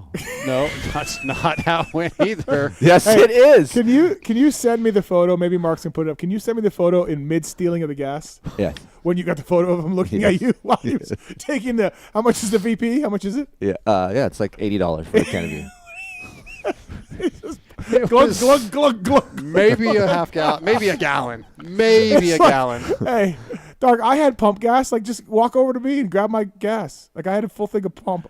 He's like, you can use the VP. You can go. Just use. I don't care. You can. Well, use the it's VP. not what he was. This is what Dark does. He turns knows he doesn't have anything, and it's easier What do you just mean I to don't give him have what the anything? fuck he wants, because then he's like, well, just fucking he bitches a little. Oh, I don't want to Fuck listen to your you. shit. I don't want to listen to your shit. Oh, no, I go, no, just fucking take my shit. I don't want to have you go over here. Like, just take it. That is, you're an asshole No, right now. you know that's how it is. By the time we leave, it's so fucked up. I don't want to deal with it later. I'm like, fuck it, dude. Just use my shit. Like, it's fine. You know what? I am never coming back to Glen Helen. I'm never coming back here. Well, no, just staying in Texas. Just fucking TIU, dude. Tighten it Last up. time I do this goddamn show. Last time he does this goddamn show. Just tighten your program up a little bit. Handle your shit. You knew you're coming out. Yes, I forgot fuel. What about the bike? Yeah, okay. Couple fuck ups. You don't have to point them all out. You don't have to point every fucking fuck up out. I'm going to race, but I don't have a bike or fuel. Well, and you could also make a joke like the 338 was a bit of a. Look at you gotta A-Ray. tighten that up too. It's no different than A-Ray. Yeah, the good point. Yeah. Point taken. Can you bring all this stuff for me? And he listens. Damn. Yeah, we give him shit too. Yeah. All right, we got more X-Brands? Can we move on? Yeah, We're bro, moving we're on. not even halfway done with that. Okay, X-Brands. all right, sorry. I'm supposed to leave in I don't 15 even, minutes. I don't you even are, know you where I was. Okay. You got to get Vaj on. He's about to leave. No, Vaj is good. Oh, I thought he was leaving. Well, he is leaving. Darkside second. What was the last question I asked? Me. One Who of the- would I train? It was out of the group of buddies who liked it the most. Okay. Oh so, yeah. Dark hated the most. Keefer liked it the most. Okay, Keefer. Yeah. How many naked dudes were in your hot tub last weekend? 0 naked Yeah, dudes. no, we're not doing that. Yeah. We're not doing that. I did screw with Darkside last night. I go, hey, I'm going to get in naked. And he's like, no. He's not getting in. So. Bill and I, we went in the hot tub last night here. Yeah. And never a thought to go in naked. Not once. I'm not getting in that fucking hot tub naked with you, dude. That's if what he would Pookie want. was there, I would have dropped him, no problem. But Yeah. not with So you. what if 2 girls are in a situation, 2 girls, 2 dudes, everyone's naked, you're out? Or if you're a little bitch. No, I mean I'll join the party. Why Right, not? thank you. That's all I'm saying. This guy's out, period. Like if there's naked chicks, he's out? Yes. If there's a naked dude anywhere, Oh, really? he's I didn't know out. that. I'm not, yeah, well, I mean, I guess it does. I guess it really wouldn't make a difference because the dude's naked anyway. I just don't want to be around a naked dude. Sorry, man. Don't want we talked about this last time. Dicks down, tits up. Yeah. Dicks down, tits up. If it's Pookie and Heather, all day. I'm in. Right. All right. Dark. What's the last thing you did that pissed off Michael Lindsay? Oh, Jesus. Honestly, I don't think he really gets. Well, the only time he's ever been mad at me was the first time I went to an intro with him, and we were doing video stuff, and I kept jumping in behind him, not realizing we needed a big gap, and he was giving me hand signals of what he wanted me to do, and I didn't understand the hand signals, and he kind of snapped at me. Oh, I remember that. Yeah, that was really the only time that I know he's been mad. He might have been frustrated a few times here and there, but that was the only time he's been mad that I know of. Phil, what's a national track you plan on never riding again? Glen, Helen. If I can stay away from Paula, that'd be great. But I would imagine sooner or later I'll be fucked being there. Yeah, you're gonna have to go there. But national practice day is not the same as a national prep and all that. Like, because part of the issue is the ruts and the huge jumps, right? Like, at Paula? Yeah. Paula's jumps weren't that big recently. It's just the dirt, the way it forms. It sucks. Okay. Steve. Yep. What does Philip need to do to find a nice chick? Should we try to get him a date through the show? Win a date with Phil contest? Now we're going somewhere with the show. Honestly, Phil is sneaky. Phil's sneaky. Is he? I think he's got something going on. He's got something going on. He doesn't talk about it. He doesn't put it out there. You don't have to. I mean, why don't you want to talk about anything?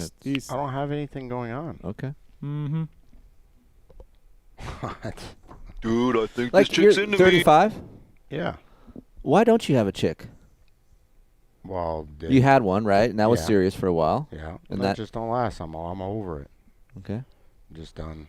Because I feel like and if you're barebacking, be careful, dude. I feel like you're a nice human being. Yeah, no, I mean, that's Phil always puts been off a crusty exterior, but he is a nice Yeah, guy. right. Yeah. Yeah, I mean, like I always tried, but I'm just like I'm out on it for a while. Like fuck. Yeah, I put a lot of energy in sometimes, and it's just like, yeah, it's whatever. He's got. That's why I'm riding dirt bikes, because it keeps my mind off shit. I can ride, enjoy it, and He's still cycling, still training. Yeah, doing all like that. it's fine. Whatever happens. It works out.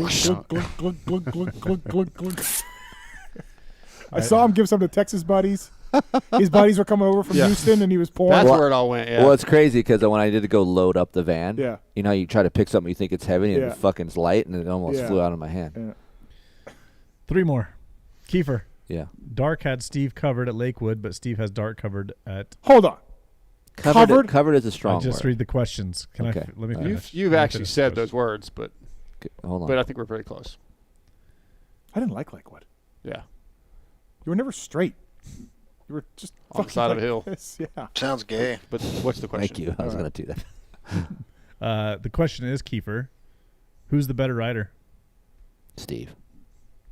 I think that's fair. Yeah. I was Steve's wide a- open. I was wide open out there. What I saw from Steve, I don't know if we're able to get to it because I'm going to leave here soon, but the aggression that I saw from Steve at the end of his races when he saw Fireman Dave right in front of him, 7-4. it made my weekend. I wish everyone could see this video I have of him battling Dave from the last lap. Like, Dave pulled him in the middle of the race, and this is like one of the last motos on Sunday. Shitty track. It's the second last moto on Sunday. Yes, shitty track. Steve gets around him early. Dave passes back, yards him for a little bit. I'm like, fuck, it's not going to be a good race anymore. And then here comes the shark, dude. White Dude. too. White bike. Dude. White. And then I'm like, oh god, he's cutting into Dave, and then Dave screws up on top of the hill. Steve's on his ass, and I am freaking out. It's Keefer's Anaheim, basically. Anaheim won. I am freaking out. He's coming down the hill. I'm like, oh You're my climbing god. a fence, Heather Yeah, I'm said? jumping fences. Literally climbed the fence, yeah. Like, it's going to happen last lap, and then he just doesn't get in on the last corner, and I thought you were going to run it in, and I was so pissed off because I thought it was going to happen. We could have hit. I think But we would have hit. The aggression that I saw once he sees one of his buddies in front of him, so there's some fire in there. It's not a 5. It was like an 8. What and I happened like to 30 that. seconds? Yeah, I forgot. Sorry. Well, he was talking good things about me, so I was going to let it go. Yeah. Listen, I did 6 motos, and it was good, and I was happy, and Pookie should be proud of me. Yeah. Yeah. Right. She says she is. She says she is, But you've asked, when we were downstairs earlier, you asked her about every 15 seconds. No, I did 6 motos. You should be proud of me. Hey. Do you want as much like Pookie, come up like here. a heather coming out of her a little bit after you? Yeah, go? I'd like a little more A&H. Yeah, for sure. Yeah, because Pookie's not competitive at all. Like Right. none of that is in her genes. She's just not F that you, type dude. of person. And so for me to explain to her, hey, listen, Glen Helen was really tough, super tiring. I was wide open out there, and I did 6 motos. That's why I ran out of fuel so fast. Yeah, Wide open. You know, she should be proud of me. Yeah. Okay, 2 more. Dark. Yep. Who's someone you want to get on your podcast but haven't been able to land yet? Jason Anderson. All right, 0.6. Last one, Phil. Could you fix Sexton's starts to be as good as Jet's? That's a double-sided question. So, no, but I think it'd be cool to help with something like that. I agree. It'd be cool. I don't know. I think they have a Honda. I think they have some technology, Honda. You know, I really do. I'd like to see. Yeah, I don't know. Very cool, though, if you did that. Would be cool to close the gap. Yep. But X-Brand goggles. Joyce champions ever. Janky. Hello, gentlemen. Hello, Janky. What's up, Jank? I'm just gonna get this. Just go quick. It's long show, short show. You know, the speaker over the speaker at the shoot where everybody was. Mm-hmm. You have the announcing speaker, like at level 11, and then the guy trying to read off your number at level 4. Yeah, I noticed that too. I couldn't hear. I was standing next to him, and I couldn't hear what number he was calling. The speaker's on the ground, first of all. It's on the ground. Yeah. So generally, when you go to a rock concert, are the speakers on the ground in front of the crowd? No, normally they're up high. Generally, they're at the Sphere. They're way high. Yeah, they're at the Sphere at most concerts. And again, if they want to give me $50, now I'll get a pole and get Vaj to put this fucking speaker on the pole. To put Even it up better. What if they had a light up sign with a number on it that was the moto that was on the track? That'd be amazing. What if they spent $500 and put a speaker on a shelf? That's a lot of money. Get the flip numbers to be like in staging on the track and flip the numbers. I just want to tell everybody. The money's there. They have enough entries. I love every fucking thing about this. Yeah. Did we discuss Phil's shortcut into the shoot? Yes. Phil has mentioned that he never once went to staging. He took the tie wire, opened the fence, and put his bike through that way. That was awesome. I would like to, I guess it would be bragging. I did not get caught by Phil in the moto where he raced 35 expert, so I'm proud of myself. Okay. So I'm okay with that. Yep. Good job. Steve, did you bring up the lack of gate packing for your last race? That's my race tech rant coming up. Yeah. Okay. Well, I would also like to mention my gate was I never saw you in front of anyone else's gate. I never packing. I never. You didn't help shit. I went down to the line. See?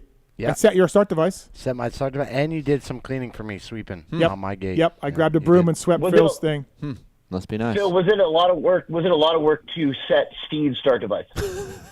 Yeah, I needed 3 people to, grab that handlebar. Might as well not even have said it. Mr. Side and I follow instructions. Yeah, man. We follow instructions. Another one thing. So we're at the back of Keefer's van, and I love you, Dark. I love you. I'm starting with that. Oh boy. Dark goes, hey. I need to pour the gas in my bike, but there's no funnel. And you know what's gonna happen. I'm gonna fucking fill this thing. I'm gonna spill it, and here we go off to the show with Kris going, "Oh, there's $5, $13." So he's like, hey, why don't you stand in front of the bike, you know? That way, you wanted Janky to get cover. So he doesn't see me wasting the gas. Hey, man. I'm like a fucking abused wife. Dude, he is he's trying so hard not to get any content for anybody at all. Poor Dark. Why are you such a dick to him? I know, right? Sorry. Other than that, thank you guys. Had a great weekend. It was fun. I hope you guys get to enjoy what I sent you earlier. Yeah, we're going to run that. I sent an extra one, too. I don't know if Mark's told you about that. Oh, no. Oh, no, A Janky. Phil one. Oh, a Phil one. Okay. Oh. Do we have it loaded? Yeah, we're locked and loaded. Okay, we're locked and loaded. All right. All right. Well, you guys have a great night. Phil, it was excellent to meet you and to teach my son to flip off the camera. Cheers, mate. Thanks, Janky. All right, thanks, guys. Have a good night. Thank you. Appreciate it. Let's move right into Race Tech Rant, then we can get Kris out of here. Racetech.com, of course. Love those guys. Great dudes. Really working well. It's my suspension. Race Tech. Great. Fantastic. Racetech.com. PulpMX to save with Race Tech. Oh, my God. Official suspension of PulpMX. Holy crap. Official suspension of PulpMX. Gold valves. Find your local service center. Very easy. Racetech.com. Thank you. You are a fucking your local service tech. You are a fucking liberal. Your local service tech is most likely at your local track. Get to know them. Yeah, and tell them you listen to PulpMX. They'll give you a discount. I got two of them. One is the fucking Starks. There were Starks everywhere. There was a lot of Starks. There's a lot of Starks. Yeah. And I like those electric bikes. I think they're cool. But couple things. Like I said earlier, I talked to two guys on Starks. They told me there were dudes with 80 horsepower maps for the starts. Yes. And then they would flip it down to 60. Correct. So, fuck that. 90 miles an hour. You have 80 horsepower at Glen Helen with a concrete packer. Like you're going to get the fucking start. Yeah. So fuck you, Stark guys. If you're listening to this and you had 80 horsepower map, go fuck yourself. Okay? So that's my one rant of Stark. The second rant, fucking guy, Canadian guy, Dustin Heikkinen. I know him a little bit. Used to race, I think we were race pro together, or he was around my era or something. Anyways, now he works with the Calgary track. I'm fucking cruising on the last lap, or right before maybe the last lap checkers. Like there's nobody in front of me. I can't catch him. I don't hear anything, and I'm fucking just cruising. And here comes right by me. You didn't even know he was there. Didn't even know it, dude. Didn't see him. Didn't hear him. Fucking stealth. Dude, fuck those bikes. It's got to be dangerous. It is. No, the guy I talked to in staging was like, he goes, dude, people come over on me all the time. Yeah. And I'm like, yeah, like Davey Coombs has kind of told me, like, this is an issue in pro racing and Loretta's and all of that. Like, what do we do? Right. Do we put a little whistle on there? Like, I don't know. Like, you have to be, if you're a start guy, you have to know if you're going to make a move, you have to use your voice box. That's it. I think, I don't have a Tesla. I've never owned an EV car, but they have pedestrian warnings on the cars. Someone told me? I didn't know that. No idea. EV cars? Vosh? Okay. Vosh knows everything. What does he That's know? one thing he doesn't know. Yeah. But anyways, so the guy told me, oh, yeah, people chop me off all the time. I'm like, okay.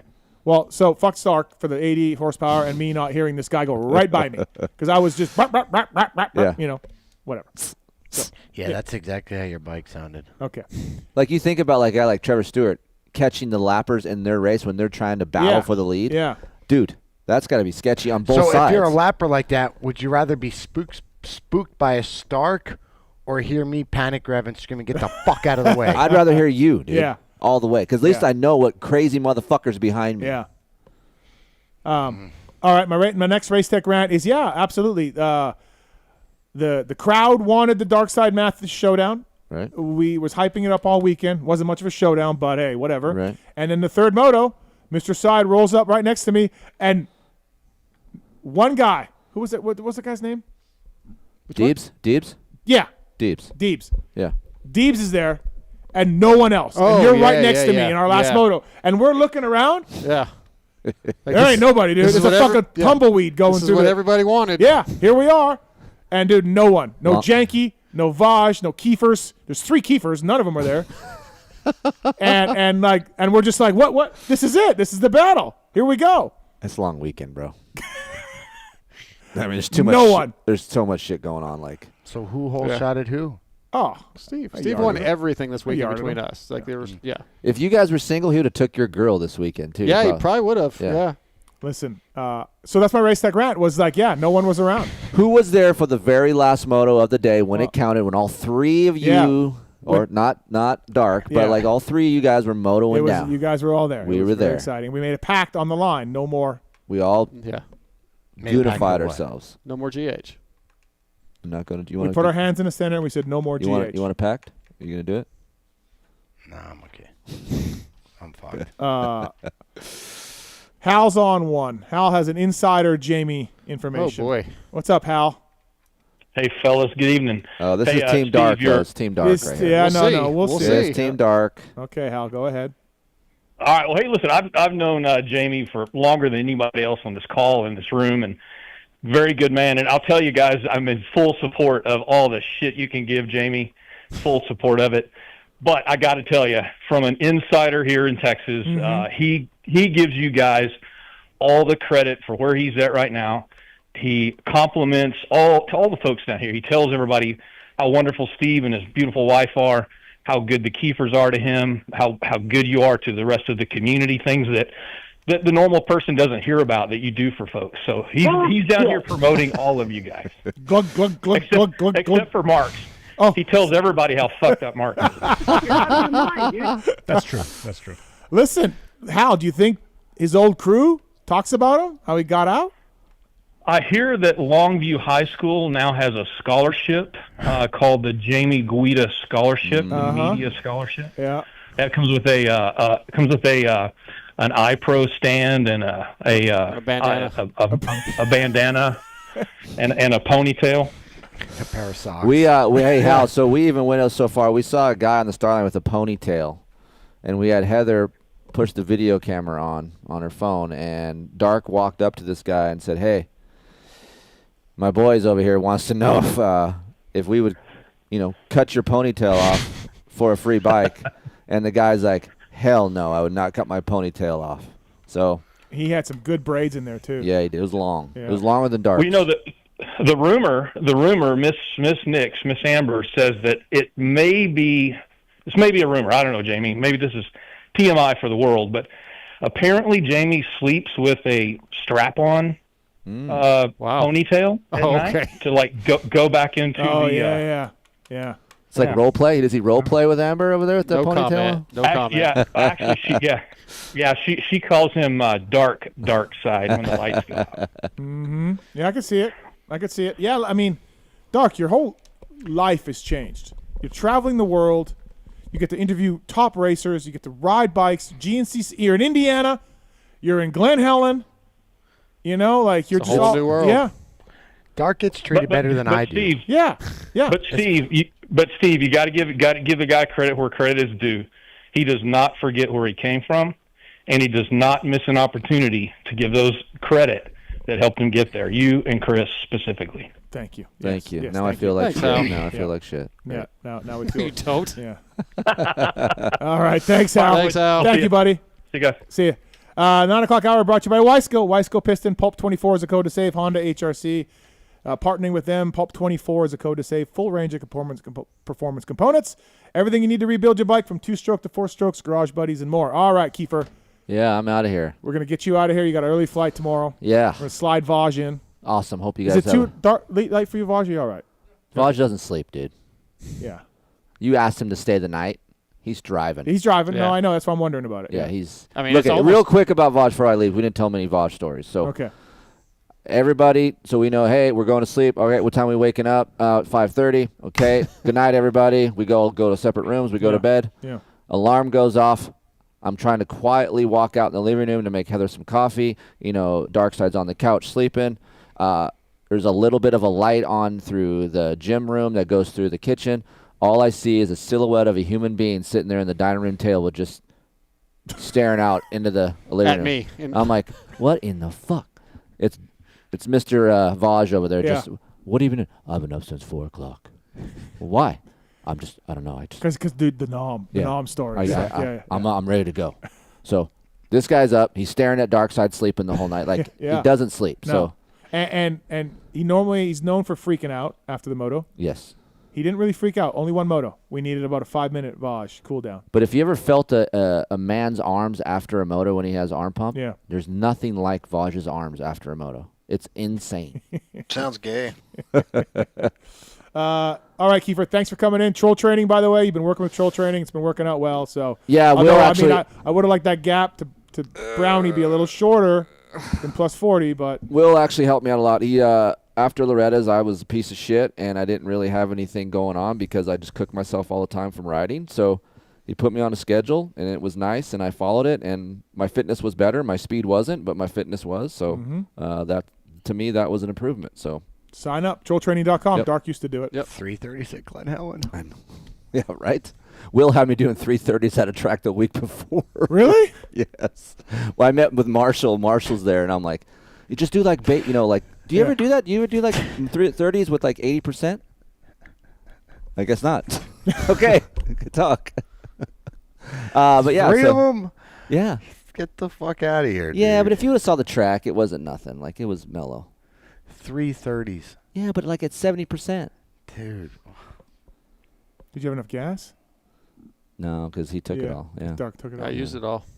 Yeah, had a fun weekend. Thank you guys. Appreciate it. Phil, congratulations. World champion. Never at Glen Helen, and he beat Alessi. That's yeah, that's pretty good. Yeah. I mean, why do you laugh at that? Like he's legitly good at Glen Helen.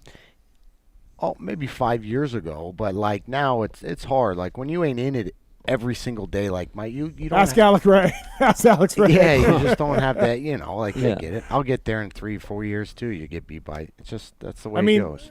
2 months ago, he's a top 10 Yeah. guy. Yeah. 450 Hard, SMX. Like literally, like he's. What do you really expect? Yeah. You know. Good times though. Yeah. I'll defend Mike on that one. So. Didn't you do a lot of stuff with Tony and Mike when you were really younger? Didn't you like come up the Des and ride? I lived up there with them in 2010. Yeah. Barn Dog, which I saw Varner this weekend. Yeah. Yep. It's good to see him. But yeah, it's fine. Yeah. All right, Keefer, drive safe. Okay. Thank you for the time. Thank you for the hospitality. Yep. Thank As you always, guys. good times. See you soon. Good times. Bye. Yep. Bye. All right. That's We'll Kris miss Keefer. you. That's Kris Keefer, everybody. We're gonna bring Servage in, Matt Vaj, Servage, and hey, by the way, MTX braking available in over 800. What the fuck you doing? Oh Jesus! Over 800 power sports dealers nationwide. MTXbraking.com. The code is PulpMX. Great mountain bike brakes. Great road bike brakes. You need some road bike brakes? Can always use them. What we got? SRAM? Yeah. I'll give you some. Yeah, I got some MTXs. Yeah, they're great. They're red compound, gold compound. MTXbraking.com. Available over 800 power sports. Thank you to those guys. Use the code PulpMX to save. And Dark's got some too. What's that? MTX braking pads. Nope, you never gave them to me. Wow. Can you just say yeah? Yeah, I got. They're great. Yeah, okay, thanks. Appreciate it. Did I forget to give them to you? Yeah. All right. What's up, Vaj? How you boys doing? Medals up. Medals up. Medals up. Vaj got one. Listen, Vaj. Listen. We put the fucking lap times up there. Yes, sir. And one of your motos was after mine. One of your motos was close to mine. Yes. And, sir, you were in the C class. Yes, sir. C class must have been fast as fuck. I kind of I didn't win. Yeah, but I feel like, Vaj, you were in the wrong class. Maybe. I felt like I could put one good lap down, but after that, it was going to be survival. You which went it sort of 338, Yeah. third overall? No, fifth overall. Oh, fifth overall. Okay, The yeah. eighth yeah. did me in. Yeah. That was it. No, and so you came into this. You live in Montana now. Yep. And I said to you when you showed up, I'm like, we met at the track Friday, and I'm like, you got low prep going on? You're like, I got no prep Yeah, going prep. on. You haven't been riding much. I haven't. Yeah. Maybe a handful of times since last summer. Jeez. Track smooth at least, so that was nice. Yeah, track was perfect for someone who hasn't been riding much. Let alone if I did ride, you're not riding anything Like even that. close Well, to as yeah. rough as that. Yeah. Yeah, it doesn't matter how much you ride. There's nothing like that. You cannot prep for that. No, there's nothing. No, there's no chance of survival. Unless, that like you said, they go to a track and drop some bombs and maybe get close. But even if you ride Glen Helen on Vet Weekend is completely different. Yeah. Like I've been there on Pro Thursdays and been on that track. Yeah. Any other race, works races, anything they've done there, and nothing compares to Vet Weekend. I was there 2 weeks ago on a Tuesday, 3 weeks ago. I had a great time. Track was smooth, barely anybody there, overcast. Loved it. Maybe the greatest day at Glen Helen I've ever had. Honestly, I had so much fun. Felt fast, jumping everything, Ripping down the hill. Yeah, jumping the tabletop, jumping the hip jump, everything. And then and there's nothing. That was not the same track, what I just rode. I was like, oh, my God, this fucking place. And every year for vets, it doesn't get any worse, but it doesn't ever get any better. No. It's brutal. By the way, thanks to the folks, Doug Dubach, Eric Peronnard, Jason Thomas for coming on earlier tonight, Glen Helen World Vet Show. And please check out the PulpMX Show for all the codes to save with those guys, and really appreciate that. But, Vaj, you need to move up a class next year, so we got to do that. All right? Yeah, I will. All right. Thanks for the I work. did for the last moto. Yeah. I moved up to intermediate. Yeah. Just rolled up in there. Just rolled up in there with no transponder. He took his transponder off. So where were you running before? Like, did you finish the whole race or did you pull off? No, so I did my first 3 motos, and I did 2 in another class, and I pretty much shit the bed on the start. So I was supposed to be the last race of the day right behind them. And David Martinez goes, dude, race with us. I'm like, nah, I'm not going to do that. And then Kris rolls over. He starts freaking chirping. Come on, do it. I'm like, oh, I already shit the bed. I'm sitting on a 16-16 in race 16. So Yeah. I'm like, what do I got to lose? Yeah. I'm like, and you might want to check my transponder, though. So he took it, and the guy next to me is just eyeballing, hawking exactly where he's going with that transponder, like we're going to put it onto the bike. Onto the bike, yeah. So I rolled in right next to Dave and Steve. Yeah, you yanked me, but you're a 350, I'm a Yeah. 450, so you got the jump on me. But I got the jump, and then after and then that, I didn't realize, like, honestly, I got a pretty good start, and Dave was ahead of me. And then when you said, you finished like 3 back of me or something. Yeah. I was like, oh fuck! Like I thought you were buried. Like I was right behind you. I was right on your tail for 2 corners, and I was right behind you when you got Dave. Yeah. And I was like excited for a second. Yeah. And then he got back around you, and Dave got around some guys quicker than you did. Yeah. And that kind of got that gap between you guys. And then when you got around like 2 or 3 guys, then I was stuck behind them. And then the gap happened between us because 2 of those guys crashed, and I had to jump off the track and then enter the track. And I'm like, shit, it's done. Like, there's a nice little gap there. And I actually started charging, and I was wheeling you in. I'm like, oh, maybe I could at least get up there. And then, I hit hit that wall. A couple chuck holes that had some boulders in them, and about blew my hand off the bars right before the last lap. And I'm like, nah. I got to go to work. That's it, man. I'm like, I'm done. Yeah. That's all I had. The one, Phil, you ever, like, obviously, like, whatever level of speed you're at, and, like, you're faster than a guy, but, like, he's just, like, drifting into your line, and you're like, okay, like, I'm going to go here, and he just kind of drifts that way. And he's not maybe doing it on purpose. That was this one guy in the last moto. Like, I'm like, I came up on him, and he just started and I was trying to second guess him and outguess him. Yeah. And the dude was just He's a good blocker. exactly where I was going. And I don't think he was, like, moving over. It was just the way he was riding. Yeah. And I was like, well, maybe he was doing it, but I was like, this fucking guy, like, I came down. I was going to go on the outside at the bottom of the big hill before Mount St. Helen, and he's on the left. And I'm like, I just got to hit this turn right, and I got him, and he just drifts to the outside. And I'm like, fuck. I'm just picturing the speeds at which you guys are thinking about this. Oh, yeah. Versus if I got to think about this, like how much fast. Oh, yeah. He was just thinking, so I was just like, I come across, and then like, he come across, and it's just like, Oh, we're both tired. Both our arms are pumped up. Meanwhile, I'm out there, and it's just like fucking yeah. No. It's another. But I don't mean it. I just mean it like where you're like, what? This guy just fucking is in my way. I don't know where to go. I don't know where to go. I'm trying to get around this guy. So it was that guy. That was the guy, the last guy before I got Dave. I think Voz, were you ever wide open going up Mount St. Helen? Wide open. No. Wide open. I was on a 350? You were never wide open, just fucking The only time I was wide open was when I was warming the bike up, trying to make sure it's cleaned out. Yep, okay, we're good to go. I don't know, man. Feels like wide open. Maybe it's my wrist injuries. Next year, we're gonna get data on your bike. Yeah. Tell Jamie to bring everything. We need dartfish. We need dartfish. We need dartfish. We need data so we can really some fuel consumption. Yeah. I will say this: in the Yamaha days, we put data on Villeman's bike, and he said he was wide open in a section, and maybe the whoops, I don't remember, and he was at 63% or something, and he told us I was wide open. And we had laughs for days about David Villeman being wide open. There it is. I'm just picture putting you at the you know how I want to duct tape their works. Yeah. Wide open. Send it through the burps. I want to do that at the bottom of Mount St. Helen. Put you in third gear, and send you up that bitch at the end of the day, and just see where the fuck you end up. Well, I wasn't wide open all the way up it, but at the bottom, for a anyways. second. Yeah, just a little of the clutch. Yeah, and that was it. You can have no, you can't even really have the clutch. You can have it for a little bit, but you get a quarter of the way up. There's no clutch, and you're just like this. I want to see how the fuck you would like. So when you're going up there's no way you fucking. When you going up there without the sun, say it's normal, the sun's not blinding you, are you moving to try to get over chuckles? Oh yeah. You're going in and out. Left, right, back, left. Yeah. Oh yeah. And you're just looking ahead. You're just doing that. I felt like I was doing that too, and I was wondering if it was slow. You know what I mean? Because Like, hey, pussy. Like, I was doing it to, like, fucking save my back. I'd rather lose a half a second than fucking, dude, hit those fucking things. Well, I was, like, trying to do it, but I'm like, I want to save my back. I don't want to hit those holes. No more. So I was doing that, and I was like, I bet this is slow. You just watch me go like this. My shock that I had on, I had an issue with my forks, but my shock was my full national shock that went 8.8 on it, Ironman. Yeah. How many, good. That's how gnarly Glen Helen was. It just like it didn't feel that great. Just because Glen Helen's its own beast. You need your own specific setting at Glen Helen. Yeah. Well, I had a stock setting, so. Oh, well, we can get Dubach back on the phone. I had a stock bike. Who said that? Oh, you said that. Me. I thought that was Tallon for a second. I had a stock EX 350. Not even the moto version.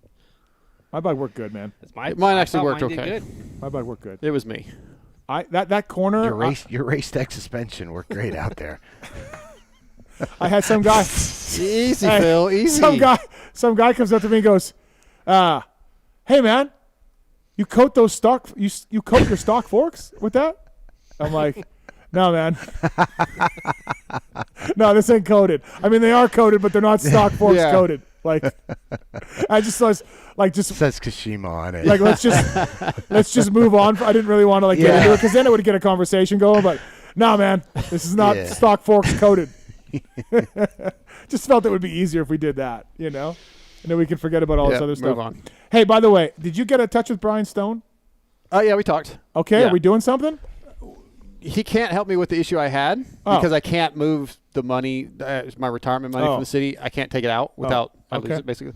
But we're working towards doing some. He is going to help me, yes. All right. Edward Jones, financial advisor, Brian Stone. He can help you understand the impact of short-term events. He can help you prepare for the long-term, Dark. Yep, he can. He's there for you. Edward Jones provides the tools for a reasoned, disciplined approach to investing. Please check out Brian Stone, 816-761-4066, or visiting edwardjones.com. Brian Stone used to race, made some main events. Good guy, and helping Dark out with his finances. So Dark should be a multimillionaire in no time. So he can bring his own gas next year. Yep. Glug, glug, glug, glug, glug. Oh, I got to text Keefer to send me that photo. Oh, I might have it, actually. Oh. I think I do have it, if you want me to send it to you. No, that's all right. All right. We got after the show. We could put this on a mugshot. Yeah. Do you know this man? Have you seen? Have you seen this man? He's a gas stealing stealer. fuel, Glen Helen. All right. Motorsport.com tweet at Tallon segment. Let's do it. No, that's my mom. It's the Motorsport.com tweets at Tallon segment. Motorsport.com, great prices. OEM and aftermarket parts there. Go through the banner on PulpMX to help us out. If you need some goggles, some fuel, a bike delivered, whatever. An Uber. SAG tool. All kinds of anything you want. Thanks for stepping in for that SAG debacle. Yeah, thanks, man. It was comedy for a while. I couldn't resist. I couldn't just sit back any longer. Because I was on the couch being like, what is going on over there? How many times can you take it off the stand, say you put 4 turns on it, put it back on, and it's still at 65? The number's the same. Yeah. They must have taken it off the stand 4 or 5 times. And then turned 65, it, man. And it's still at 65. I was like, I really, get away. really hate my There's friends. something wrong here. Everybody walk away from the bike. Yeah, and for I was sitting there going, what is going on over there? Like between Aiden and Dark. So Vaj stepped up. Anyways, motorsport.com. 70. Yeah. I was in my mind. I just assumed it was right. I'm like, who the fuck rode that bike? Like he liked Tomac. Like, what did Yamaha do? What did Yamaha do? I do like the rear He's end coming high, down the hills like this. I do like the rear end a little high, but yeah. Because it was a media bike, so who knows where Yamaha got it from? But I was just like, it was your bike, I think. Yes, I think it was. Was it? Well, it was the one you rode. Yeah. Well, not with 7 hours on it. It was. I don't even put that much on it. But anyways, motorsport.com, great guys. Thank you to those guys for coming on board. These are tweets submitted to @PulpMX Show on Twitter, and Tallon picks the best ones. All right, 13 minutes. Let's do this, Steve. I like it. The Moss 912. How come Phil couldn't get Webb in FXR gear? Kind of already talked about that. Is that me or you? No, for Phil. Yeah. Question for Phil. FXRs are, privately owned company, so the backing, like what Fly does from WPS or Parts Unlimited, like takes a lot of money to do something like that. So FXR is getting there. They've taken some swings at some guys. Yeah, they've taken some swings. They are getting there for those level guys, but maybe another a year or two they'll be there. So you're going to be back in them with them, like in whatever you do. Yep. That's done. Yep. You'll be FTA or FXR. What like FTA. FTA. Yeah. By the way, I tried to get Andy White to call in tonight to say you're clipped from FXR. Yeah, you mentioned because of your results, and he denied. He did not want to do that. So FXR is still. Come on, Andy. Yeah. Your sublimated gear solid, looked good this weekend. Solid company. Sublimated gear looked real good Dude, this weekend. We're not going to jump on that bandwagon.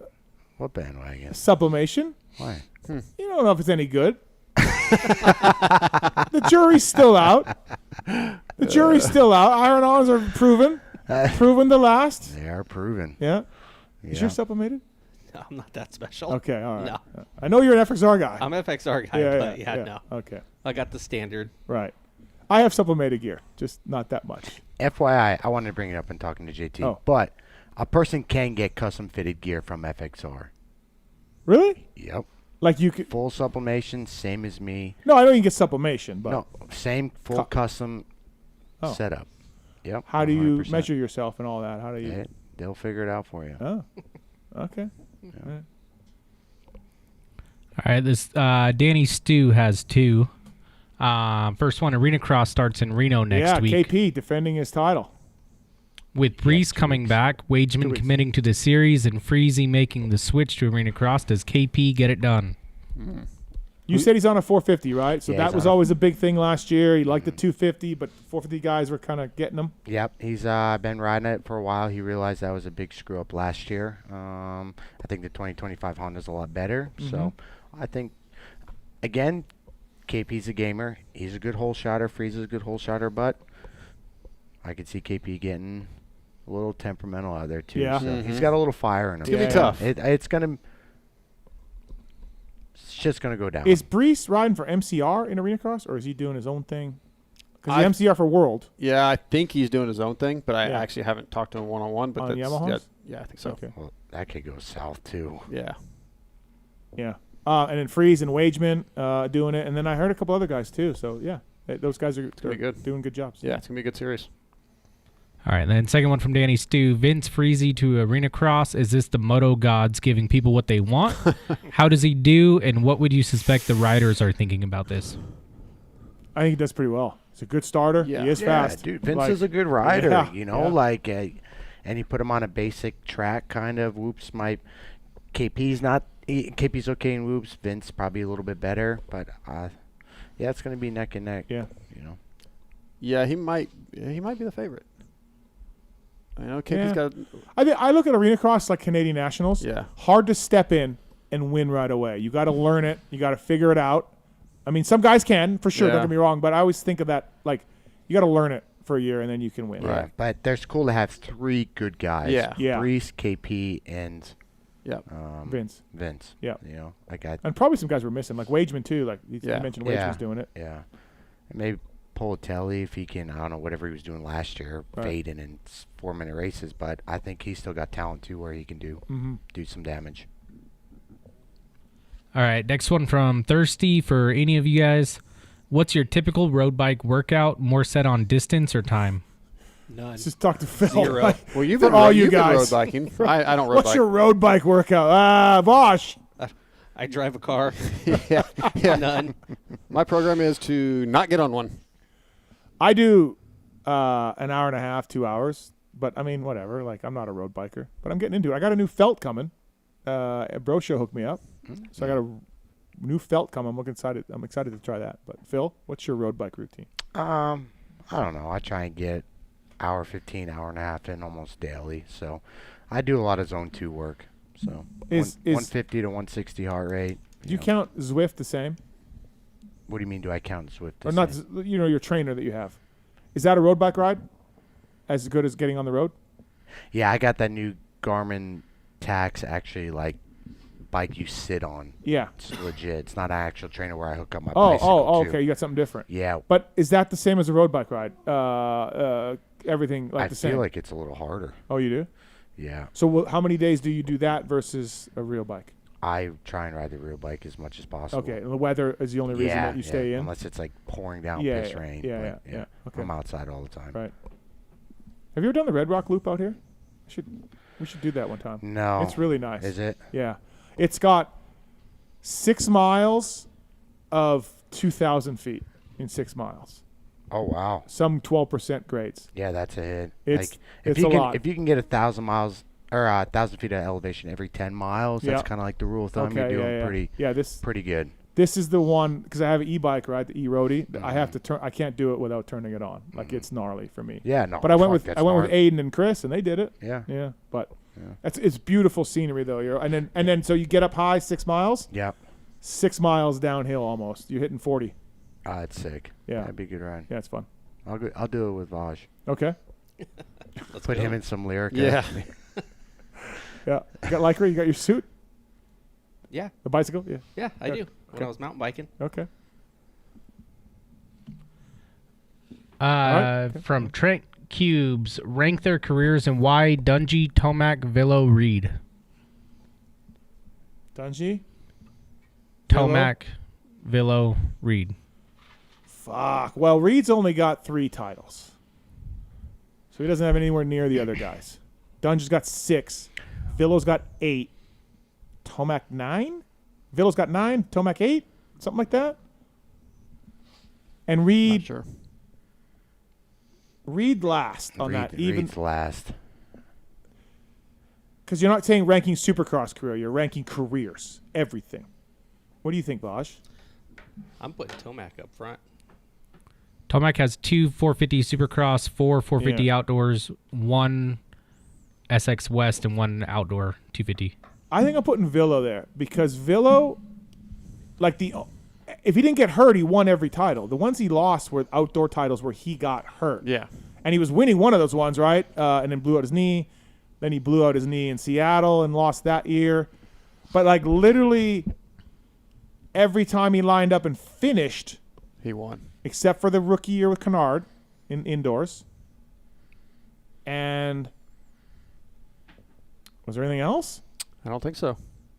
Like if he finished the series outside of the Peronnard thing, he won. Yeah, he won. Yeah. Fucking pretty impressive. Yeah, his rookie year and then the Peronnard year. There's 2 of them? In Supercross. In 250 Supercross. Yeah, he didn't win in 06. Wasn't that the Peronnard year? No, that was 08. He won in 07. 06, he hurt his thumb or something. 06, yeah, he won some races, just kind of scrolled out. So you're right, so 2 times. Yeah, in the Peronnard year. He won in 07, then the Peronnard year. Yeah. Then he won outdoors. He went 3 straight 250 titles. And then every outdoor title he won that he competed in. Yeah, and every Supercross title he won that he competed in other than 09. When he got, And like I said, if he finished the series, he won. That puts him ahead of Tomac. Because Tomac got beat straight up by Dunge. Tomac got beat straight up by Anderson. Tomac's a bad dude. I mean, he's fucking gnarly. For sure. But so I'll go Villo, Tomac, Dunge, Chad. Yeah, that sounds right. I like that. Phil? Yeah. Okay. Yeah, just because of the amount of Supercross wins. Dunge and Tomac are pretty close, but the fact that Tomac has so many Supercross wins. Yeah. Villo only has 38 wins or something. Yeah. And Tomac's already at 50? 51? Tomac's third all time, I thought. He passed Stewart or hasn't passed Stewart? No, he passed Stewart. Yeah, he passed Stewart. He passed Stewart, right? 52. Yeah. 52. 52, okay. He's third all time. 41 for Villo. No. Yeah.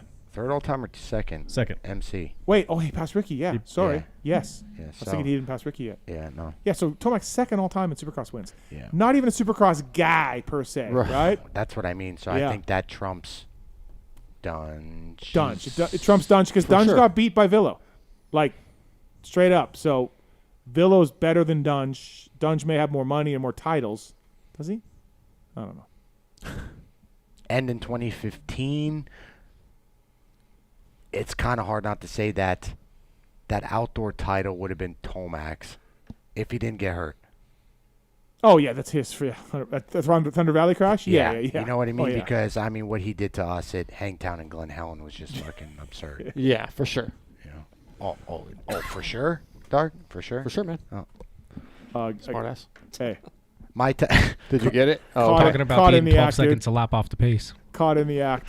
Look at his face. The difference between Jakey's not blocking very well. The difference between me and Eli Tomac at Hangtown 2015 is about the difference between me and Darkside this past weekend at Glen. That's fair. I got 8th, and Tomac fucking lapped me. Yeah. The Insane. Fuck. Yeah. All right, fake Steve Mathis. Philip, since you beat RV at the GNCC, are you now the greatest retired racer? Yeah, fuck RV, dude. Yeah. I didn't realize Dark told me. I don't know. Him and Damon only did a lap on the quads. I thought Yeah. they did the whole thing. No, Yeah, they only did a tag lap. teamed it. Right. And then they wanted to almost tag team the Bike race. Yeah, Yeah. Our race, and I fucking came unglued. And I'm like, listen here, you pussies. If you do that, I will wreck your legacies on internet Yeah. radio shows. All right? I told Did you really use those words? Oh, yeah. I Oh, told yeah. him. I told Damon, I'm like, dude, your fucking nickname, Beast from the East, is fucking going to get demolished, dude. I'm like, there's no way you two are tag teaming this fucking. It's fucking 4 laps. Like, finish it, right? It's 4 laps? It was 2 hours. Yeah, you know, yeah, so yeah. four The fast laps. guys do 4. Yeah, it's 4 laps. It's about a dude. half-hour Right, lap. right. Yeah, I'm I like, finished you motherfucker. 3 Right, laps, right. about 12 seconds in front of his 4th lap. Yeah, we almost got lapped. Last week on the show, we Yeah. said, so you Darkside got right in front of you? He wasn't really having that. Yeah. I mean, look, here's the thing. It's a 2-hour race, right? I finished about 20 seconds faster than he did. I got the checkers flags 20 seconds sooner than him. I win. Yeah. Darkside's lap times are actually pretty similar from GNCC and World Vets. All right, dick. Al Petty, how far from the track did Keefer pit this weekend at World Vets? Well, no. Wasn't his fault, though. Wasn't his fault. We got there kind of on time, and, dude, we were so far in the back. It's not, yeah. Even on Friday. Yeah. We searched high and low. Yeah. And, I mean, we all know Keefer wasn't highly upset at our parking, but, yeah, No. we were way out there. Best thing I did was I brought my taser. Yes. Best thing I did, because I had an e-bike to go fucking 3 miles to the I track. don't know how many times I walked it. Yeah. Same here. Yeah. PulpMX Fantasy Support Group for Filthy. Rumor is you're riding for KT next summer. True or false? False. Would you ride? What would you ride? You don't have an OEM deal. You're trying to do one? Yeah, we're working on stuff. So whatever you do, yeah, you kind of that's who you're going to ride for, because you'd like to do some Canadian stuff if possible. Yeah. Mm-hmm. You'd like to do some GPs, you'd like to do American stuff, like, you're going to dabble everywhere. Mm-hmm. But you need an OEM deal. KT, obviously, hot dog vendor, Yamaha. So did you hear the news for him? Mm-hmm. Yeah, that's big. Kind of wild, but it's good for him. Yeah, it's cool. It's great. I mean, right. So stay tuned. Phil wants to do Canadian Nationals, but he's got to figure out a partner. Mm-hmm. Stay tuned. All right. But if anybody wants to get Dark, he'll go up. He's free. Dark got all the Yamaha product. I'm out on the Yamaha deal. So Yeah. I took all that. Yeah, sorry. Dark got it. It's funny. I had to scrounge and beg for stuff for Vet Worlds, and this fucking guy just gets. Hey man, it's different departments. It's different you departments. know? Even his fuel. Yeah. I just thought they'd be there with my bike. I just thought they'd be there. Yeah. Yeah. Just makes. I'm used to showing up at a race and everything's there. What are you doing this for? His mic was a little far away. Okay. All right. Yeah. Just try not to. Yeah, it's incredible. I mean, his buddy's back home. Dude, he's going to Canada to race. Dude. He's a representative for a manufacturer. For the people, Dude, man. Yeah. Here for the people. He got out. But he's got all those fucked up tats. I know, but he still Bro, got out. stop with the fucked up tats. I mean, you kind of do. You admit it. I think we looked at some fucked up tats. We did. We did. In the high des. I have some tats I'm not, like, I regret. You told that guy you have tattoos that you don't like. But, yeah, but I like most of them. They're okay. So stop. So stop it. Stop it. Seriously. T-Bolt USA, you could ignore the first part because it's been talked about. But okay. When is the official announcement of Jorge Prado to Kawasaki USA team, and how is the K to Wolf Supercross testing going? Kai to Wolf. Yeah. I don't know. I mean, if he's any good, he'll ride. He'll ride some of the openers, just like Roxon, Kai posted a video of him almost dying. Oh, he did? Yeah, Okay. like last weekend. Yep. But yeah, they're keeping it pretty tight. I think our Lewis Phillips might go hang out because he's got some connections with those guys. Right. But yeah, I haven't heard anything other than that video. But he definitely. Kai's talented kid. He's a great rider, yeah. Yeah, he's going to be fine. Steve, do you know? I wanted to ask Eric this. Are any of those guys doing Paris, like Kai or the Conans? Okay. No. I would look for him in the first few rounds. I think that video was just more of a clown show to get people talking. Yeah, maybe. Yeah. And then Prado, end of November, I think somebody told me. I don't know. All right, 2 more. We had a bunch for Keefer, but obviously not asking those. From Joe27, for everyone, do we think Coop's deal to Fly is the biggest single-person contract they have ever handed out, or can you think of a bigger one? That Fly has? I would think it would be biggest for them, right? Yeah. I mean, because they've had, Baggett and Kennard? Kennard, but but I mean, just salaries have gone up since then, right? Yeah. So, it's just going to naturally be the most, I would think. He's 450 champion, so yeah. Phil, what do you think? Probably, right? Yeah. I mean, I would imagine the Husky collab that they had with the whole as a team deal might have been pretty close, but for an individual, Coop's got it. All right, and then last one from Bruno. Do you think Enzo goes back to the USA after some great results in MXON and WSX? What do you think, Phil? Who? Enzo Lopes. You know him, right? You heard him? No idea. I don't know what Enzo's doing. I think though, Yeah, if I haven't talked to him in a while. I think you have, Steve, maybe recently, but I think if his arm pump issues, his wrist issues, or whatever, if he can get past that and he can find a deal, then I would think he could be back. I don't understand Enzo. I like Enzo. He's awesome. Yeah. He's a great dude, and I've helped him out, and I have a lot of respect. He's a great rider. He came on the show and said, "I can't ride Supercross because of this nerve stuff going on, the brakes and everything else." Right. And then he's in Vancouver and he's fourth. So he can ride Supercross. Maybe But he just said he can't. Yeah. Maybe he means at the level of pro Supercross, he doesn't feel comfortable with that level for one weekend. Well, he beat some guys. Yeah, well, maybe he's rethinking it. All right. Reach out. No idea, no comment. Is that it? No idea, no comment. No! That's horrible. We got a few other questions. That felt short. Yeah. I had like 10 for Keefer, but yeah. Are you looking for something, Steve? Because I got just going back to this last weekend at World Vets, we sort of made fun of some videos we've seen and the emotions that come from some of these riders that it's a bucket list event, Vaj, right? For a lot of people. It's a big deal. It is. So to go out there and do well, even just to finish, is a big deal. Like, what did it mean to you? Because there's a lot of people that probably have wanted to do this event for 10 years maybe, and then they finally get to do it. There's fathers and sons, father-daughters coming out to this event. It's a big deal. So does it mean a lot to you? Do you see why it's so passionate? I mean, some of these guys are so passionate? It's a little different for me because for a long time it was in my backyard. Yeah, I guess so. So for some of these guys, I think especially coming from other countries, and you're seeing that where they actually have a lot of these vacationing things that people are saving up for.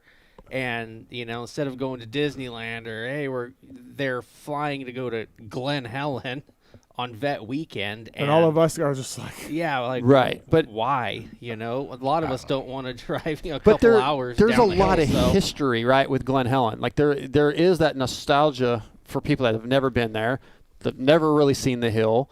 Like, we had some people, Vernon and April Patterson, a father-son or a father-daughter combo that came out from Texas. It was a huge deal for them to come do this. So it's really special. Now, you're not the most emotional guy, Steve, but can you relate to that at all, to get to go do something that you've dreamed about? No. Okay, cool. I guess the only thing I could put it to is like Dave, his bucket list. Was Loretta's. And he was emotional. Well, it was about his dad, even as bad as it went for him, he was still happy he did it. It's meaningful. Didn't seem like it. He didn't at the time, but he's changed his thought. I actually brought this up at the race. I've had some Canadian buddies. I've had so many Canadians show up at this race that I know. And, I've had guys that are good riders tell me, dude, I've never ridden up something like Mount St. Helens in my life. That was- I've never gone up. I've never done this in my life. And I'm like, I don't know, man. Like, it's like every Thursday. Like, not every Thursday because they don't open it up all the time, but like certainly. I felt that way. I think 18 or 17 was the first time I ever had been to Glen Helen, and then I rode it. That's how I felt. I was like, holy shit, I'm here. This is fucking awesome. Until the first lap was over, and then but so I get it, man. I mean, I think this event is cool for that. That's a factor that plays up to how cool it can be and how special it can be for some people. Yeah, I don't want to do it again, but a lot of these people probably dreamed about this for years, and this is maybe the only time they'll ever get to do it. That's a reason why Glen Helen should make it better.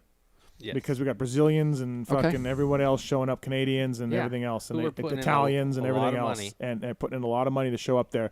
And think if you just showed up there and saw the things that happened and went the way it would, and you're just like, they deserve better. And they wouldn't take $500 in Vaj to put a speaker on a pole. Yeah. Here's what's even better, and I was thinking about it over there.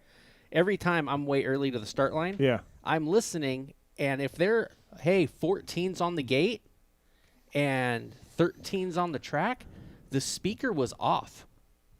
The speaker was saying was behind. So if you were listening to that speaker, you were going to miss your race. Yeah, the race call speaker. Yes. Yeah. The one over that everyone's listening to out in their motorhomes was wrong. If you were listening to that, you were missing your motos. Because when I was sitting there, I'm like, wait a minute, we're loading this gate, and they're saying, I'm like, no, if you're listening to that, you're missing your race. Yeah. And that thing wasn't even working half the time when we were sitting and staging. That was somewhat of a benefit of having so many people in our group, because you'd be like, what race you? Yeah. Okay, I got 3 more. So we got a tweet here. You guys did Keefer's podcast yesterday about the World Vet. Yep. This guy said, Steve, lots of bashing you on the Keefer tested World Vet review. No, we were trying to find stuff to bash you on, and we really couldn't come up with anything. Yeah, I don't know. Lots of bashing. Maybe you should go listen to it. Yeah, because we were trying to. We were digging. Ask him what we said that was bashing, because I don't think so. Yeah, and there wasn't much we can bash on at all. Okay. I said you and I were a little negative coming down Saturday morning. Neither one was like, why are we doing this? But I don't. No, I think I gave you credit. Yeah. All right. Well, Twitter. It's fake news until you listen. Twitter could be wrong. Well, Phil, 28 more times. You heard the doctor. Got it. Mr. Doug can have that. You heard the doctor. This is the start of many for you. No. Streak starts at 1, buddy. I don't have the mental strength to take that on. Doing terrific. I'm going to be honest, I didn't even want to come on tonight. You mentioned earlier that you fucked up this weekend, but I don't think you ever told the story. What happened? Oh, the mechanical, yeah. Yes. So KTM was nice enough to give me that 150, right? Yeah. Bone stock. I had rode it. This was I forgot, Friday, and I wanted to adjust the brake pedal. The KTM's, for me, it's a little weird. It's not like to adjust the height. It's got an adjustable one underneath the brake pedal, and then it's got something underneath the master cylinder to do whatever. So anyway, Jamie's like, you got it? I'm like, yeah, I got it. And I'm fucking fumbling with fucking 10mm wrenches, this and that. On the master, you're adjusting the master cylinder one? The master cylinder one and the one underneath the clevis or whatever, the pedal. Well, I head out there first lap, and I'm just like, yeah. And I get up I'm going up Mount St. Helen, and it's like, yeah. I'm like, what the fuck? This thing's fucking seizing up on me. Yeah. I'm like, the fuck did I do? I said, we just put gas in it. Did I have to mix it? Yeah. I don't know, Jay.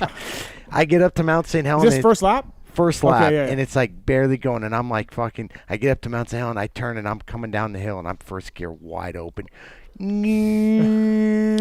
open. Yeah, wide open. And I'm like, what the fuck? I'm looking around, and I'm like, all of a sudden, I somehow tapped on my rear brake, and it was like solid. Oh, yeah. Well, I forgot to tighten up the brake pedal adjuster nut. It fell off. The back, the one that tightens it. Yeah, right, the one that tightens it. Well, fucking fell off, and everything went back super tight. And dude, I looked back at my rear brake caliper. Red and smoking. Oh. So here I am at the bottom, wide open, trying to get my bike back across to where you get off the track.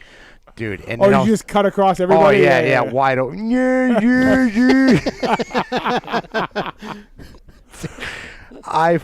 Did you change your brake pads after that? No. Oh, you didn't? Oh, wow. Yeah. Okay. Who needs brake pads? Glazed. No. Yeah. I got it off the track and got it through the gravel, and I leaned it up next to where the podium was at, and I fucking walked back to Jamie. I said, Jamie, he's like, where's the bike? I said, I fucked up, man. I said, the bike's seized up there. He said, what do you mean it's seized? I was like, not the bike. I said, just the fucking rear brake. The rear brake. Is what happens when riders. He's like, I told you got to leave play in it. I said, yeah, well, I didn't tighten up a bolt, man. It didn't matter if there's play in it or not. That's what happens when riders work on bikes. Yeah, I fucked up. Oh, that's funny. That's a long way from the top of Mount St. Helen all the way to where you get off the track. Oh, yeah. I was first gear not moving. I feel it's a KTM bike. Hey, if anybody from KTM is listening, check those rear brake pads, man. Yeah, Andy. Yeah. It was brand new. The thing was wide Clyde. Cutting across fucking lanes. People are like, what the fuck is going on? Yeah. I look like such an idiot. Awesome, man. Well, hey, thanks for coming in. Good thanks job for this having me. weekend. Oh, yeah. Good stories. Fun time. We'll see you back there. You have to. I'm telling you. Your FXR deal will require you to race stuff like this because there's a lot of people there. It's an important race. You will be back.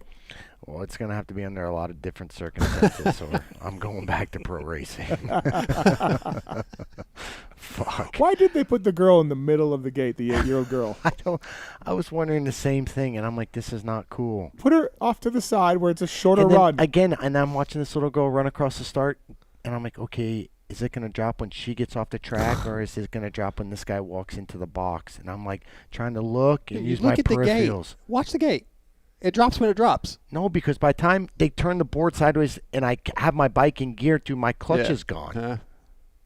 I can't just sit there like you and back for 27 seconds. 27 seconds at Lakewood. Yeah.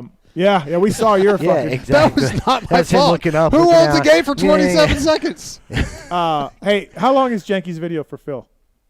2.5, I believe. Oh, for Phil, I think it's only 1.5 minutes. Can we play it? We sure can. Let's go out with that. 20 seconds. Yeah, let's go out with Jenky's video with Mike. Oh, good. We don't get mine. So the Phil one thank specifically, God. right? Yeah, Phil one specifically. Let's just do that one. We'll post our Eye the Tiger one on social. You haven't seen it? No, you guys wouldn't let me see it. It's good. We'll post it on. On social. Thanks, Jenky. By the way, Renegade Race Fuels. Thank you to Renegade Racers that win. Pour it in. PulpMX 24 is the code to save with those guys, and really appreciate everybody watching and listening tonight. Thanks to the sponsors. Thanks to Keefer, Vaj. Thank you. Dark, always a good time. Yep. Thanks for the help, Vaj, around the house too. Anytime. Need to get you back soon. There you go. Fix some other shit. Fix some other shit in my house. Yeah. Get a list together. Yeah. Phil, as always, thank you. We're going to go out watching Janky Mike's video of Phil Nicoletti at the Glen Helen World Vets. You good, Marks? Thanks for listening. Tallon, thank you. Marks, thank you. Thanks to Swizz. Thanks to Roto. Thanks to Pookie and everybody else. All right, we're out of here. Let the bodies hit the floor. Let the bodies hit the floor. Let the bodies hit the floor. Let the bodies hit the floor. Oh, Phil got a jump.